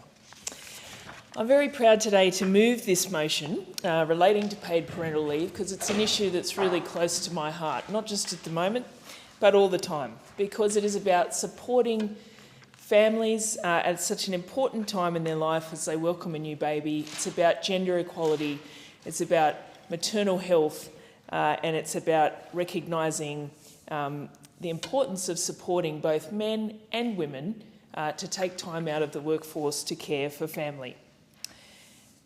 Paid parental leave was first introduced by the Labor government when Jenny Macklin, who I'm so proud to have had the opportunity to have worked for, was the Minister for Social Services. In 2011, this was introduced, and we were one of the last countries to introduce, OECD countries to introduce such an important scheme. So this is a really proud Labor achievement. But we haven't just left it there, we've continued to improve this really critical scheme. And that's what I rise to speak about today, are two very important reforms that came into effect from 1 July this year relating to paid parental leave. Reforms that deliver really meaningful and life-changing support to families, delivering fairness, dignity and security to working families across the country. Reforms that reflect our values and the priorities of the Australians who elected this government. Firstly, the duration of paid parental leave increased from 22 to 24 weeks, and this is part of our plan to reach 26 weeks by 2026. This is a meaningful change that gives parents more precious time at home with their newborns. Time to bond, recover and adjust to life as a growing family. For babies, this time is critical. It supports healthy development, strengthens family relationships and lays the foundation for a strong start in life. And for parents, particularly for mothers, it's about their health and recovery after birth. It is about recognition, respect and economic justice. And secondly, and very significantly, superannuation is now being paid with paid parental leave. This is a reform that generations of Labor women, unions and advocates have fought for, and I'm proud to be part of the government that has delivered it. Both of these policy features were actually recommended in the initial Productivity Commission report on which the first scheme was very closely based. And these were things that were long an aspiration to be delivered. More leave, more time, and also superannuation. So it is really a very proud moment that our government has delivered these, and that from 1 July this year, families have been benefiting from both of those. It means that taking time out of paid work to care for children will no longer have such an impact on women's retirement savings. It's helping to close that gap, and it's sending an important signal to employers about this as well. Because for too long, women have been penalised for taking time out of the workforce to care for their children. The result, women retire with around 25% less superannuation by men, and then by paying this on the paid parental leave scheme, we are beginning to close that gap. And it's my belief that it is incredibly important that we make it easier for both men and women to take this time out of the workforce, that we normalise this as part of life, that people need to take time out of work to do things like care for children and other family members as well, but that this is shared equally between men and women. I do believe this is one of the most key factors in influencing gender equality going forward, is that this is seen as something that is normal and respected in ways like paying superannuation on that paid parental leave is a really important way to show that this is a serious and important thing. These changes will benefit around 180,000 families every year. It will give them more time, more money, more flexibility, and more people will be eligible. Labor created paid parental leave, and we will always defend it and continue to build on it. But it's not just paid parental leave we're making better. These changes build on the Albanese government's broader agenda to support Australian families and modernise our workplace and care systems. Since we came to office, parents are almost $12,000 better off, whether it's from cheaper early childhood education with a goal of universal access, to paid placements for student nurses and teachers, to getting wages moving. Again, we are backing working people and working families. Is there a seconder? I second. The question is that the motion be agreed to, and I give the call to the member for Moore. Thank you, Deputy Speaker. Becoming a parent is one of the most profound experiences in life. Joy, exhaustion, and a love that changes everything. Those first weeks and months are moments you never get back, and they shape the health and well-being of a family for years to come. As a dad of 2 young boys, I know how precious that time is when your baby first grips your finger or when your partner needs space to rest and recover. It is time that deserves to be protected, not squeezed into a hurried week away from work. Paid parental leave is a Labor achievement. It did not exist in this country until a Labor government created it. Before then, too many parents had no choice but to rush back to work or survive without support. Today, Labor is expanding the scheme again, the most significant improvement since its introduction. From 1st of July, parents now have 24 weeks of paid leave, rising to 26 weeks next year. For the first time ever, superannuation is included, protecting retirement incomes, particularly for women who retire with far less super than men. The weekly payment rate has risen to almost $950 per week. Parents can now take up to 4 weeks together instead of just 2. And eligibility thresholds are indexed so more families can qualify. That means more time, more money, more flexibility, and more security. On average, parents are $12,000 better off than when this government came to office. These reforms will benefit around 180,000 families every year, including thousands in my electorate of Moore. When families tell me they are juggling the cost of living, long hours, and raising kids at the same time, I know parental leave is not a luxury, it is a necessity. The evidence is clear. Longer leave improves infant and maternal health and reduces infant mortality. Breastfeeding rates increase, maternal stress decreases, and recovery after childbirth is stronger. Research shows that mothers are far more likely to return to the same job within a year if they have access to paid leave, particularly casual and lower income workers. That is job security and family security rolled into one. It also advances gender equality. When dads and partners take more leave, they share the load from the very beginning. That builds a culture of equal caregiving which benefits children and strengthens relationships. In countries like Sweden and Norway, Generous parental leave has driven higher female workforce participation and better outcomes for families. Australia is moving in that direction with these changes. Adding superannuation to paid parental leave means retirement security is lifted. Women retire with, on average, 1/3 less superannuation than men. This measure alone could add $5,000 to $7,000 to a woman's super balance per child by retirement. That is structural reform that recognises care is work and that raising children should not penalise women later in life. And yet those opposite have never believed in paid parental leave. When Labor introduced Australia's first universal scheme, the Coalition ridiculed it. They called mothers who access both employer and government schemes double dippers, frauds and rauders. Their election costings revealed they would cut $158 million from superannuation on paid parental leave. The current shadow Industrial Relations Minister declared that the paid parental leave, to me, is a very bad scheme, and I make no ambiguity about it. He even said that it's not my choice that women have children, it's genetic. Another senior Coalition figure describes paid parental leave as a welfare payment. That is the difference. Labor sees parental leave as an investment in families, in equality, in the nation's future. The Coalition sees it as a cost to be cut. We believe parents deserve time to care for their children without sacrificing financial security. They believe it is a handout. Paid parental leave is not just mother's leave, it is parents' leave. It recognises that raising a child is valuable work and it should be supported by the nation. These changes are practical, they are fair and they are deeply Labor. Deputy Speaker, we will always look at how to strengthen this scheme further, but right now our focus is on delivering what we promised. The member for Corangamite. Thank you, Deputy Speaker. Firstly, I thank the member for Canberra for moving this motion and for her strong advocacy on behalf of families.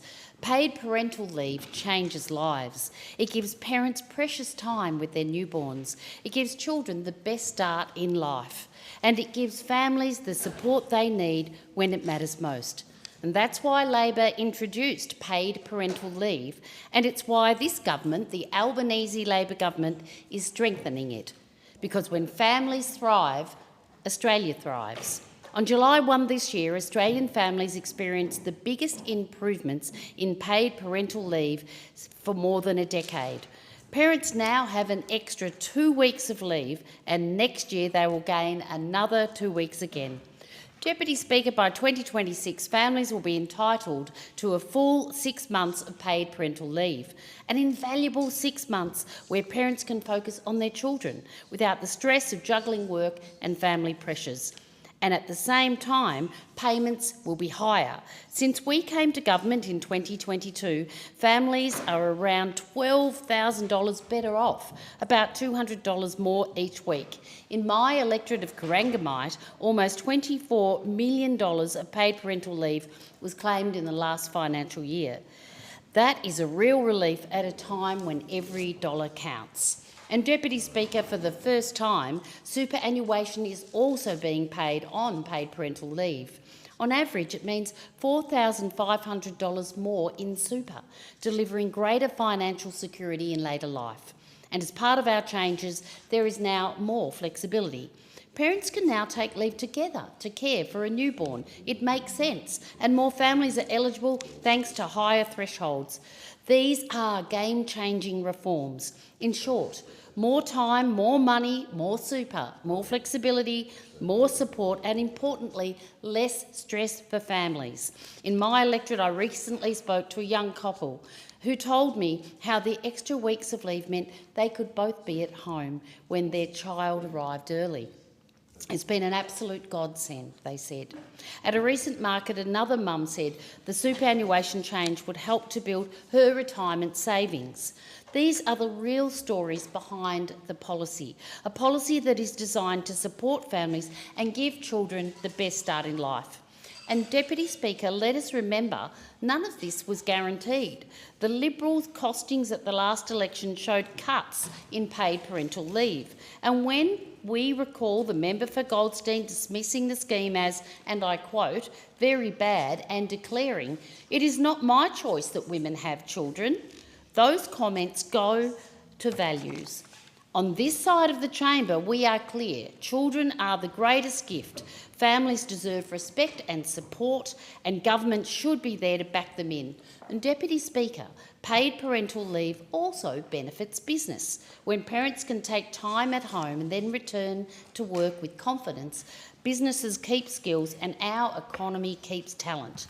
Paying super also narrows the retirement gap. Expanding leave lifts retention. Flexibility helps mums and dads take time too. Deputy Speaker, this is not a handout. This is a helping hand. It levels the playing field and it goes to the values of fairness, a value shared by all Australians. And it's a value that underpins the Albanese government's broader plan to help Australians get ahead.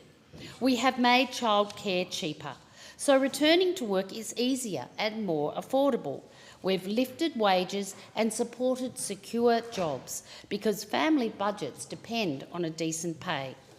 We've invested in Medicare because health should never be a luxury. So, Deputy Speaker, in closing, Labor's agenda and our paid parental leave scheme in particular means more time, more money, more super, more flexibility and more families supported. But more than that, it's a statement about who we are, a nation that values families, cares for our youngest Australians and a government that backs parents.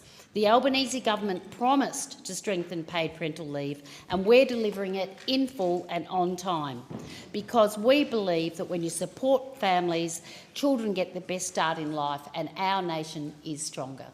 Thank you. There being no further speakers, the debate is adjourned and the resumption of the debate will be made in an order of the day for the next sitting. I call the member for Hunter. Got it. Thank you, Mr Speaker. When there's something that makes this country the best place on earth to live, it's usually the Labor government that is responsible for implementing it. And paid parental leave is yet another example of this. We implemented it and now we're strengthening it. As a dad of two amazing girls, Zoe and Asha, I know how valuable time is with your newborn. It's important for parents and it's important for the baby as well. Bringing your newborn child home is one of the most amazing days of your life. But it's no secret that from this point on, life gets harder. And that is especially the case for those who have just gone through 9 months of pregnancy and labour. No one in their right mind can expect a new mother not to take time off. But when you take time off for a child, you still need money to keep coming in. Kids drain our bank accounts enough without needing time off work. And this is where paid parental leave kicks in and really makes a difference. It means you don't need to choose between having a child and going to work. Paid parental leave is truly life-changing for so many parents around the country. And 22 weeks away from work is invaluable time for new parents. And don't we all know they deserve it? But as we all know, sometimes this just is not long enough. When the paid parental leave scheme was first introduced by a Labor government back in 2011, it was a massive help to so many parents. But the needs for parents change over time, and the scheme needs to adapt to be able to effectively deliver the needs for those that rely on it in 2025. And this is why it's good that the government has increased paid parental leave by 2 weeks, bringing the amount of time a new parent can take parental leave from 22 weeks to 24 weeks. It's fantastic that paid parental leave means that mothers can take the time they need to be with their child when they're needed most without having to sacrifice their pay. But the system wasn't perfect because while you continue to get paid, in the long run, mothers were being left worse off. The money that you take home at the end of each week is only one of the financial benefits of being in the workforce. The other major plus of having a job is to be paid super. Another Labor government policy. Super means that when you retire, you're better off and less likely to rely on the government to survive. But unfortunately, for too long, when a parent is off work on paid parental leave, their superannuation does not continue to accumulate, meaning that there is about half a year's worth of lost superannuation just because you decide to have only one baby. In the big picture, this might not sound like a lot, but when you take into consideration the loss return on this money and the possibility of having more than one child, it quickly adds up. But it is no longer an issue because superannuation has now been added to the government paid parental leave, which means that taking paid parental leave will not mean missing out on super. Speaker, this is a win for parents and particularly for mothers, because the time mothers the time mothers are out of the workforce to bring children into this world should not leave them worse off when it comes to them retiring. In May, Australians made their voice loud and clear. They want a government who builds on this country's future. They voted for a government who will put people first, and that's exactly what these changes to paid parental leave deliver. We've taken life-changing, nation-building policy and made it even better to make sure that parents are better supported to take more time off with their newborn and don't have to sacrifice their super by bringing a child into this world. The reforms to the government paid parental leave scheme have proven to be good for parents, good for kids, good for employers and good for our economy. This is a win for all. It's these kinds of life-changing policies that we will continue to deliver for Australians so that we are delivering the better future that Australians voted for. Thank you, Deputy Speaker. Now, I believe there is no further speakers. So the debate is adjourned and the resumption of the debate will be made in order of the day for the next sitting, and I'll call the clerk. Private members' business, notice number 7, for a motion in relation to the Australian Space Agency. And I call the member for Durack. Thank you, Deputy Speaker. I move the motion relating to the Australian Space Agency in the terms in which it appears on the notice paper. Do you have a second? After I speak. Oh. I call the member for Durack. Thank you very much. Deputy Speaker, since stepping into the role of Shadow Minister for Science, it's been great to reconnect with many of our civil space sector who I got to know well when I was the Minister for Defence Industry and Minister for Science and Technology. When we were in government, we understood that Australia's potential was at the forefront of the space revolution. Our geographic location, vast open spaces, clear skies and homegrown talent and innovation provide us with a massive advantage. But we knew these advantages weren't enough. Australia would not become a global leader in space simply by accident. So we set out to make this happen with a goal to triple the domestic space sector to $12 billion and to create an extra 20,000 jobs by 2030. We established the Australian Space Agency in July 2018 to coordinate civil space matters across government and to support the growth and transformation of Australia's space industry. We created the SmartSat CRC, Australia's largest space industry research collaboration, focusing on telecommunications, intelligent satellite systems and next-generation Earth observation. We also committed $225 million to Geoscience Australia to deliver centimetre-level positioning accuracy across mobile coverage areas, $150 million to support Australian businesses and researchers to participate in NASA's Artemis program, including $50 million for an Australian-made lunar rover, and a further $300 million towards astronomy research infrastructure associated with the Square Kilometre Array, which just happens to be located in the great electorate of Durack for deep space observation. In total, the Coalition committed more than $2 billion towards the civil space sector after we had established the Australian Space Agency. Notably, this does not take into account the significant investment in developing sovereign defence space capability.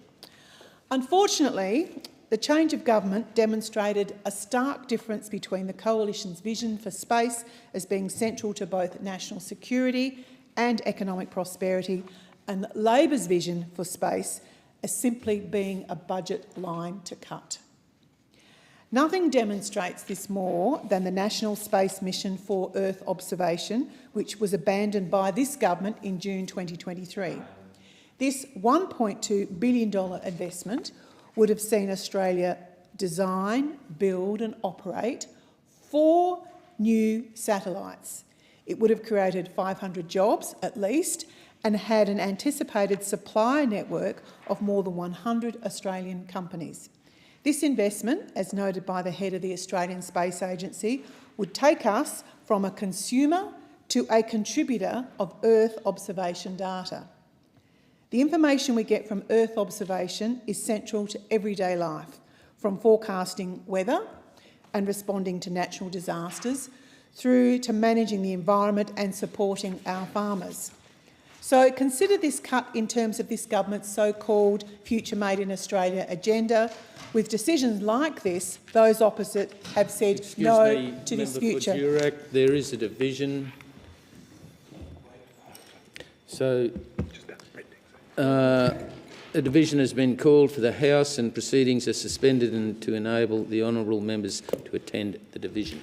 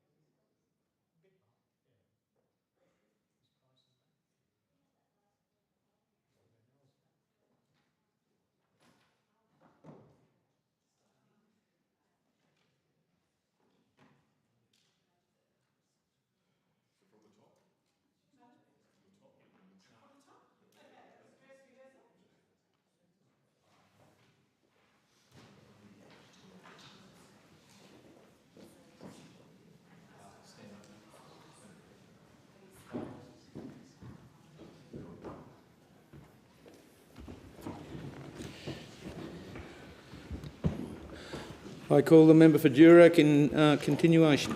Thank you, Deputy Speaker.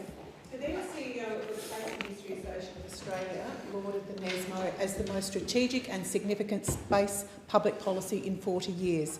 He also said Australia must be a country that makes things again, and that the decision to cut NESMO will leave Australia dependent upon foreign providers and discourage global partners from engaging with Australia.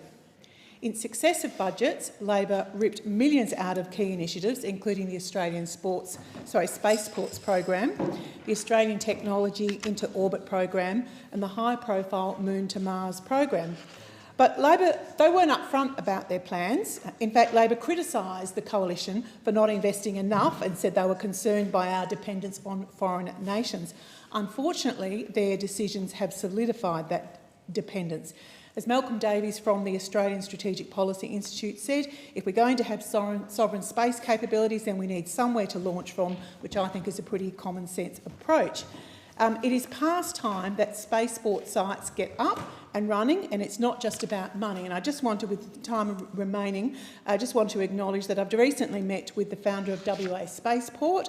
She has a proposal to establish an orbital launch facility in Albany. Unfortunately, there seems to be some hold-up with the WA Department of Planning, Heritage and Land, threatening this project's success. I've written to the WA Minister, but I think this is something that Minister Ayres should take some notice of and get involved. Thank you. I call the member for Gray. Who seconds? I second this motion and reserve the right to speak. I call the member for Spence. Thank you, Speaker. July 1, 2025 marks 7 years since the official establishment of the Australian Space Agency. But Australia's rich history with space goes well beyond the last 7 years. Nearly 60 years ago, we played a crucial role in the mission to put the first man on the moon, with the Parkes Observatory coordinating with the NASA Apollo 11 mission. And the famous footage we've all seen of Neil Armstrong walking on the moon was broadcast from the Parkes Observatory. And more recently, in my own backyard of South Australia, we have played a critical role in the build and operation of several key missions utilising space. Because the Albanese Labor government values the contribution of the space sector to the Australian economy and to delivering a future made in Australia. Today, the Australian space sector generates $4.6 billion each year. It employs 17,000 full-time workers across more than 620 organisations nationwide and is powering new opportunities for industry, science and sovereign capability. In just a few weeks, Australia will proudly host the 76th International Astronautical Congress, with more than 6,000 attendees expected to attend from over 90 countries. And there, the world will see what Australia has built and what we're going and where we're going. And it's absolutely no surprise that space launch applications have increased fivefold since 2021. Proof of a sector alive with innovation, ambition and investment. The Australian Space Agency has been central to this momentum, delivering $171 million in grant funding to 91 projects, benefiting more than 200 Australian organisations. These programs are enabling companies to develop world-class capability in advanced manufacturing and artificial intelligence. Our space agency is also leading on projects that inspire the nation. A $42 million program is supporting the development of the Rover, Australia's lunar rover. Rover will join NASA on a lunar mission supporting 50 direct and 100 indirect jobs across 20 Australian organisations. A clear sign of how our industry is shaping innovation and providing jobs in Australia. The National Reconstruction Fund Corporation has also made a $25 million investment in Mariota, a South Australian-based company leading the way in satellite telecommunications, backing companies to succeed in what future made in Australia is all about. Additionally, more than 25 Australian government agencies now rely on space capability every day. Earth observation satellites support over 170 digital programs. The Bureau of Meteorology uses over 30 satellite data streams. The Murray-Darling Basin Authority relies on near real-time satellite data to manage our rivers. And Geoscience Australia provides over 35 years of free and open satellite imagery, mapping changes to our lands and coasts. That is why in the 2024-25 budget, the Albanese government invested over $200 million to upgrade the Alice Springs ground station and expand advanced data processing and analytics. And this is while the CSIRO continues to connect Australia to the universe, assisting the operation of NASA's Canberra Deep Space Communication Complex, the European Space Agency's new Norcia station, and our national radio astronomy facilities. So while our achievements in space are not just about satellites and capability, it's about inspiration. Since opening in 2021, the Australian Space Discovery Centre in Adelaide has welcomed over 165,000 visitors, including 18,000 students. Through outreach programs, our space agency now reaches an average monthly audience of 20 million through traditional, social and digital media. This is a whole new generation of Australians inspired by space, as much as we were in 1969. The Southern Launch Program is also putting South Australia's best foot forward, operating both the Caniba Test Range and the Whalers Way Orbital Launch Complex. In 2025, they made history with multiple commercial re-entries at Caniba. The landing of Varda's W2 capsule in February was the first return to a commercial spaceport anywhere in the world, followed by the W3 capsule in May. These missions are pioneering medicine, manufacturing and microgravity, developing new pharmaceuticals. And in May 2024, Germany's High Impulse successfully launched its SR-75 rocket as well. So, thank you, Speaker. The question is that the motion be agreed to, and I call the member for Grey. Thank you, Deputy Speaker. On July 1 this year, we marked 7 years since the Coalition established the Australian Space Agency. It is a milestone worth reflecting on, not just to measure how far we've come, but also to recognise how backwards this Labor government is dragging us. When the Coalition launched the agency in 2018, we set out with ambition and direction. We committed more than $2 billion to the civil space sector with a clear outcome: to triple the size of the industry to $12 billion and to create 20,000 jobs by 2030. And our vision was never about prestige or symbolism.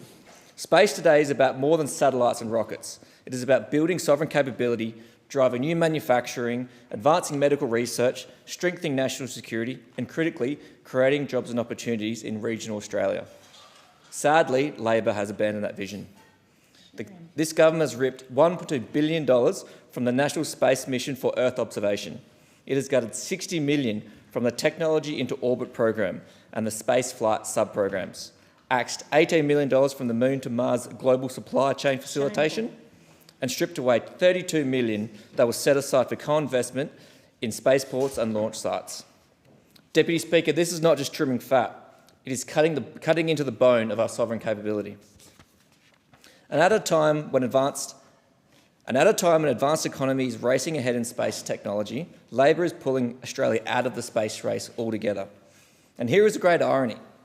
This is not just a story of high-tech labs in capital cities. In Australia, space is built, launched and re-entered in the regions. Space is a regional industry. And in my election of Grey, we are doing it. At Whalers Way in Port Lincoln, the proposed launch site alone is projected to generate more than $500 million in GDP if allowed to realise its potential. It is already attracting rocket manufacturers from around the world, eager to take advantage of our unique geography for sun-synchronous and polar orbits. And Whalers Way is not alone.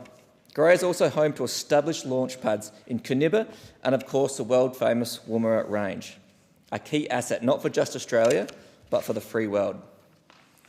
But it doesn't stop at launch. The re-entry and recovery of space capsules is fast becoming a multi-billion-dollar opportunity for this country. Just last year at Caniba, the test range was used for an orbital manufacturing mission by Southern Launch and California's Varda Space Industries. This is cutting-edge work, using microgravity and the vacuum of space to produce medicines that cannot be manufactured on Earth. These capsules carried ritonavir, an anti-age drug, produced in orbit because zero gravity allows for medicines to form purer, more homogeneous crystals. This is not science fiction. This is real manufacturing, real breakthroughs, and it happened in my electorate. The next step must be ensuring that it's not just capitals lending in Australia, but companies setting up here themselves. We should be attracting the next generation of pharmaceuticals and high-tech manufacturers to establish operations in Australia. That is where the jobs, the value chain and the long-term sovereign capability lie. Deputy Speaker, space is not a hobby. It is not a photo opportunity. It is a national economic and security priority. And it happens in the bush, on the Eyre Peninsula, in the outback, and in regions across the country. Labor's cuts will not simply delay a launch or two, they will cost this nation billions in GDP, tens of thousands of jobs, and a chance to lead in one of the most competitive and high-margin industries in the world. The Coalition has already shown what is possible when government provides vision and support. We provided it when we established the agency. We proved it when we set bold targets and backed them with serious investment. Labor has shown the opposite. Their cuts are short-sighted, reckless and harmful to our national interest. Not investing in space seems contrary to Labor's own policy of regional growth and their flagship programs, seemingly making space a personal issue with Labor. Deputy Speaker, I call on the government to urgently reprioritise Australia's space sector, restore funding, back our regions and back our sovereign capability. Because without that commitment, Australia risks not just losing ground, but losing the future itself. The question is that the motion be agreed to, and I call the member for Adelaide. Thank you, Deputy Speaker. Can I just reiterate what many of the speakers have said here about this motion, that this is a very exciting time for the space industry here in Australia. And it's no wonder that just on this private member's motion, there's 4 South Australians speaking on it. The member for Grey we just heard, the member for Spence earlier, I see my colleague, the member for Sturt here, and myself, because it is extremely important to South Australia. We have created an industry in South Australia, a great space industry, an innovative industry, and I'm very pleased to represent an area that's called Lot 14, which has a lot of these high-tech space industries doing research work and actually producing incredible technology, and I visit regularly, creating jobs, creating the jobs of the future, and ensuring that we're creating wealth as well for our state and for the nation. And as I said, no wonder there's 4 of the speakers from South Australia that are speaking on this particular topic. As I said, it's a very exciting time for the space industry. Space is critical to Australia's future, from everything from national security right through to climate resilience, to agriculture, connectivity, the economic growth. And I'm also proud to co-chair, together with Senator Sharma, the Friends of Space, Friends of Space Industry in this 48th Parliament, together with Senator David Sharma, New South Wales Senator. And in fact, if I could just remind all members, tomorrow night we're having our very first event for the 48th Parliament in the Queen's Gallery at 6:30. We have the entire space industry who'll be here. Please come along, speak to the industry and enjoy the festivities that will take place 6:30 in the Queen's Gallery tomorrow night.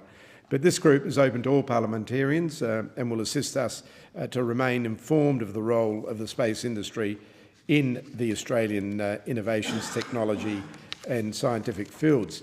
Deputy Speaker, space capability is essential to supporting the Australian industry and national critical infrastructure, from everything from satellite communications, GPS, Earth observation capabilities for the climate, and supporting Australian national security and defence priority. And as fascinated as we are with space, so much of what happens in space makes our lives much easier here on the ground. So a sovereign space industry is, of course, in our long-term national interest and will be a very powerful driver for productivity. And as a South Australian, as I said, all of us here today, the member for the Grey, the member for Sturt, the member for Spence, myself, are all aware of how many innovative companies are forging ahead in the space industry, especially in Lot 14 in CBD in Adelaide, home of the Australian Space Discovery Centre in my electorate as well.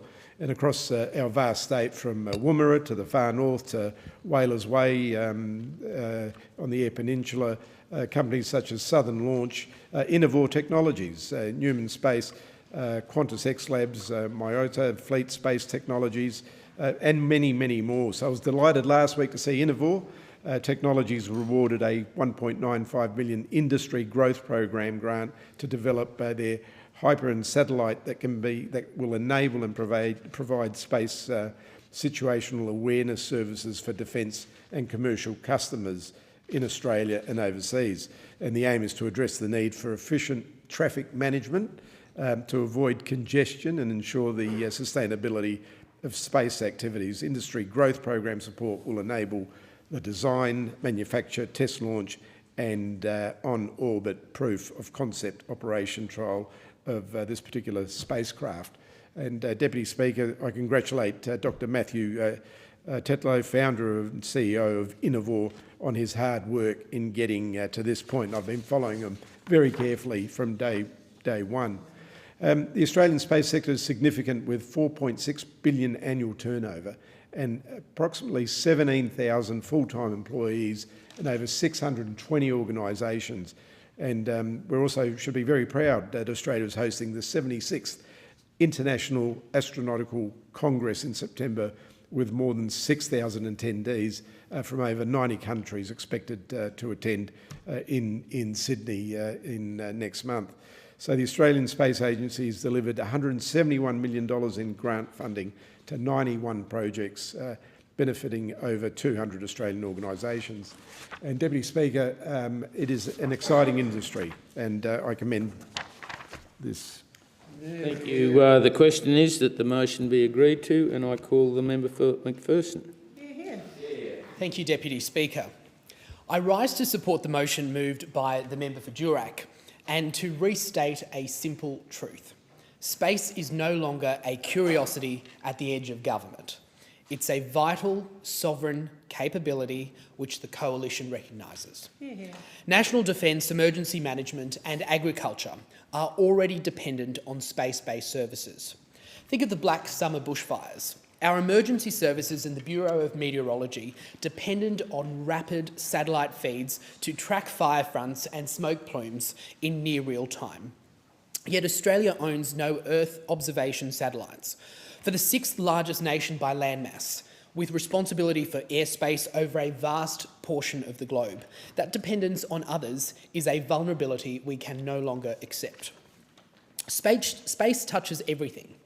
GPS for farmers and freight, climate and water management for our regions, telecommunications for remote communities, precision timing for our financial system, and domain awareness for defence. The global space economy is marching towards the $1 trillion mark. The jobs it generates are high skill, high wage, and exactly the kind we want Australian students training for today. Against that backdrop, Labor's handling of the space industry has lacked both foresight and responsibility, weakening our capacity at the very moment we should be building it. That's right.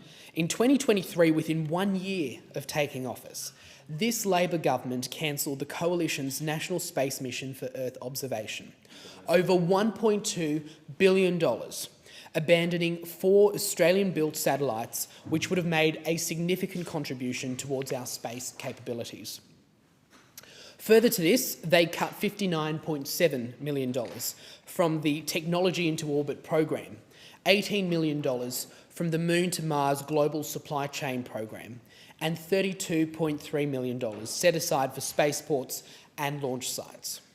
And on top of the cuts, the government removed space as an explicit priority from the National Reconstruction Fund. Shame. Mr Deputy Speaker, this represents a profound neglect of national priorities, short-termism over strategy. And they weaken us by increasing our reliance on foreign satellites and denying the enormous opportunities that a sovereign space capability would bring. Opportunities for high-skilled jobs, national resilience in times of crisis, and the ability for Australia to shape its own future in space rather than rent it from others. Industry has been blunt. The Space Industry Association warned of defunding without explanation. And across the sector, from satellite manufacturers to launch providers, the message is ultimately the same. Uncertainty kills investment. The government says it wants to, I quote, build things here. Instead, its actions have taken the sector off the launch pad. By contrast, the Coalition has a record of building, of enabling, not smothering industry. We established the Australian Space Agency in 2018, and we released the Australian Civil Space Strategy to grow the sector to a $12 billion sector and create 20,000 jobs by 2030. We backed industry with substantial investment, including the Moon to Mars initiative and the Trailblazer rover, giving Australian firms pathways into NASA missions and global supply chains. We celebrated achievements that inspire the next generation, like Catherine Bennell-Pegg becoming the first person to complete astronaut training under the Australian flag. Catherine completed her training with the support and the funding of the Australian Space Agency. Mr. Deputy Speaker, Australia needs a sovereign space capability, designed, built, launched and operated here at home, and backed by sustained investment. This is a choice between retreat and resolve. The government, as they do very often, has chosen retreat. Cuts, confusion and lost time. The Coalition will always choose resolve, and we will work towards a confident and a coherent plan to build an emerging and vital industry that serves our economy, our security, and very importantly, our regional communities. The question is that the motion be agreed to, and I call the member for Solomon. Thanks, Deputy Speaker. And from the outset, I just want to point out that I'm wearing a tie today with a Aboriginal design on it based on the stars, and I want to acknowledge the First Nations people's study of the stars and knowledge over millennia. And in more recent times, of course, we've had from the launch of the AUSSAT-A series satellites in the 1980s to that acquisition by Optus in 92, to landmark investments in the 1990s and over $3 billion investment in the last 25 years, Australia's commercial space capability has significantly evolved. And I'll never forget being out in Arnhem Land watching the first commercial space rocket launches that NASA had ever done outside of continental United States that were very successful.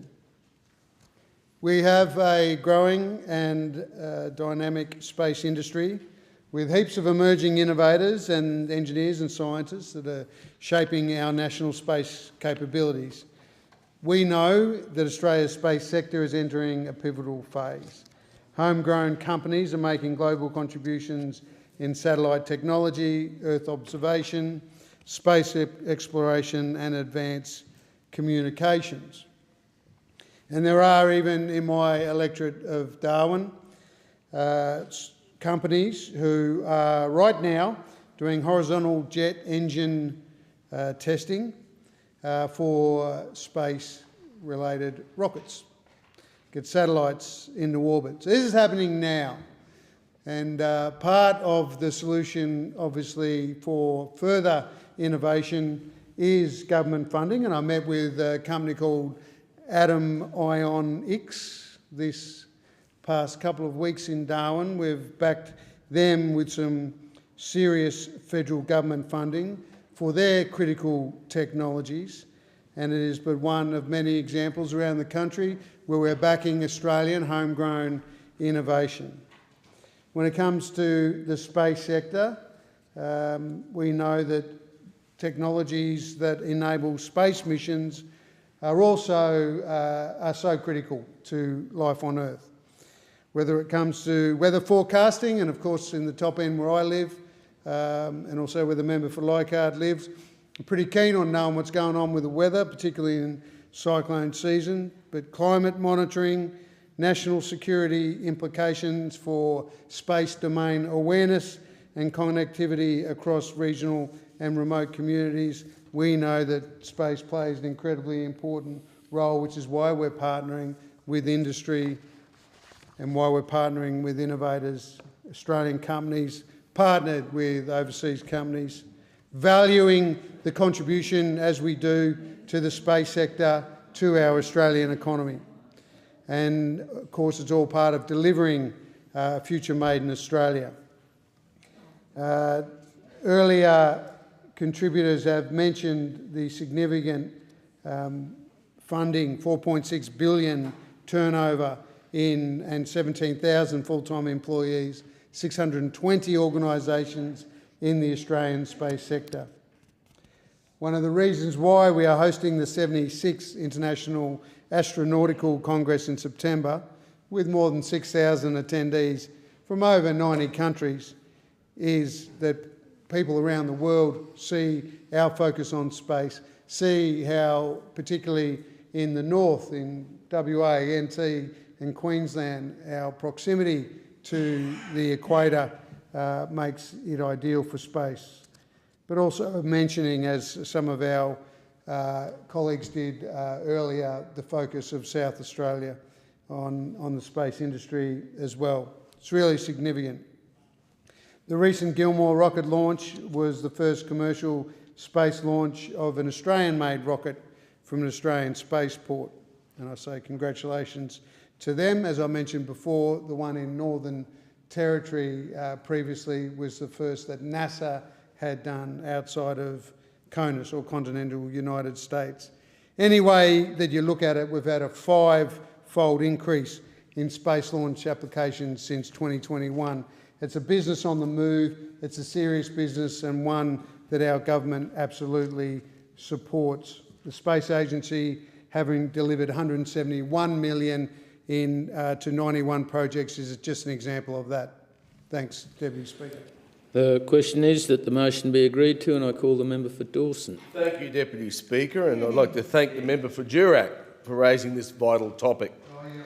Deputy Speaker, as member for Dawson and Shadow Assistant Minister for Manufacturing and Sovereign Capability, I have a special interest in Australia's space sector and our sovereign space industry.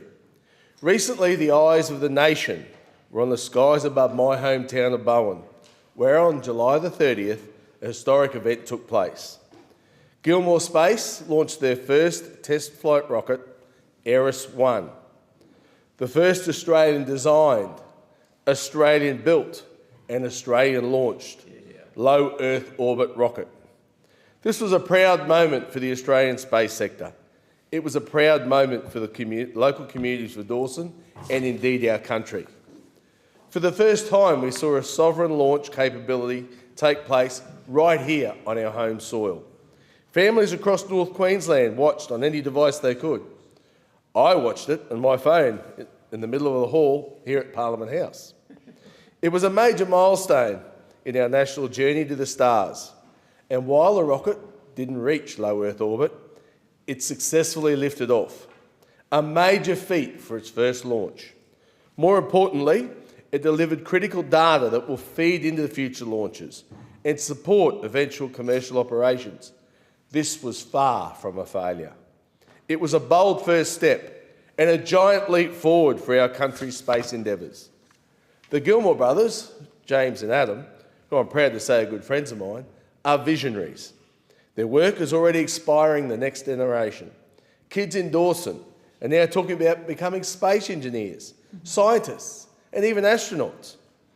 There is now a credible pathway into aerospace for Australian kids. It's not just to be dreamers, but they can be doers.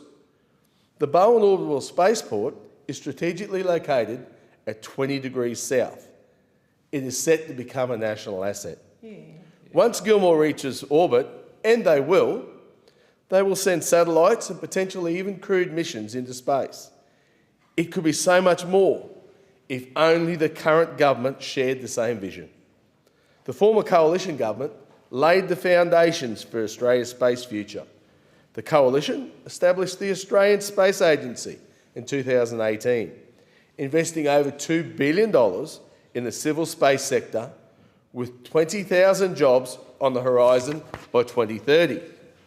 The coalition backed research and development, including the establishment of SmartSat, CRC, to focus on telecommunications and next-gen technologies, to support Australian businesses and to participate in NASA's Artemis program. The coalition recognised space as a strategic domain, committing $7 billion to sovereign space capability and establishing Defence Space Command in 2022.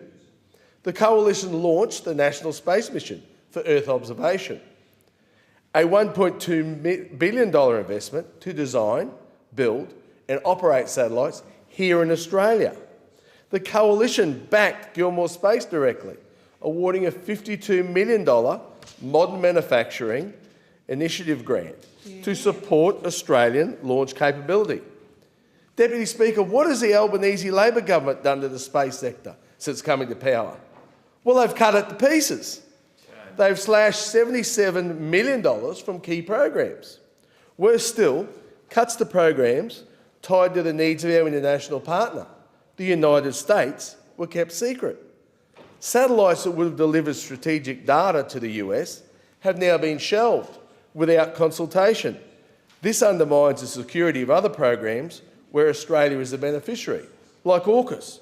No wonder the Prime Minister struggles to get a meeting with the US President. That's right. Labor talks about future made in Australia, but when it comes to space, a sector brimming with opportunity, they've not shown any serious concern. Deputy Speaker, we are at a critical juncture. We have the chance to become not just a participant in space, but a leader. We can leverage our geophysical advantage, homegrown talent and momentum from the pioneers like Gilmour Space to secure our place in the global space sector. But we must act now. If we invest in our sovereign space capabilities, we can create a thriving space industry and one that delivers jobs. Let's just not look up at the stars. Let's boost our sovereign capabilities, advance our space and explore the stars. Time has expired. The question is that the motion be agreed to, and I call the member for Sturt. Thank you, Deputy Speaker. I'm proud to rise today to speak about the significant part my home state of South Australia is playing in the government's space sector investment and development of sovereign space capability. Like my colleague, the member for Adelaide, who spoke before me, I too am proud of Lot 14, which is a 7-hectare site in the heart of Adelaide's central business district. Lot 14 is a growing research and innovation district that aims to shoot for the stars, and the district is home to a dynamic community working on cutting-edge technology in defence and space. The Australian Space Agency is an anchor organisation within the district, working to deliver programs that generate national space capability and infrastructure, unlock international space collaboration, and building programs that inspire a future space workforce. Since inception, the Australian Space Agency has delivered $171 million in grant funding to 91 projects, which has benefited over 200 Australian organisations. Importantly, the Australian Space Agency programs have delivered a 7-to-1 return on investment on average, making the agency a key part of the Australian space sector. This has an annual turnover of $4.6 billion, with 17,000 full-time employees and comprised of some 620 organisations.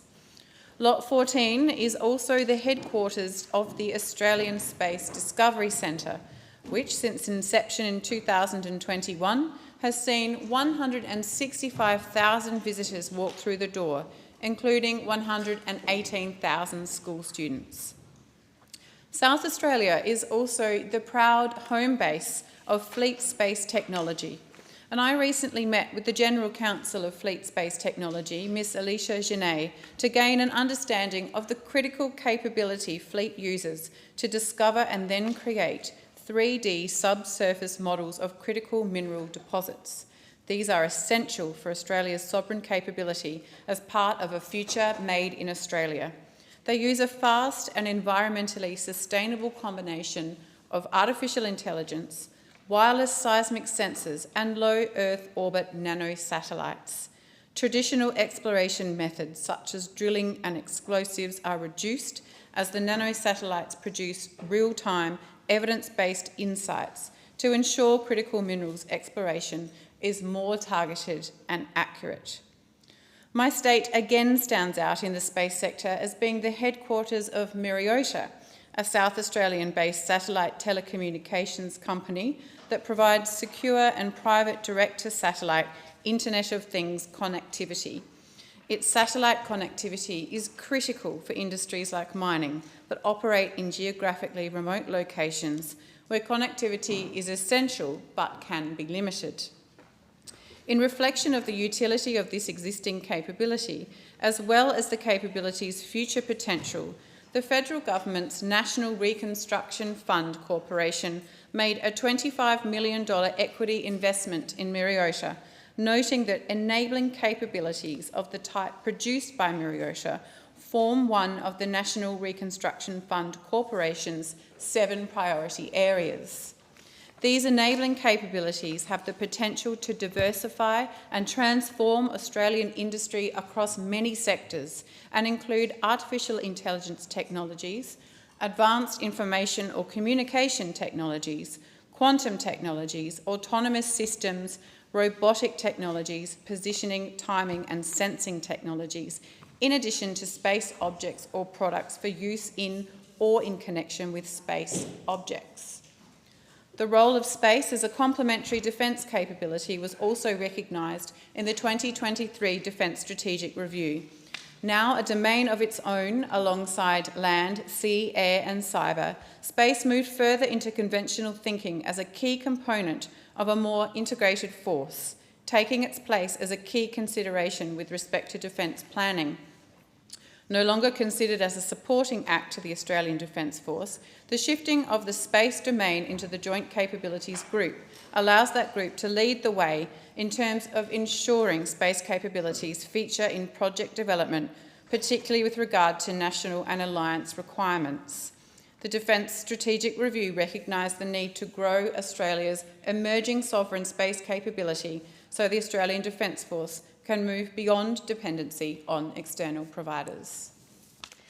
I thank the member. There being no further speakers, the debate is adjourned and the results of the debate will be made in order of the day for the next day of sitting. And I call the clerk. Private members' business, notice number 8, for a motion in relation to mental health. I call the member for Griffith. Deputy Speaker, I move the motion relating to mental health in the terms in which it appears in the notice paper. Deputy Speaker, as a proud former CEO of a national youth mental health charity, I know that when we talk about mental health, we are talking about an issue that touches every family in Australia. None of us are immune. Whether it's our children, our parents, our friends or ourselves, we all know how it feels when the right care isn't there, and we all know how much it matters when it is. That's why this motion is so important, because the Albanese Labor government is putting mental health at the heart of Medicare and making sure services are close to home, easy to find and simple to access. At the last election, we made a $1.1 billion commitment to strengthen mental health care right across this country. This includes 31 new and upgraded Medicare mental health centres, taking the total number of them to 91, 58 new, upgraded or expanded headspace services, 20 youth specialist care centres for young people with complex needs, 8 new perimental mental health centres, and we will support more than 1,200 training places for mental health professionals and peer workers. Recognising that too many Australians have had too long to wait, travel too far or pay too much to get help led to the promise of these bold reforms for a better future. Deputy Speaker, every single one of those services is more than just a building. It's an open door when someone needs it most. In my own community, I recently heard from a local mum who told me about her son's journey with ADHD and its impacts on his mental health. She said that with so many confusing and costly options out there, our local headspace at Woolloongabba was by far the best support that her family found. Her son was matched with a fantastic psychologist who for the past 4 years has walked alongside her son and their family through the challenges of early high school, helping him manage his outbursts, frustrations and self-doubt. At best, this mum had hoped her son would complete Year 10, but with the right care and the incredible support from his psychologist and the Woolloongabba Headspace Centre, her son is now confident to not only finish school, but he now dreams of becoming a sports broadcaster. She told me her son no longer feels trapped by his mental health and he feels supported to thrive in life. all thanks to the incredible services and team at our local headspace. Deputy Speaker, that's what these services mean. They mean young people can have hopes for the future and families feel supported, included and understood.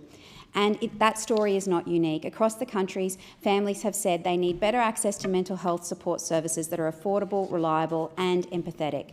That's why we're delivering special youth specialist care centres for the so-called missing middle, those young people who are too unwell for primary care but not sick enough for acute care. For too long, they've been left without support. And the best part are these services are free. That's the kind of practical, real-world change that families tell me makes all the difference. Since coming into government, we've established already 42 Medicare mental health centres that offer walk-in mental health care and free access to a psychiatrist and psychologist, either on-site or on call. We've established 12 perinatal mental health centres to provide support to new patients. We've expanded the Headspace network to more than 170 centres. We've restored the bulk billing telehealth psychiatry Medicare rebate so Australians living outside metropolitan areas get equal access to clinical mental health support. And we've expanded the mental health workforce with more than 4,000 psychology scholarships, internships and training places. Deputy Speaker, these changes are about removing the financial burden of families, of parents and of young people, which often stands in the way for treatment and recovery. It's about giving people back their dignity, their access to quality and timely care, and in many cases, their future. Deputy Speaker, we are building a mental health system that puts people first, one that meets Australians where they are at every stage of life. That's what this motion is about, and that's why I am moving it in this chamber. I thank the member. Is the motion seconded? Deputy Speaker, I second the motion and reserve my right to speak. I thank the member for being. The question is that the motion be agreed to, and I call the member for Grey. Deputy Speaker, the Coalition is deeply concerned about the Albanese Labor government's disingenuous rhetoric on Medicare and the state of bulk billing in Australia today. Before the last election, the Prime Minister promised Australians that all they would need to see a doctor is their Medicare card, not a credit card. His words were emphatic. One card covers it all. Not your credit card, your Medicare card. He repeated that promise at least 71 times. But the reality Australians now face is very different. Under Labor, bulk billing has collapsed. GP bulk billing has fallen from 88% under the Coalition to 77% today. That means 40 million fewer bulk billed GP visits in the past year alone.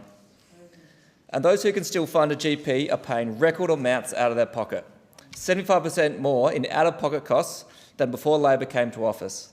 The government's own national accounts show that more Australians than ever are having to use their credit card alongside their Medicare card, being charged the highest out-of-pocket costs on record. The result is heartbreaking. More than 1.5 million Australians last year avoided going to the doctor because they simply could not afford it. That is a sad reality of our healthcare system under Labor, a reality that no photo opportunity or stunt with a Medicare card can hide. Deputy Speaker, it is worth reflecting on how we got here. For years, general practice has been under pressure. Doctors tell me the traditional model, where shorter consultations help subsidise longer, more complex ones, has broken down. And at the same time, rebates have fallen far behind the actual cost of providing care. In fact, GPs receive just $42 from Medicare for a standard consultation. Compare that to $246 the government pays for an urgent care clinic visit, $200 for a nurse-led clinic, and $692 for a patient presenting to an emergency department without admission. The incentives are skewed away from general practice, the very front line of our healthcare system. Now, this has devastating consequences in our regions. Only recently, in my electorate, the Gorders Line Medical Clinic closed its doors in Peterborough. This is a community of 1,200 people. It is now gone. People in Peterborough, like so many regional towns, are left with diminishing access to primary care. And the only option in many cases is to wait until the condition worsens and head to an already overstretched regional hospital. That is not strengthening Medicare. That is weakening it. And yet the Prime Minister continues to tell Australians that it's free to see a GP. His Health Minister now even admits that he never said there would be 100% bulk billing. Deputy Speaker, that is simply not true. The Prime Minister's own words are on the record. This is not just a broken promise, it's a $2 billion lie. because in the past year alone, Australians have paid more than $2 billion in out-of-pocket costs to see their GP. That's $2 billion that the Prime Minister told them they'll never have to pay. By contrast, the Coalition has a strong record on Medicare. Every year we were in office, we increased funding, from $18.6 billion under the former Labor government to more than $30 billion by 21-22. When we left office, with bulk billing at record highs of 88%, and in our last year, 167 million free GP services were delivered, 61 million more than the previous Labor government. Now let's not forget about mental health. Labor has cut Medicare subsidised sessions in half, stripping vital support from 372,000 vulnerable Australians and ignoring the advice of experts and even their own review.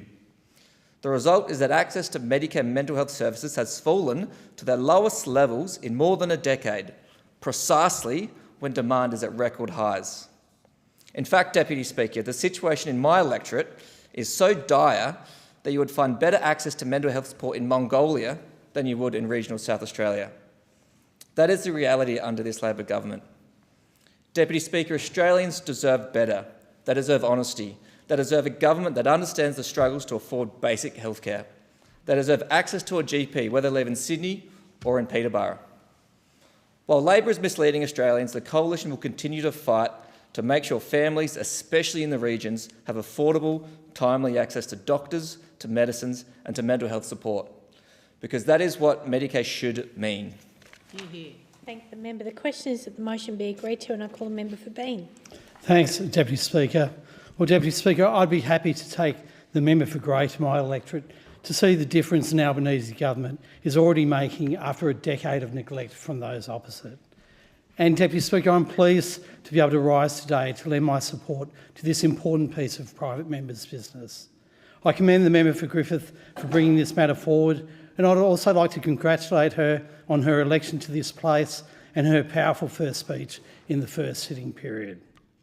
But Deputy Speaker, this motion goes to the heart of the agenda of the Albanese government in terms of access to and outcomes in healthcare. We recognise the essential importance of mental health in the overall context of public health. We also recognise that mental health services and supports can be inaccessible in terms of costs and availability and proximity. On this side of the House, we believe firmly that the only thing you should need to access important care is a small piece of green plastic, your Medicare card. A card those opposite have never been particularly committed to or interested in. And Deputy Speaker, recognising all this, our government is acting to put mental health at the heart of Medicare and ensuring that mental health services are located appropriately and accessible to all. At the recent election, we made a $1.1 billion commitment towards mental health. And what this looks like on the ground is 91 Medicare mental health centres across Australia. These centres are staffed by clinical and non-clinical staff who offer mental health support and care without the need for an appointment, referral or treatment plan. Best of all, it's free. All you need is your Medicare card. And I know how good these centres are, Deputy Speaker, as I have one such centre in my electorate of Bean. Last month, I visited the new Medicare Mental Health Centre in Tuggeranong with the Assistant Minister for Mental Health and Suicide Prevention, the member for Dobell, for its official opening. It was wonderful to meet the staff and partners who work to make the centre possible. The centre is a welcoming and calm environment with a dedicated and able staff ready to offer assistance.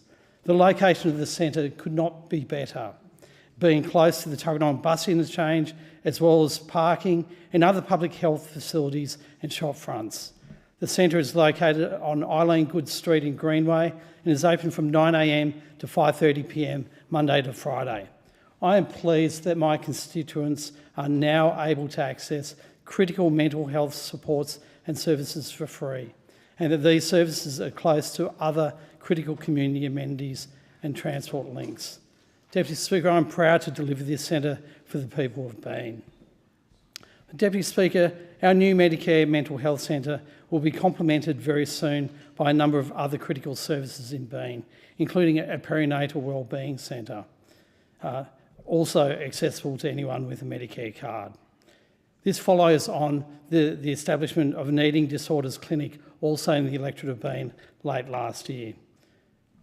I'm looking forward to that perinatal wellbeing centre coming online soon, and also looking forward to the establishment of a Medicare urgent care clinic in Woden, just down the road from Tuggeranong. Deputy Speaker, I remain firmly committed to working to ensure that the people of Bean continue to get access to real, on-the-ground services which bring a meaningful and positive change to their lives and healthcare.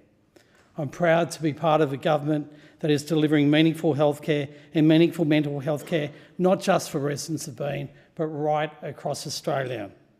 A government that has always made accessible and affordable healthcare a priority, from the beginnings of Medibank to Medicare and now to an Albanese government. I thank the member. The question is that the motion be agreed to, and I call the member for McPherson.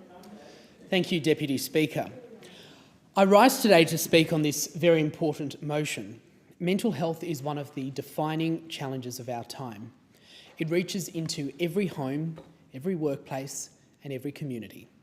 And it's something that the government cannot afford to get wrong.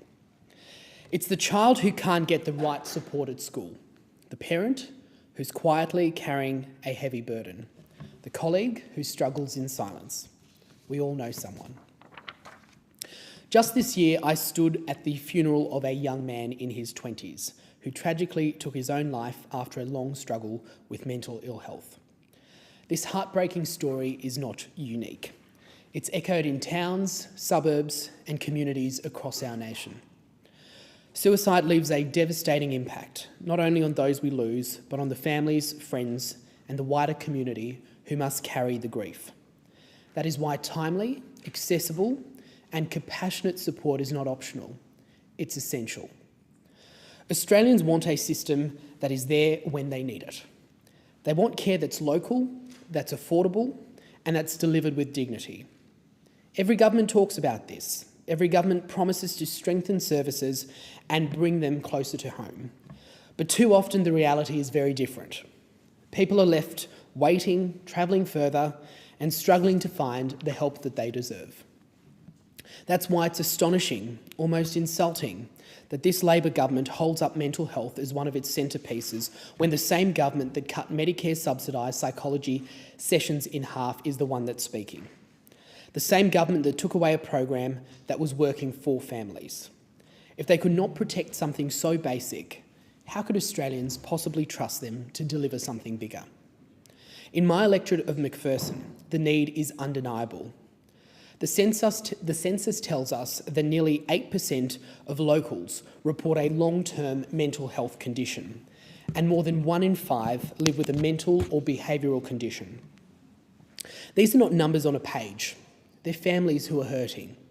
And they're right to ask, how can Labor talk about strengthening mental health while ripping away the very supports that people relied on? Healthcare access is one of the biggest concerns in McPherson. More than 40% of residents identify it as a pressing issue. That means people are struggling, really struggling, to find consistent and affordable care.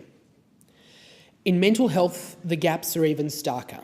People experiencing distress, but facing long waits, higher costs, and in some cases, no local services at all. I think of a single mother I spoke to recently from Currumbin Waters. Her daughter has been dealing with mental health challenges for some time. When Labor halved the psychology sessions, it left her in an impossible situation. She simply cannot afford the extra cost. And so her daughter now goes without. That is the reality. While Labor congratulates itself on new announcements, families are left to pick up the pieces.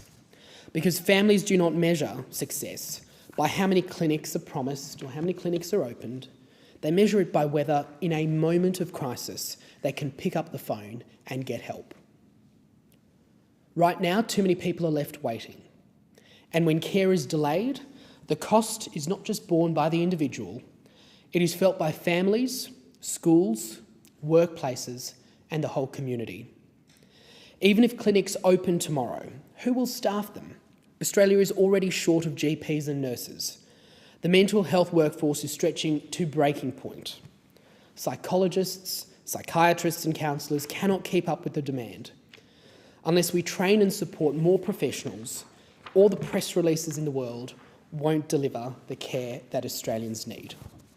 I thank the member. Sorry, apologies, I thought you finished. Our country deserves better. Australians deserve care that is faster, fairer and closer to home.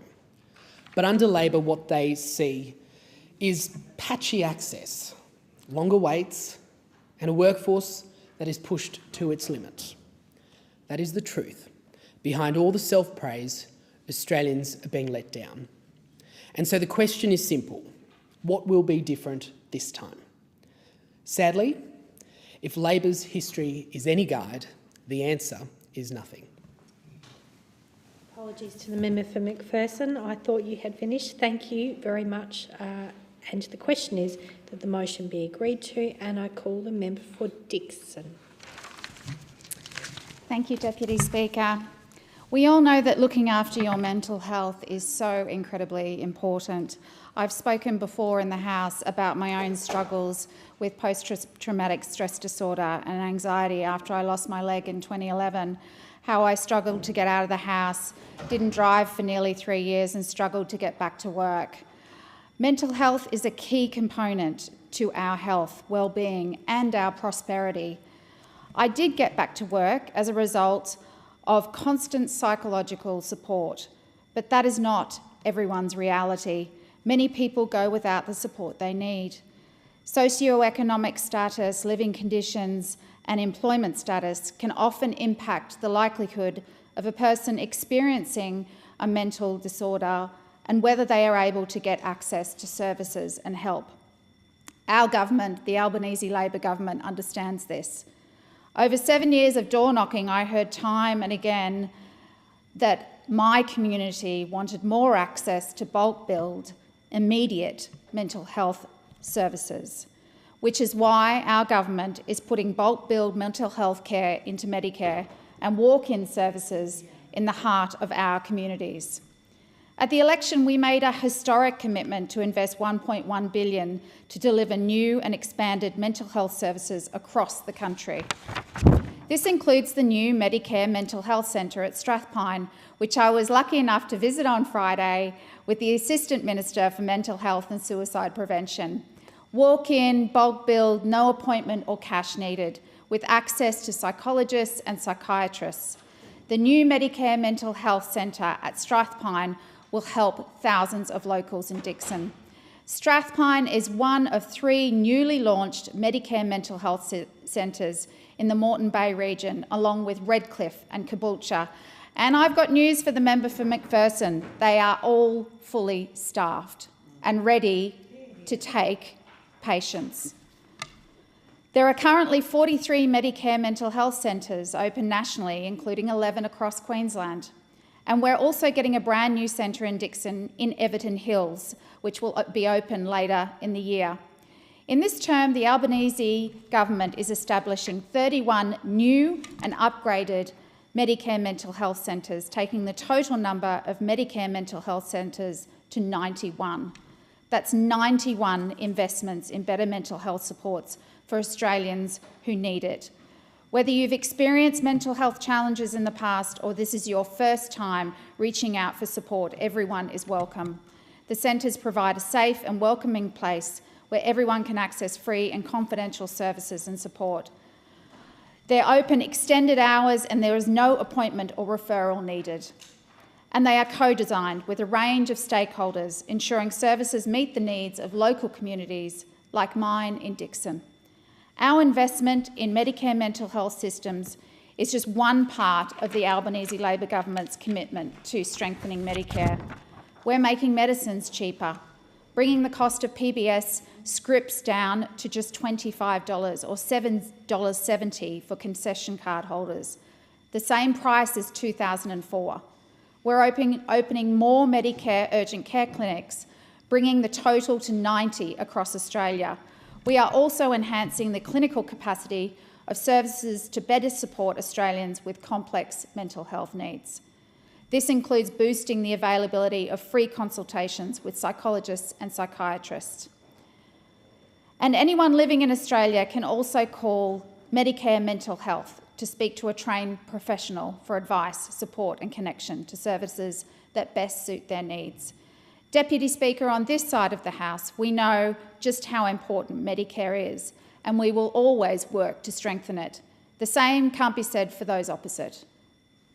Who could forget the proposed $7 co-payment for GP visits, pathology and imaging services the Coalition tried to implement when they were in government?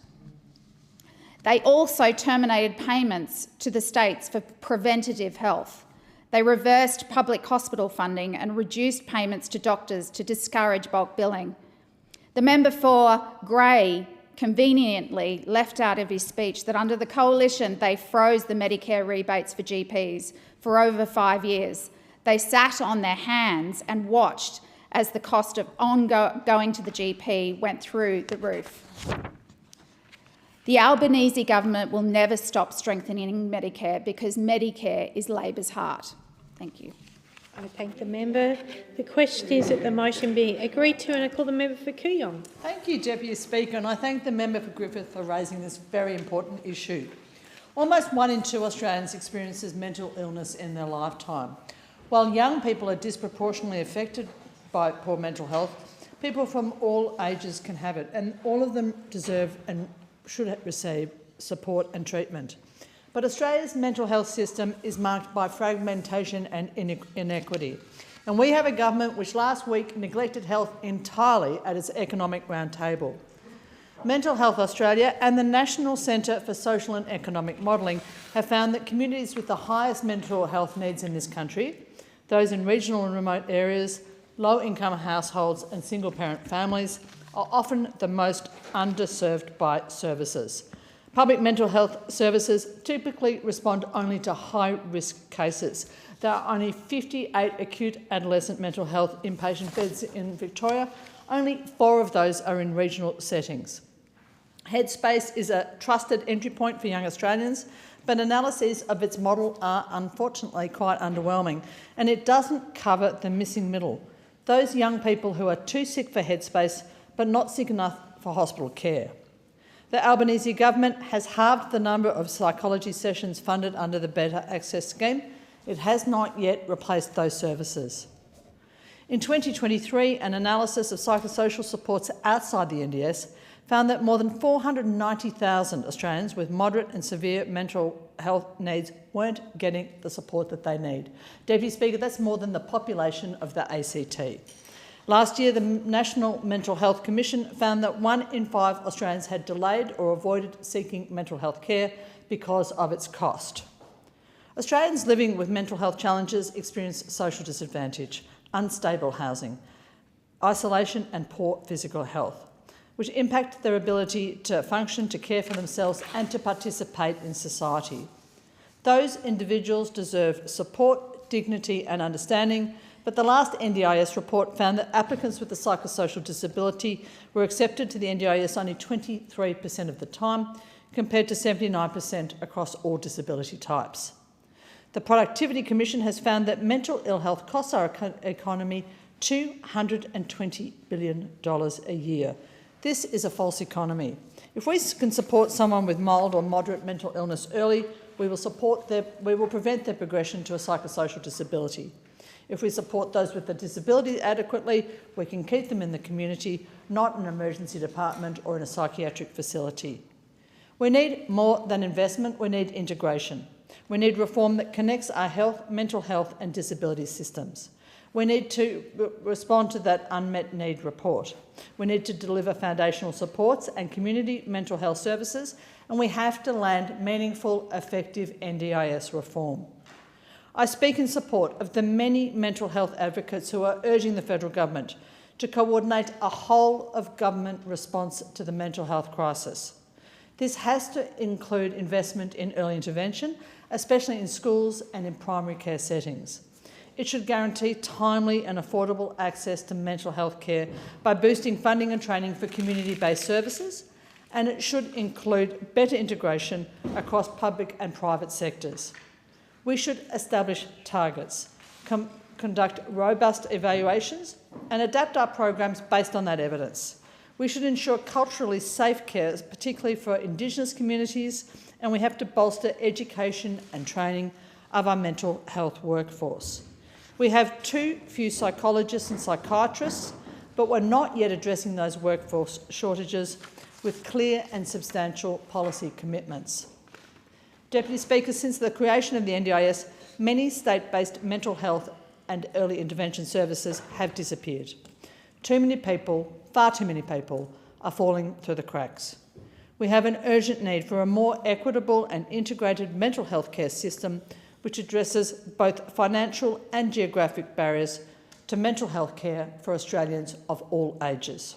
Only through systemic reform and sustained investment can Australia build a mental health care system that truly meets the needs of its people. The member for Spence. Thank you, Speaker.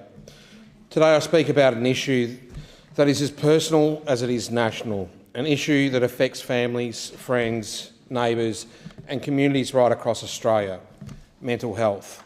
For too long, too many Australians have struggled in silence, navigating a system that was hard to access, hard to understand and often out of reach. This is not a challenge we can leave out of sight and out of mind. That is why the Albanese Labor government is putting mental health at the very heart of Medicare and services at the centre of communities. We are building a national network of 91 Medicare mental health centres across the country so that no matter where you live, help is never far away. And in the northern suburbs of Adelaide, we have our own mental health centre in Elizabeth. It's open Monday to Sunday, including public holidays, because we know a crisis does not hit the pause button depending on what time of the year it is. All of these centres are free and are open for walk-ins, ready to provide short or medium-term care with a safe space to sit and talk, or even just sit quietly when you need it the most. You do not need an appointment, you do not need a referral, you do not need a mental health treatment plan. Because when you're in crisis or when you are just starting to realise you need help, you should not have to navigate red tape before you can speak to someone. You should be able to walk through the door and find care from qualified clinical staff who can provide treatment, and non-clinical staff who can listen, guide and connect people to the support they need. Speaker, this is about more than one-off interventions. That is why the government is opening new perinatal mental health centres to make sure new parents have the help they need during one of the most challenging transitions in life.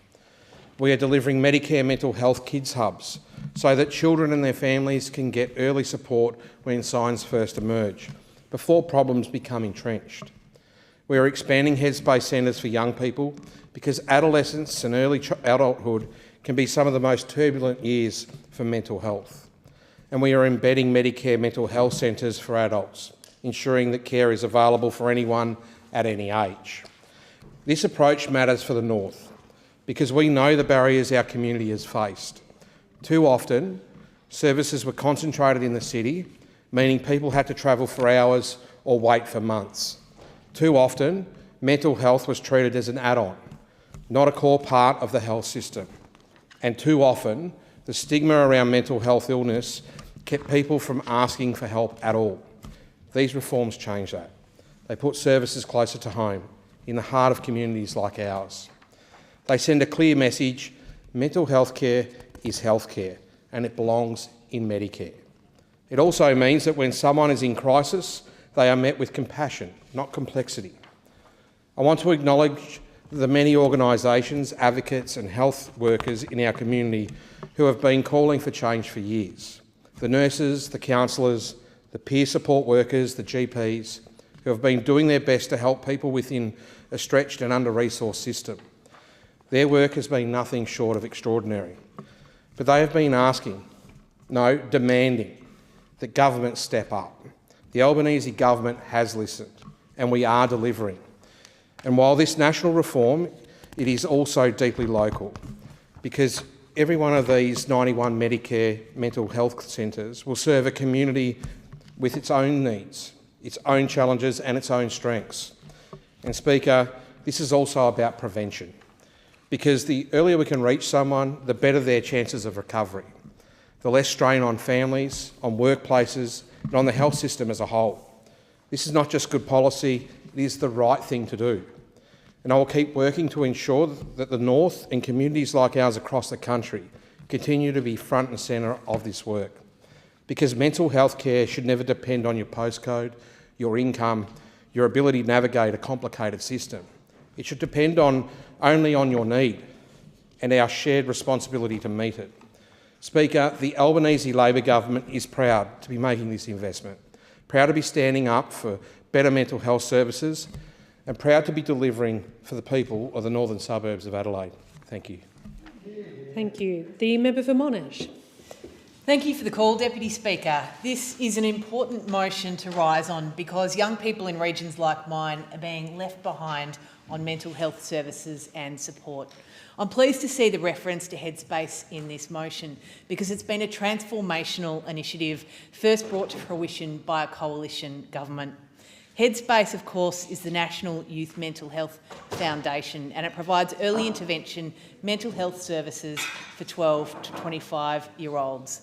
The organisation supports young people with mental health, physical health, alcohol and other drug services and work and study support.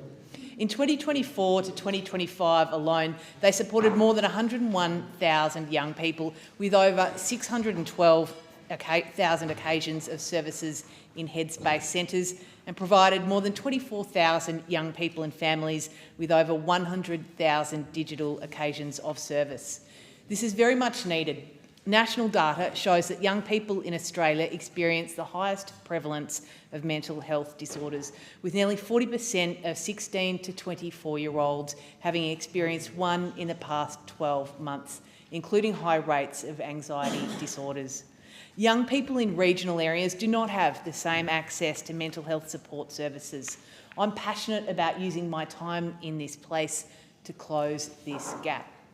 As Australia's best demographer, Bernard Salt, wrote recently, over the last 10 years, Warrigal's population has increased by 41%. It outpaces places like Busselton and the Gold Coast. According to Bernard Salt, Warrigal and Druin in my electorate are the fastest growing towns in Australia, but many of our services haven't kept pace with that growth. One of those areas is mental health, and in particular for young people. I recently met with a number of dedicated staff from Latrobe Community Health Services in West Gippsland about this challenge. Despite its population growth, the Baw Baw Shire area does not have a Headspace of its own. You need to travel to Bass Coast or the Latrobe Valley for the nearest service. These are significant distances to travel, particularly for smaller and more remote areas of Baw Baw Shire like Erica, Rawson, Neerim South, Noojee and other towns. I want to thank Neil Thornburn and Mona Wee from my local community who wrote to me about why this is important. I met with them recently and the need is clear. In the 2024-2025 financial year, Headspace Morwell supported 726 young people with their mental health. Of those, 147, or around 20%, were from the Baw Baw Shire, many of whom would be travelling an hour or more to get there. A 2024 survey of 370 Year 8 students in Baw Baw Shire paints a clear picture. 36% showed moderate to severe symptoms of depression. That's equivalent to almost 3 full-time clinicians' caseloads, yet there were no Headspace-funded positions in the Baw Baw Shire area. 26% had moderate to severe anxiety, and 26% experienced problematic levels of loneliness. 46% said they'd experienced discrimination. Young people in our community deserve safe, inclusive mental health care that actually meets them where they're at, and their need is urgent. We know that young people's mental health needs are evolving. They are more complex. Adolescent and early adulthood have always been challenging times for young people.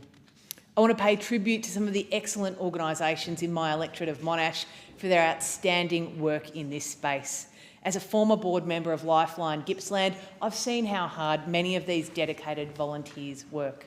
In particular, Barry Rogers and the team at Gippsland Youth Spaces continue to put in some extraordinary efforts to support young people at risk with very limited resources. I was so pleased to have been able to secure a coalition commitment for $850,000 during the recent election to support their work, and will continue to support their efforts, which include mentorship, a safe space for young people to go after school if home isn't a safe space, pathways to vocational and trades training, and much more. When last in government, the Coalition doubled the number of Medicare subsidised mental health sessions Australians can access from 10 to 20. Labor has cut Medicare subsidised mental health support in half, back to 10 sessions. This leaves 372,000 Australians, many of them young people, without the support that they need. We urgently need to address this. Doubling these sessions is urgent. Securing a new headspace for West Gippsland is a major priority for our community, and I'll make that commitment to our electorate. Thank you.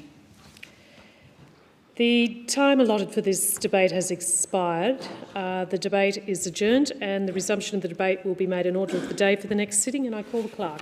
Private members' business, notice number 9 for a motion in relation to the Pacific Australia Labor Mobility Scheme.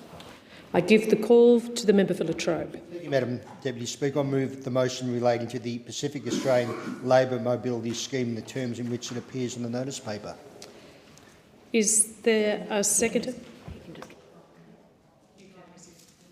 Thank you. I rise to speak today in support of the Pacific Australia Labor Mobility Scheme, known to many as the PALM scheme, which has been a significant and positive force to supporting Australia's regional and rural employers and building stronger relationships with our Pacific Island neighbours in Timor-Leste. The PALM scheme is a significant bipartisan initiative. It allows Australian employers, particularly those in rural and regional areas, to access a reliable pool of workers and 9 Pacific Island nations and Timor-Leste. Introduced in April 2022 by the Morrison Coalition Government, and I acknowledge the member and previous and former Minister for Riverina for the great work he did in this space. The PALM scheme replaced early programs, the Seasonal Workers Program and the Pacific Labour Scheme, and in doing so it brought together the best of both worlds. Economic opportunity for our Pacific neighbours and a reliable workforce for Australian employers. This scheme is truly a win-win for both Australia and our Pacific family. Australian businesses benefit from the productivity and dependability of the PALM workers. Meanwhile, Pacific and Timor-Leste nations gain valuable skills and, importantly, income, which they send back to their families through remittance. This money is critically important to these communities. It supports families, strengthens communities and lifts entire economies. According to data published last year, $212 million in remittances and superannuation flowed back to Pacific and Timor-Leste for long-term PALM workers, which is absolutely fantastic for their communities. And short-term workers remit on average $1,061 a month to their families, which has proven critical in supporting the livelihoods of those workers and in particular their families. The economic benefits to Australia are substantial too. According to the Australian Institute brief published in September 2024, approximately 31,000 PALM workers in Australia contributed nearly $1 billion to our economy through living expenses and taxes.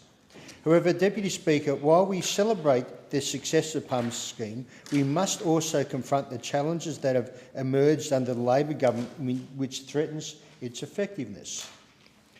In 2023, Labor imposed a minimum requirement that PALM workers must be guaranteed 30 paid hours every week. This decision totally disregards the seasonal and weather-dependent nature of farm work. Forcing a flat minimum of 30 hours per week every week was simply not workable. Industry bodies warned the government that this is inflexible, would cause employers to walk away. Unfortunately, this is exactly what happened.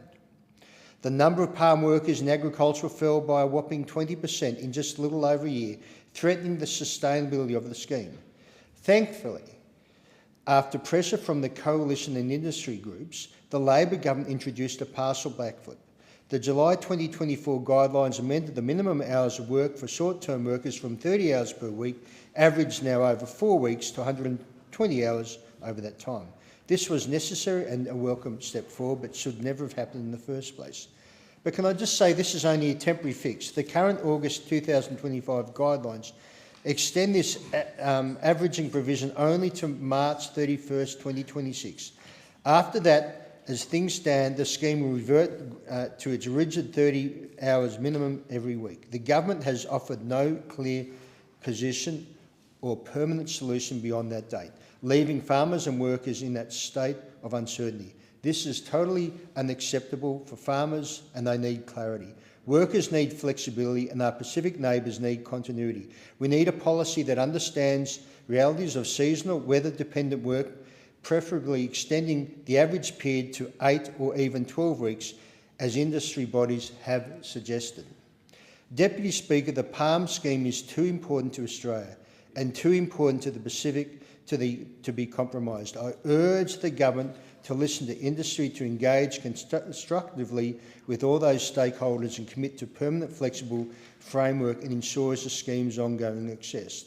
Let us protect the PALM scheme for our farmers, our neighbours, and in particular for our future.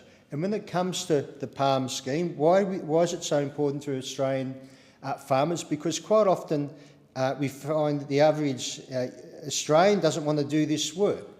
And this is where our Pacific Islander friends have come to do the heavy lifting and save farmers and make sure their farms are profitable, and making sure that food and veggies get on the table of Australians. So this is something so important, and as I said before, it is a benefit also very much for our Pacific neighbours who obviously take the funds they make in Australia back home to support their families. Thank you very much, Madam Deputy Speaker. Is the motion seconded? I second the motion and reserve my right to speak. The question is that the motion be agreed to, and I give the call to the member for Solomon. Thanks, Deputy Speaker. The Pacific Australia Labour Mobility, or the PALM scheme, is a key workforce in our Northern Territory. Almost 1,000 workers in over 30 locations so far in this year alone, with more expected, of course, as our mango season quickly approaches. Now, most of the PALM scheme workers have been from Timor-Leste, but also Vanuatu. So that's 30 NT employers, largely in agriculture, but also in hospitality and the care sector. Earlier in the year, I attended an event at our university, Charles Darwin University, to welcome workers from Papua New Guinea. They're here in Alice Springs and Katherine to train and work in the early childhood sector under what is a pilot with the PALM scheme. As part of our commitment to expand and improve the PALM scheme to address more of Australia's workforce shortages, whilst also developing long-term expertise that will strengthen domestic labour markets in our Pacific family nations.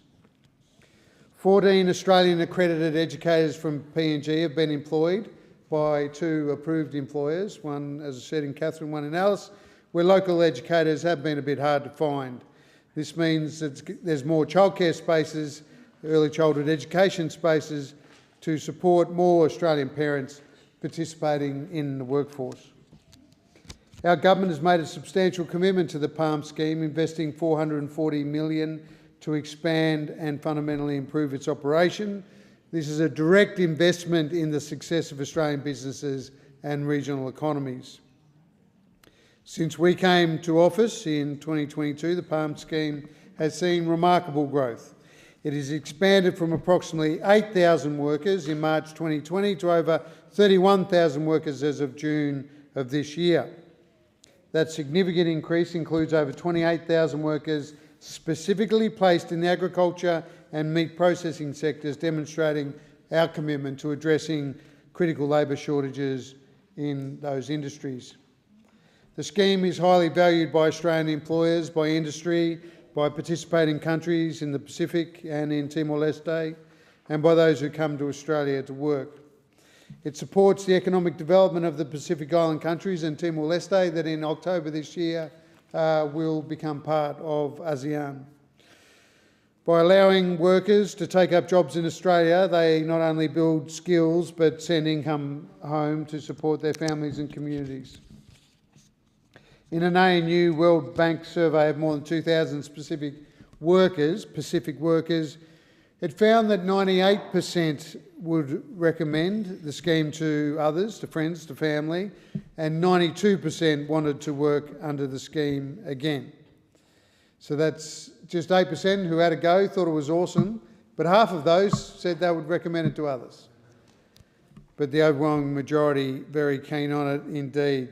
On average, a PALM scheme worker can save or send home about $1,500 a month, which is often about 9 to 10 times more than they would be able to earn in their home countries. That funding is vital for the families, covering costs of food, other essentials, education and health.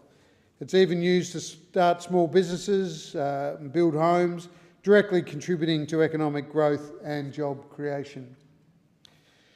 We're also actively embedding skills development as a key feature of the scheme, empowering workers with new capabilities they can take back to their own communities, fostering long-term development. Not just capacity development, but capacity strengthening. This scheme, the PALM scheme, fundamentally strengthens Australia's diplomatic, economic and cultural ties with our Pacific family and Timor-Leste, reinforcing our shared future and responsibility in the region. In the time remaining, I just want to reflect quickly on a visit representing the Deputy Prime Minister I made to Timor-Leste last week, where I spoke with a number of members of the Timor-Leste government, but also the President of Timor-Leste. Everyone in that country only has good things to say about the PALM scheme, and they want to see it increased. They see all the benefits it brings to their country, and we're very proud to not only partner with Timor-Leste, but many of our Pacific Island countries. We'll keep working on the PALM scheme to get it even better. Thanks, Deputy Speaker. The member for Riverina. A bouquet and a brickbat.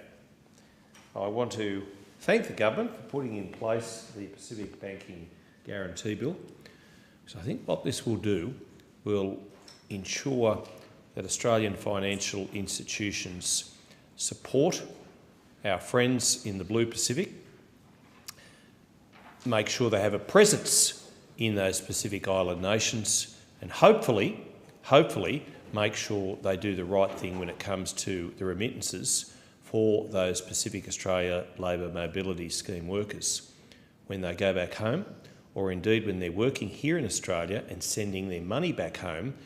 The fact that that money, or most of it, almost all of it, if not all of it, should be going back to their families, the villages which benefit so greatly from it.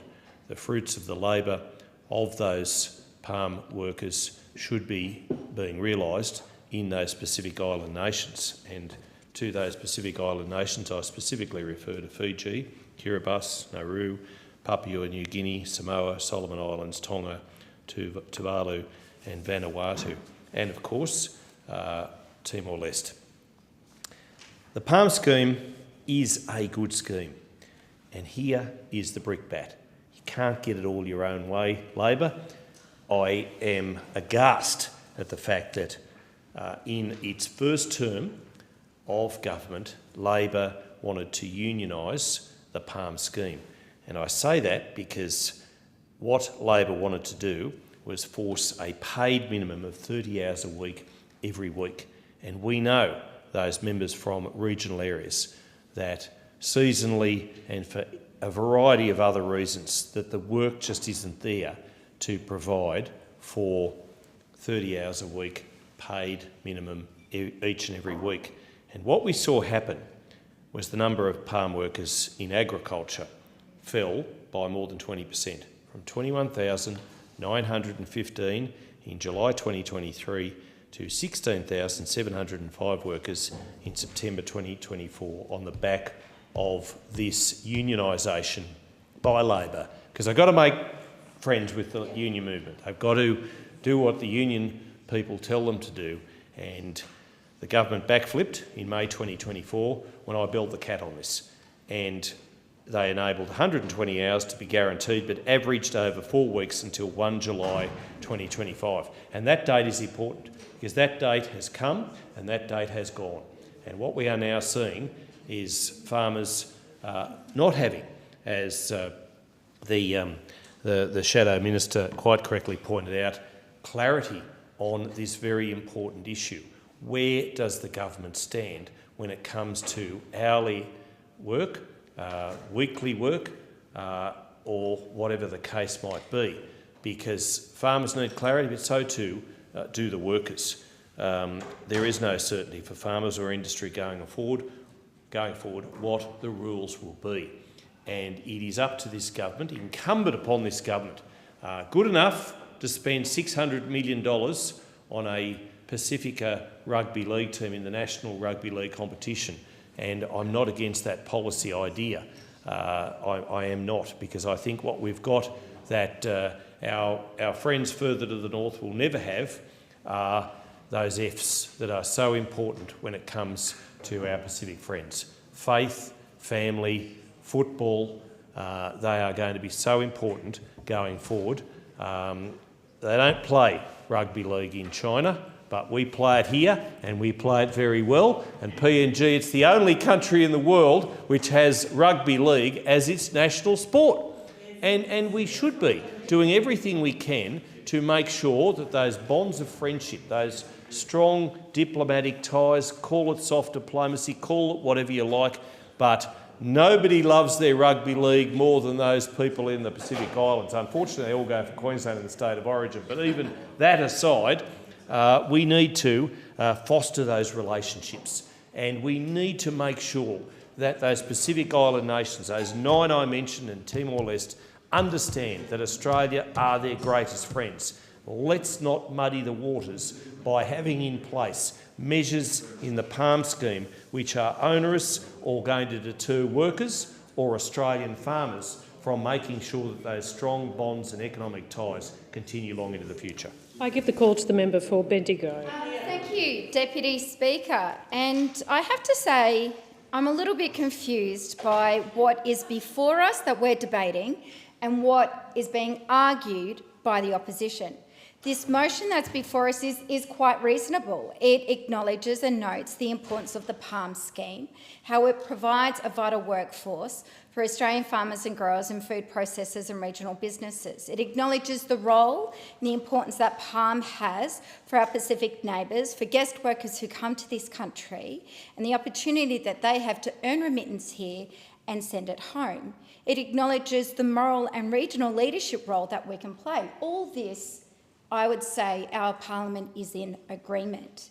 And it is in that spirit that our government has sought to improve the PALM scheme from what we inherited from those opposite. It's disappointing that they stand up here and seek to water down all the strengths that we've put in place to protect the integrity of the scheme. Let's just remember what we inherited.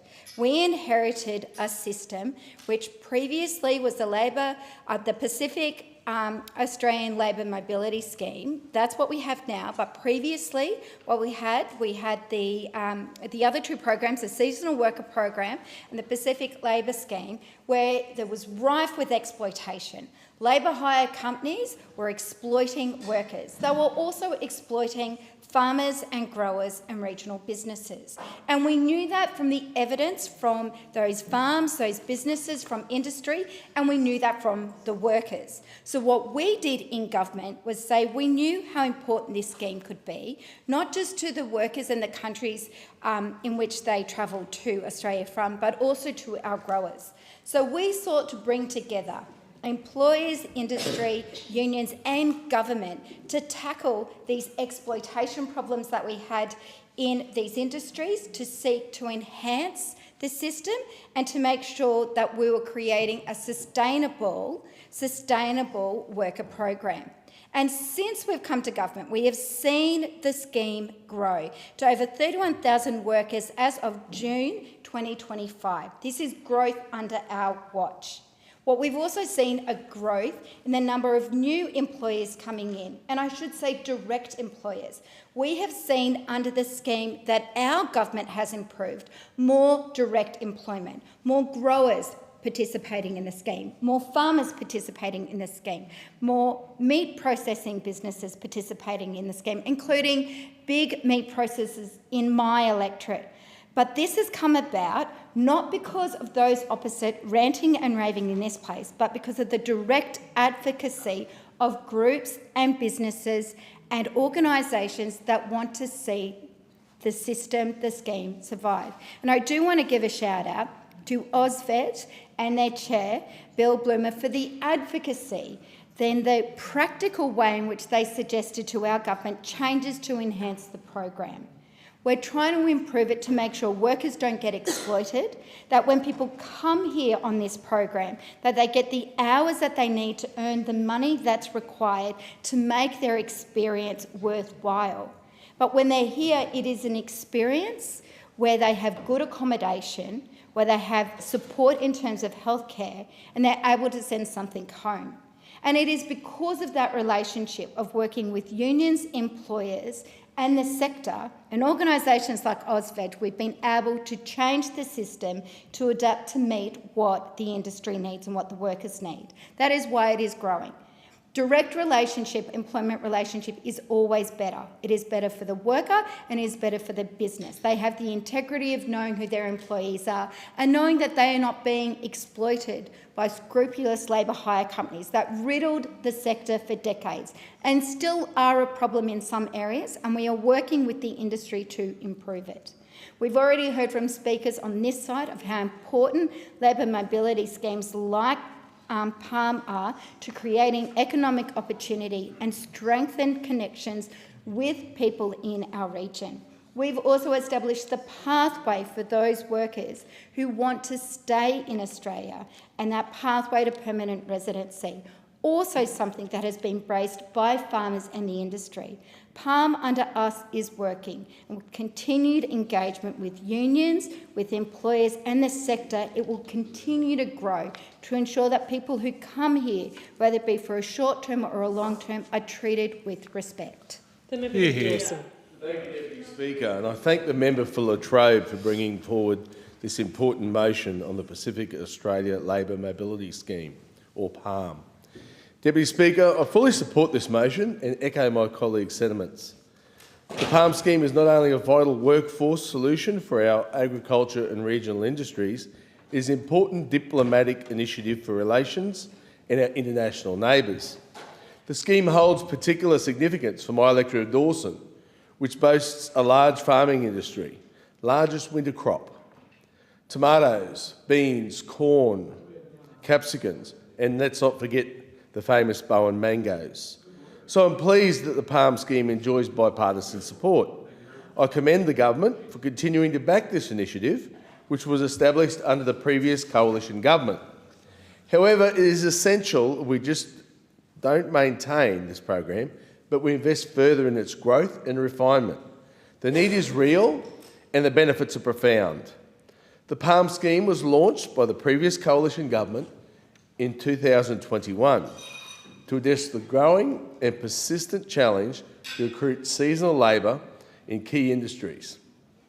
The scheme was introduced to streamline and consolidate previous schemes while creating better access to international workers for sectors like agriculture, meat processing, hospitality and aged care, industries that often struggle to attract enough local workers, particularly in rural and regional areas.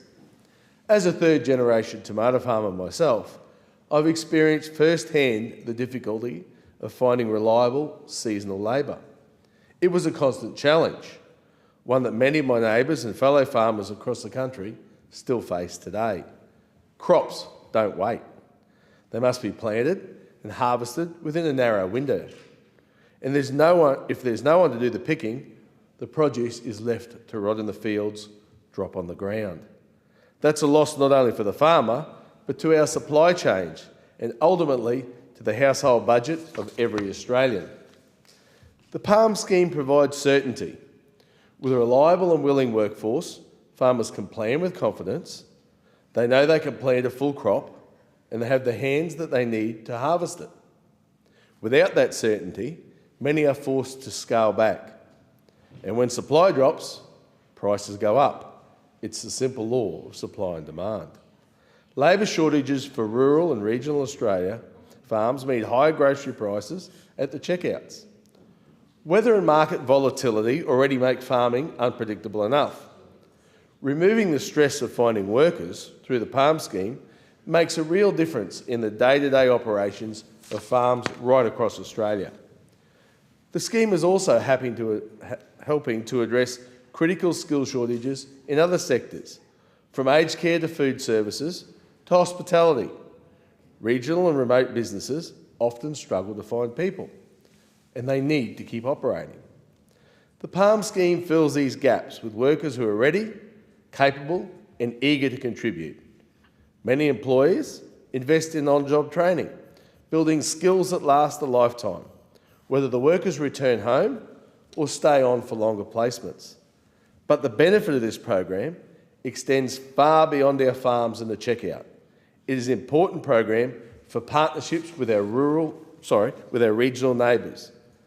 The PALM scheme provides workers from participating countries with the opportunities to earn significantly higher incomes than they could at home. These workers then use their earnings to further support their families, invest in their own communities, and often return home with new skills and financial security. The scheme is also a massive boost in international diplomacy and affirms Australia as a key leader in the region. The PALM scheme is a true partnership program in a time when geopolitical influence in the region is increasingly contested. Programs like the PALM are not just economic policy, they're good foreign policy. There are many success stories. Workers who have gone home to start businesses, support relatives through school, or build houses. Others have stayed on through extended placements and become integral parts of Australian communities they serve. It's a model that uplifts individuals, communities and industries, both here and abroad. That is why I strongly support the continued advancement and expansion of the PALM scheme. So let's look after the PALM scheme. If it ain't broke, let's not try to fix it. The member for Paterson. Thank you, Deputy Speaker. Tonight I rise to speak about one of the great success stories, the Pacific Australia Labour Mobility Scheme, or PALM. Deputy Speaker, I want to take a moment to acknowledge the incredible contribution of Pacific Islander people to our nation. They're amongst the friendliest and most resilient individuals I've ever had the pleasure of meeting. Many leave their families behind for extended periods, making significant personal sacrifice in the hope of creating better opportunities for their children and loved ones back at home. These workers come to Australia, the best country in the world, not just to seek opportunity, but to contribute meaningfully to our agricultural sector and other sectors like the care economy through seasonal work. They take on physically demanding jobs that are critical to our supply chains. They pay taxes and help strengthen Australia's revenue base, yet they often do this without the same entitlements and benefits many Australians take for granted. If it rains and there's no work, they don't get paid. There's no guaranteed income or safety net. Despite this uncertainty, they continue to show up with determination and good spirits. Their contribution deserves recognition and respect. This scheme is delivering for regional Australia, for our Pacific neighbours and for the communities I'm proud to represent in the Hunter region. Now, when we came into government, we inherited a system that was under strain.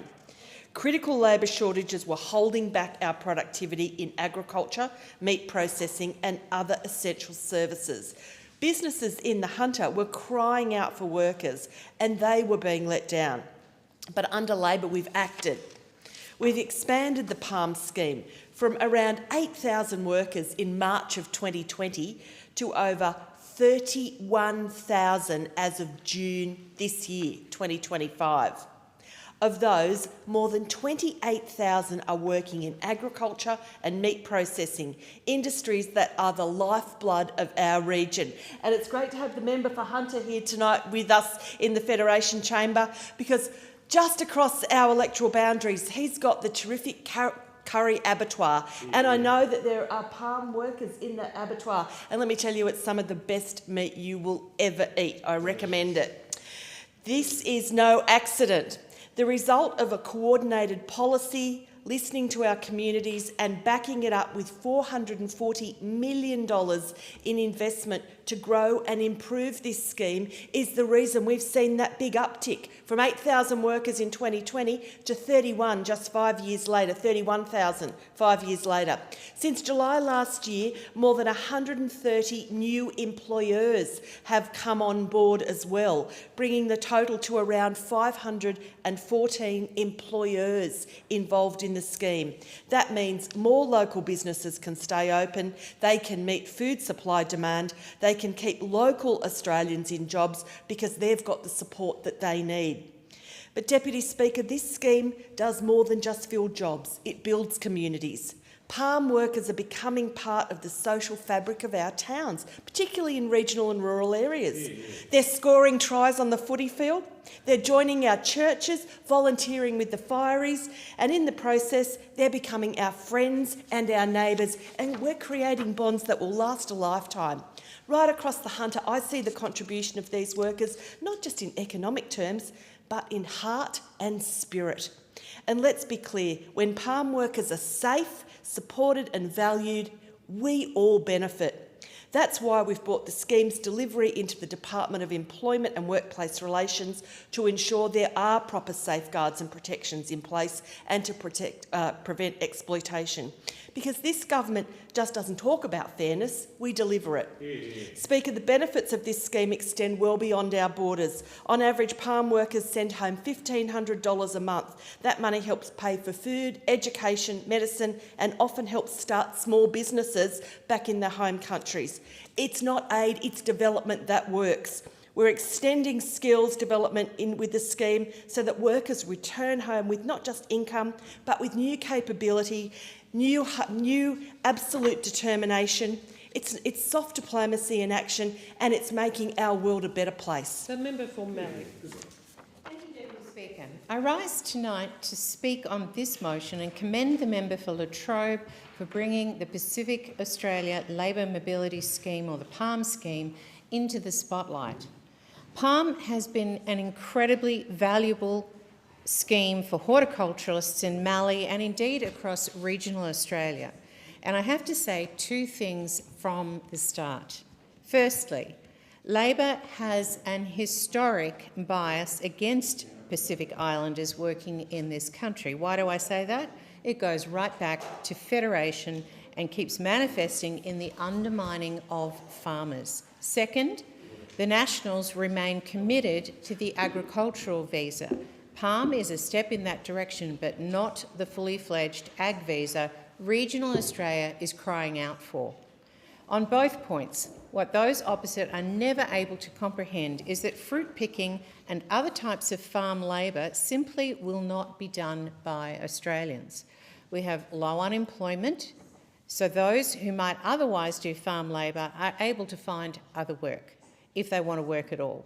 Labor have pressed on with anti-migrant farm worker ideology regardless of the employment market or outcomes of labour market testing. Labor puts up arguments that PALM sometimes operates against the workers' best interests, but the reality is Labor have inherited a scheme they don't believe in and are doing everything they can to undermine PALM so that it can be scrapped. And Deputy Speaker, the evidence is clear when it comes to the Vietnam Labour Mobility Arrangement, or the VILMA. I met recently with Nathan Falvo of Orchard Tech from my electorate. Nathan's business, Orchard Tech, was selected and approved to take around 50 of the 1,000 Vietnamese workers that were expected in Australia by the middle of this year. The problem is the workers aren't here yet, Deputy Speaker, and the best estimate now is maybe some will arrive, if we're lucky, by autumn 2026. You can imagine Nathan's frustration when Orchard Tech were told their workers would be here by now. Now they have to find workers to cover them for the period until, theoretically, Vietnamese workers might arrive. And both the interim and the eventual Vietnamese workers will need to be trained, doubling the effort required of farmers. Yet again, we see the Labor government undermining regional Australia to appease their union masters. The unions don't believe in farm labour, and they are forcing farmers to mechanise or simply rip out labour-intensive crops and grow something that can be machine harvested, or turn their farms into industrial energy sites. Regional populations decline as a result, and you all start to wonder if it is, to use a phrase the Immigration Minister is fond of, whether it's all by design. Regrettably, speaking of the Immigration Minister, who made some pointed comments about the Israeli government recently, it appears the Albanese Labor government are more focused on Palestine than productivity. Last week's roundtable was spruiked as a productivity roundtable, and then it became an economic roundtable. Then a nothing burger for the economy because it was a stitch up from the get-go for the union movement. There was never going to be any effort made to improve labour costs in Australia to lift productivity, and that's why Labor shifted the narrative. The two biggest strains on Australian productivity are firstly, energy prices in pursuit of a net zero delusion, and secondly, labour costs and red tape. Labor's solution will be more taxes while killing productivity and growing the size, scope and reach of government into every facet of not just business, but our personal lives as well. There being no further speakers, the debate is adjourned and the resumption of the debate will be made an order of the day for the next sitting, and I call the member for Hunter. I move the Federation Chamber do now adjourn. Is there a seconder? I second the motion. The question is that the motion be agreed to. All of those of that opinion say aye. Aye. Contrary, no. I think the ayes have it. The Federation Chamber stands adjourned until 12:30 p.m. on Tuesday, 26th August 2025.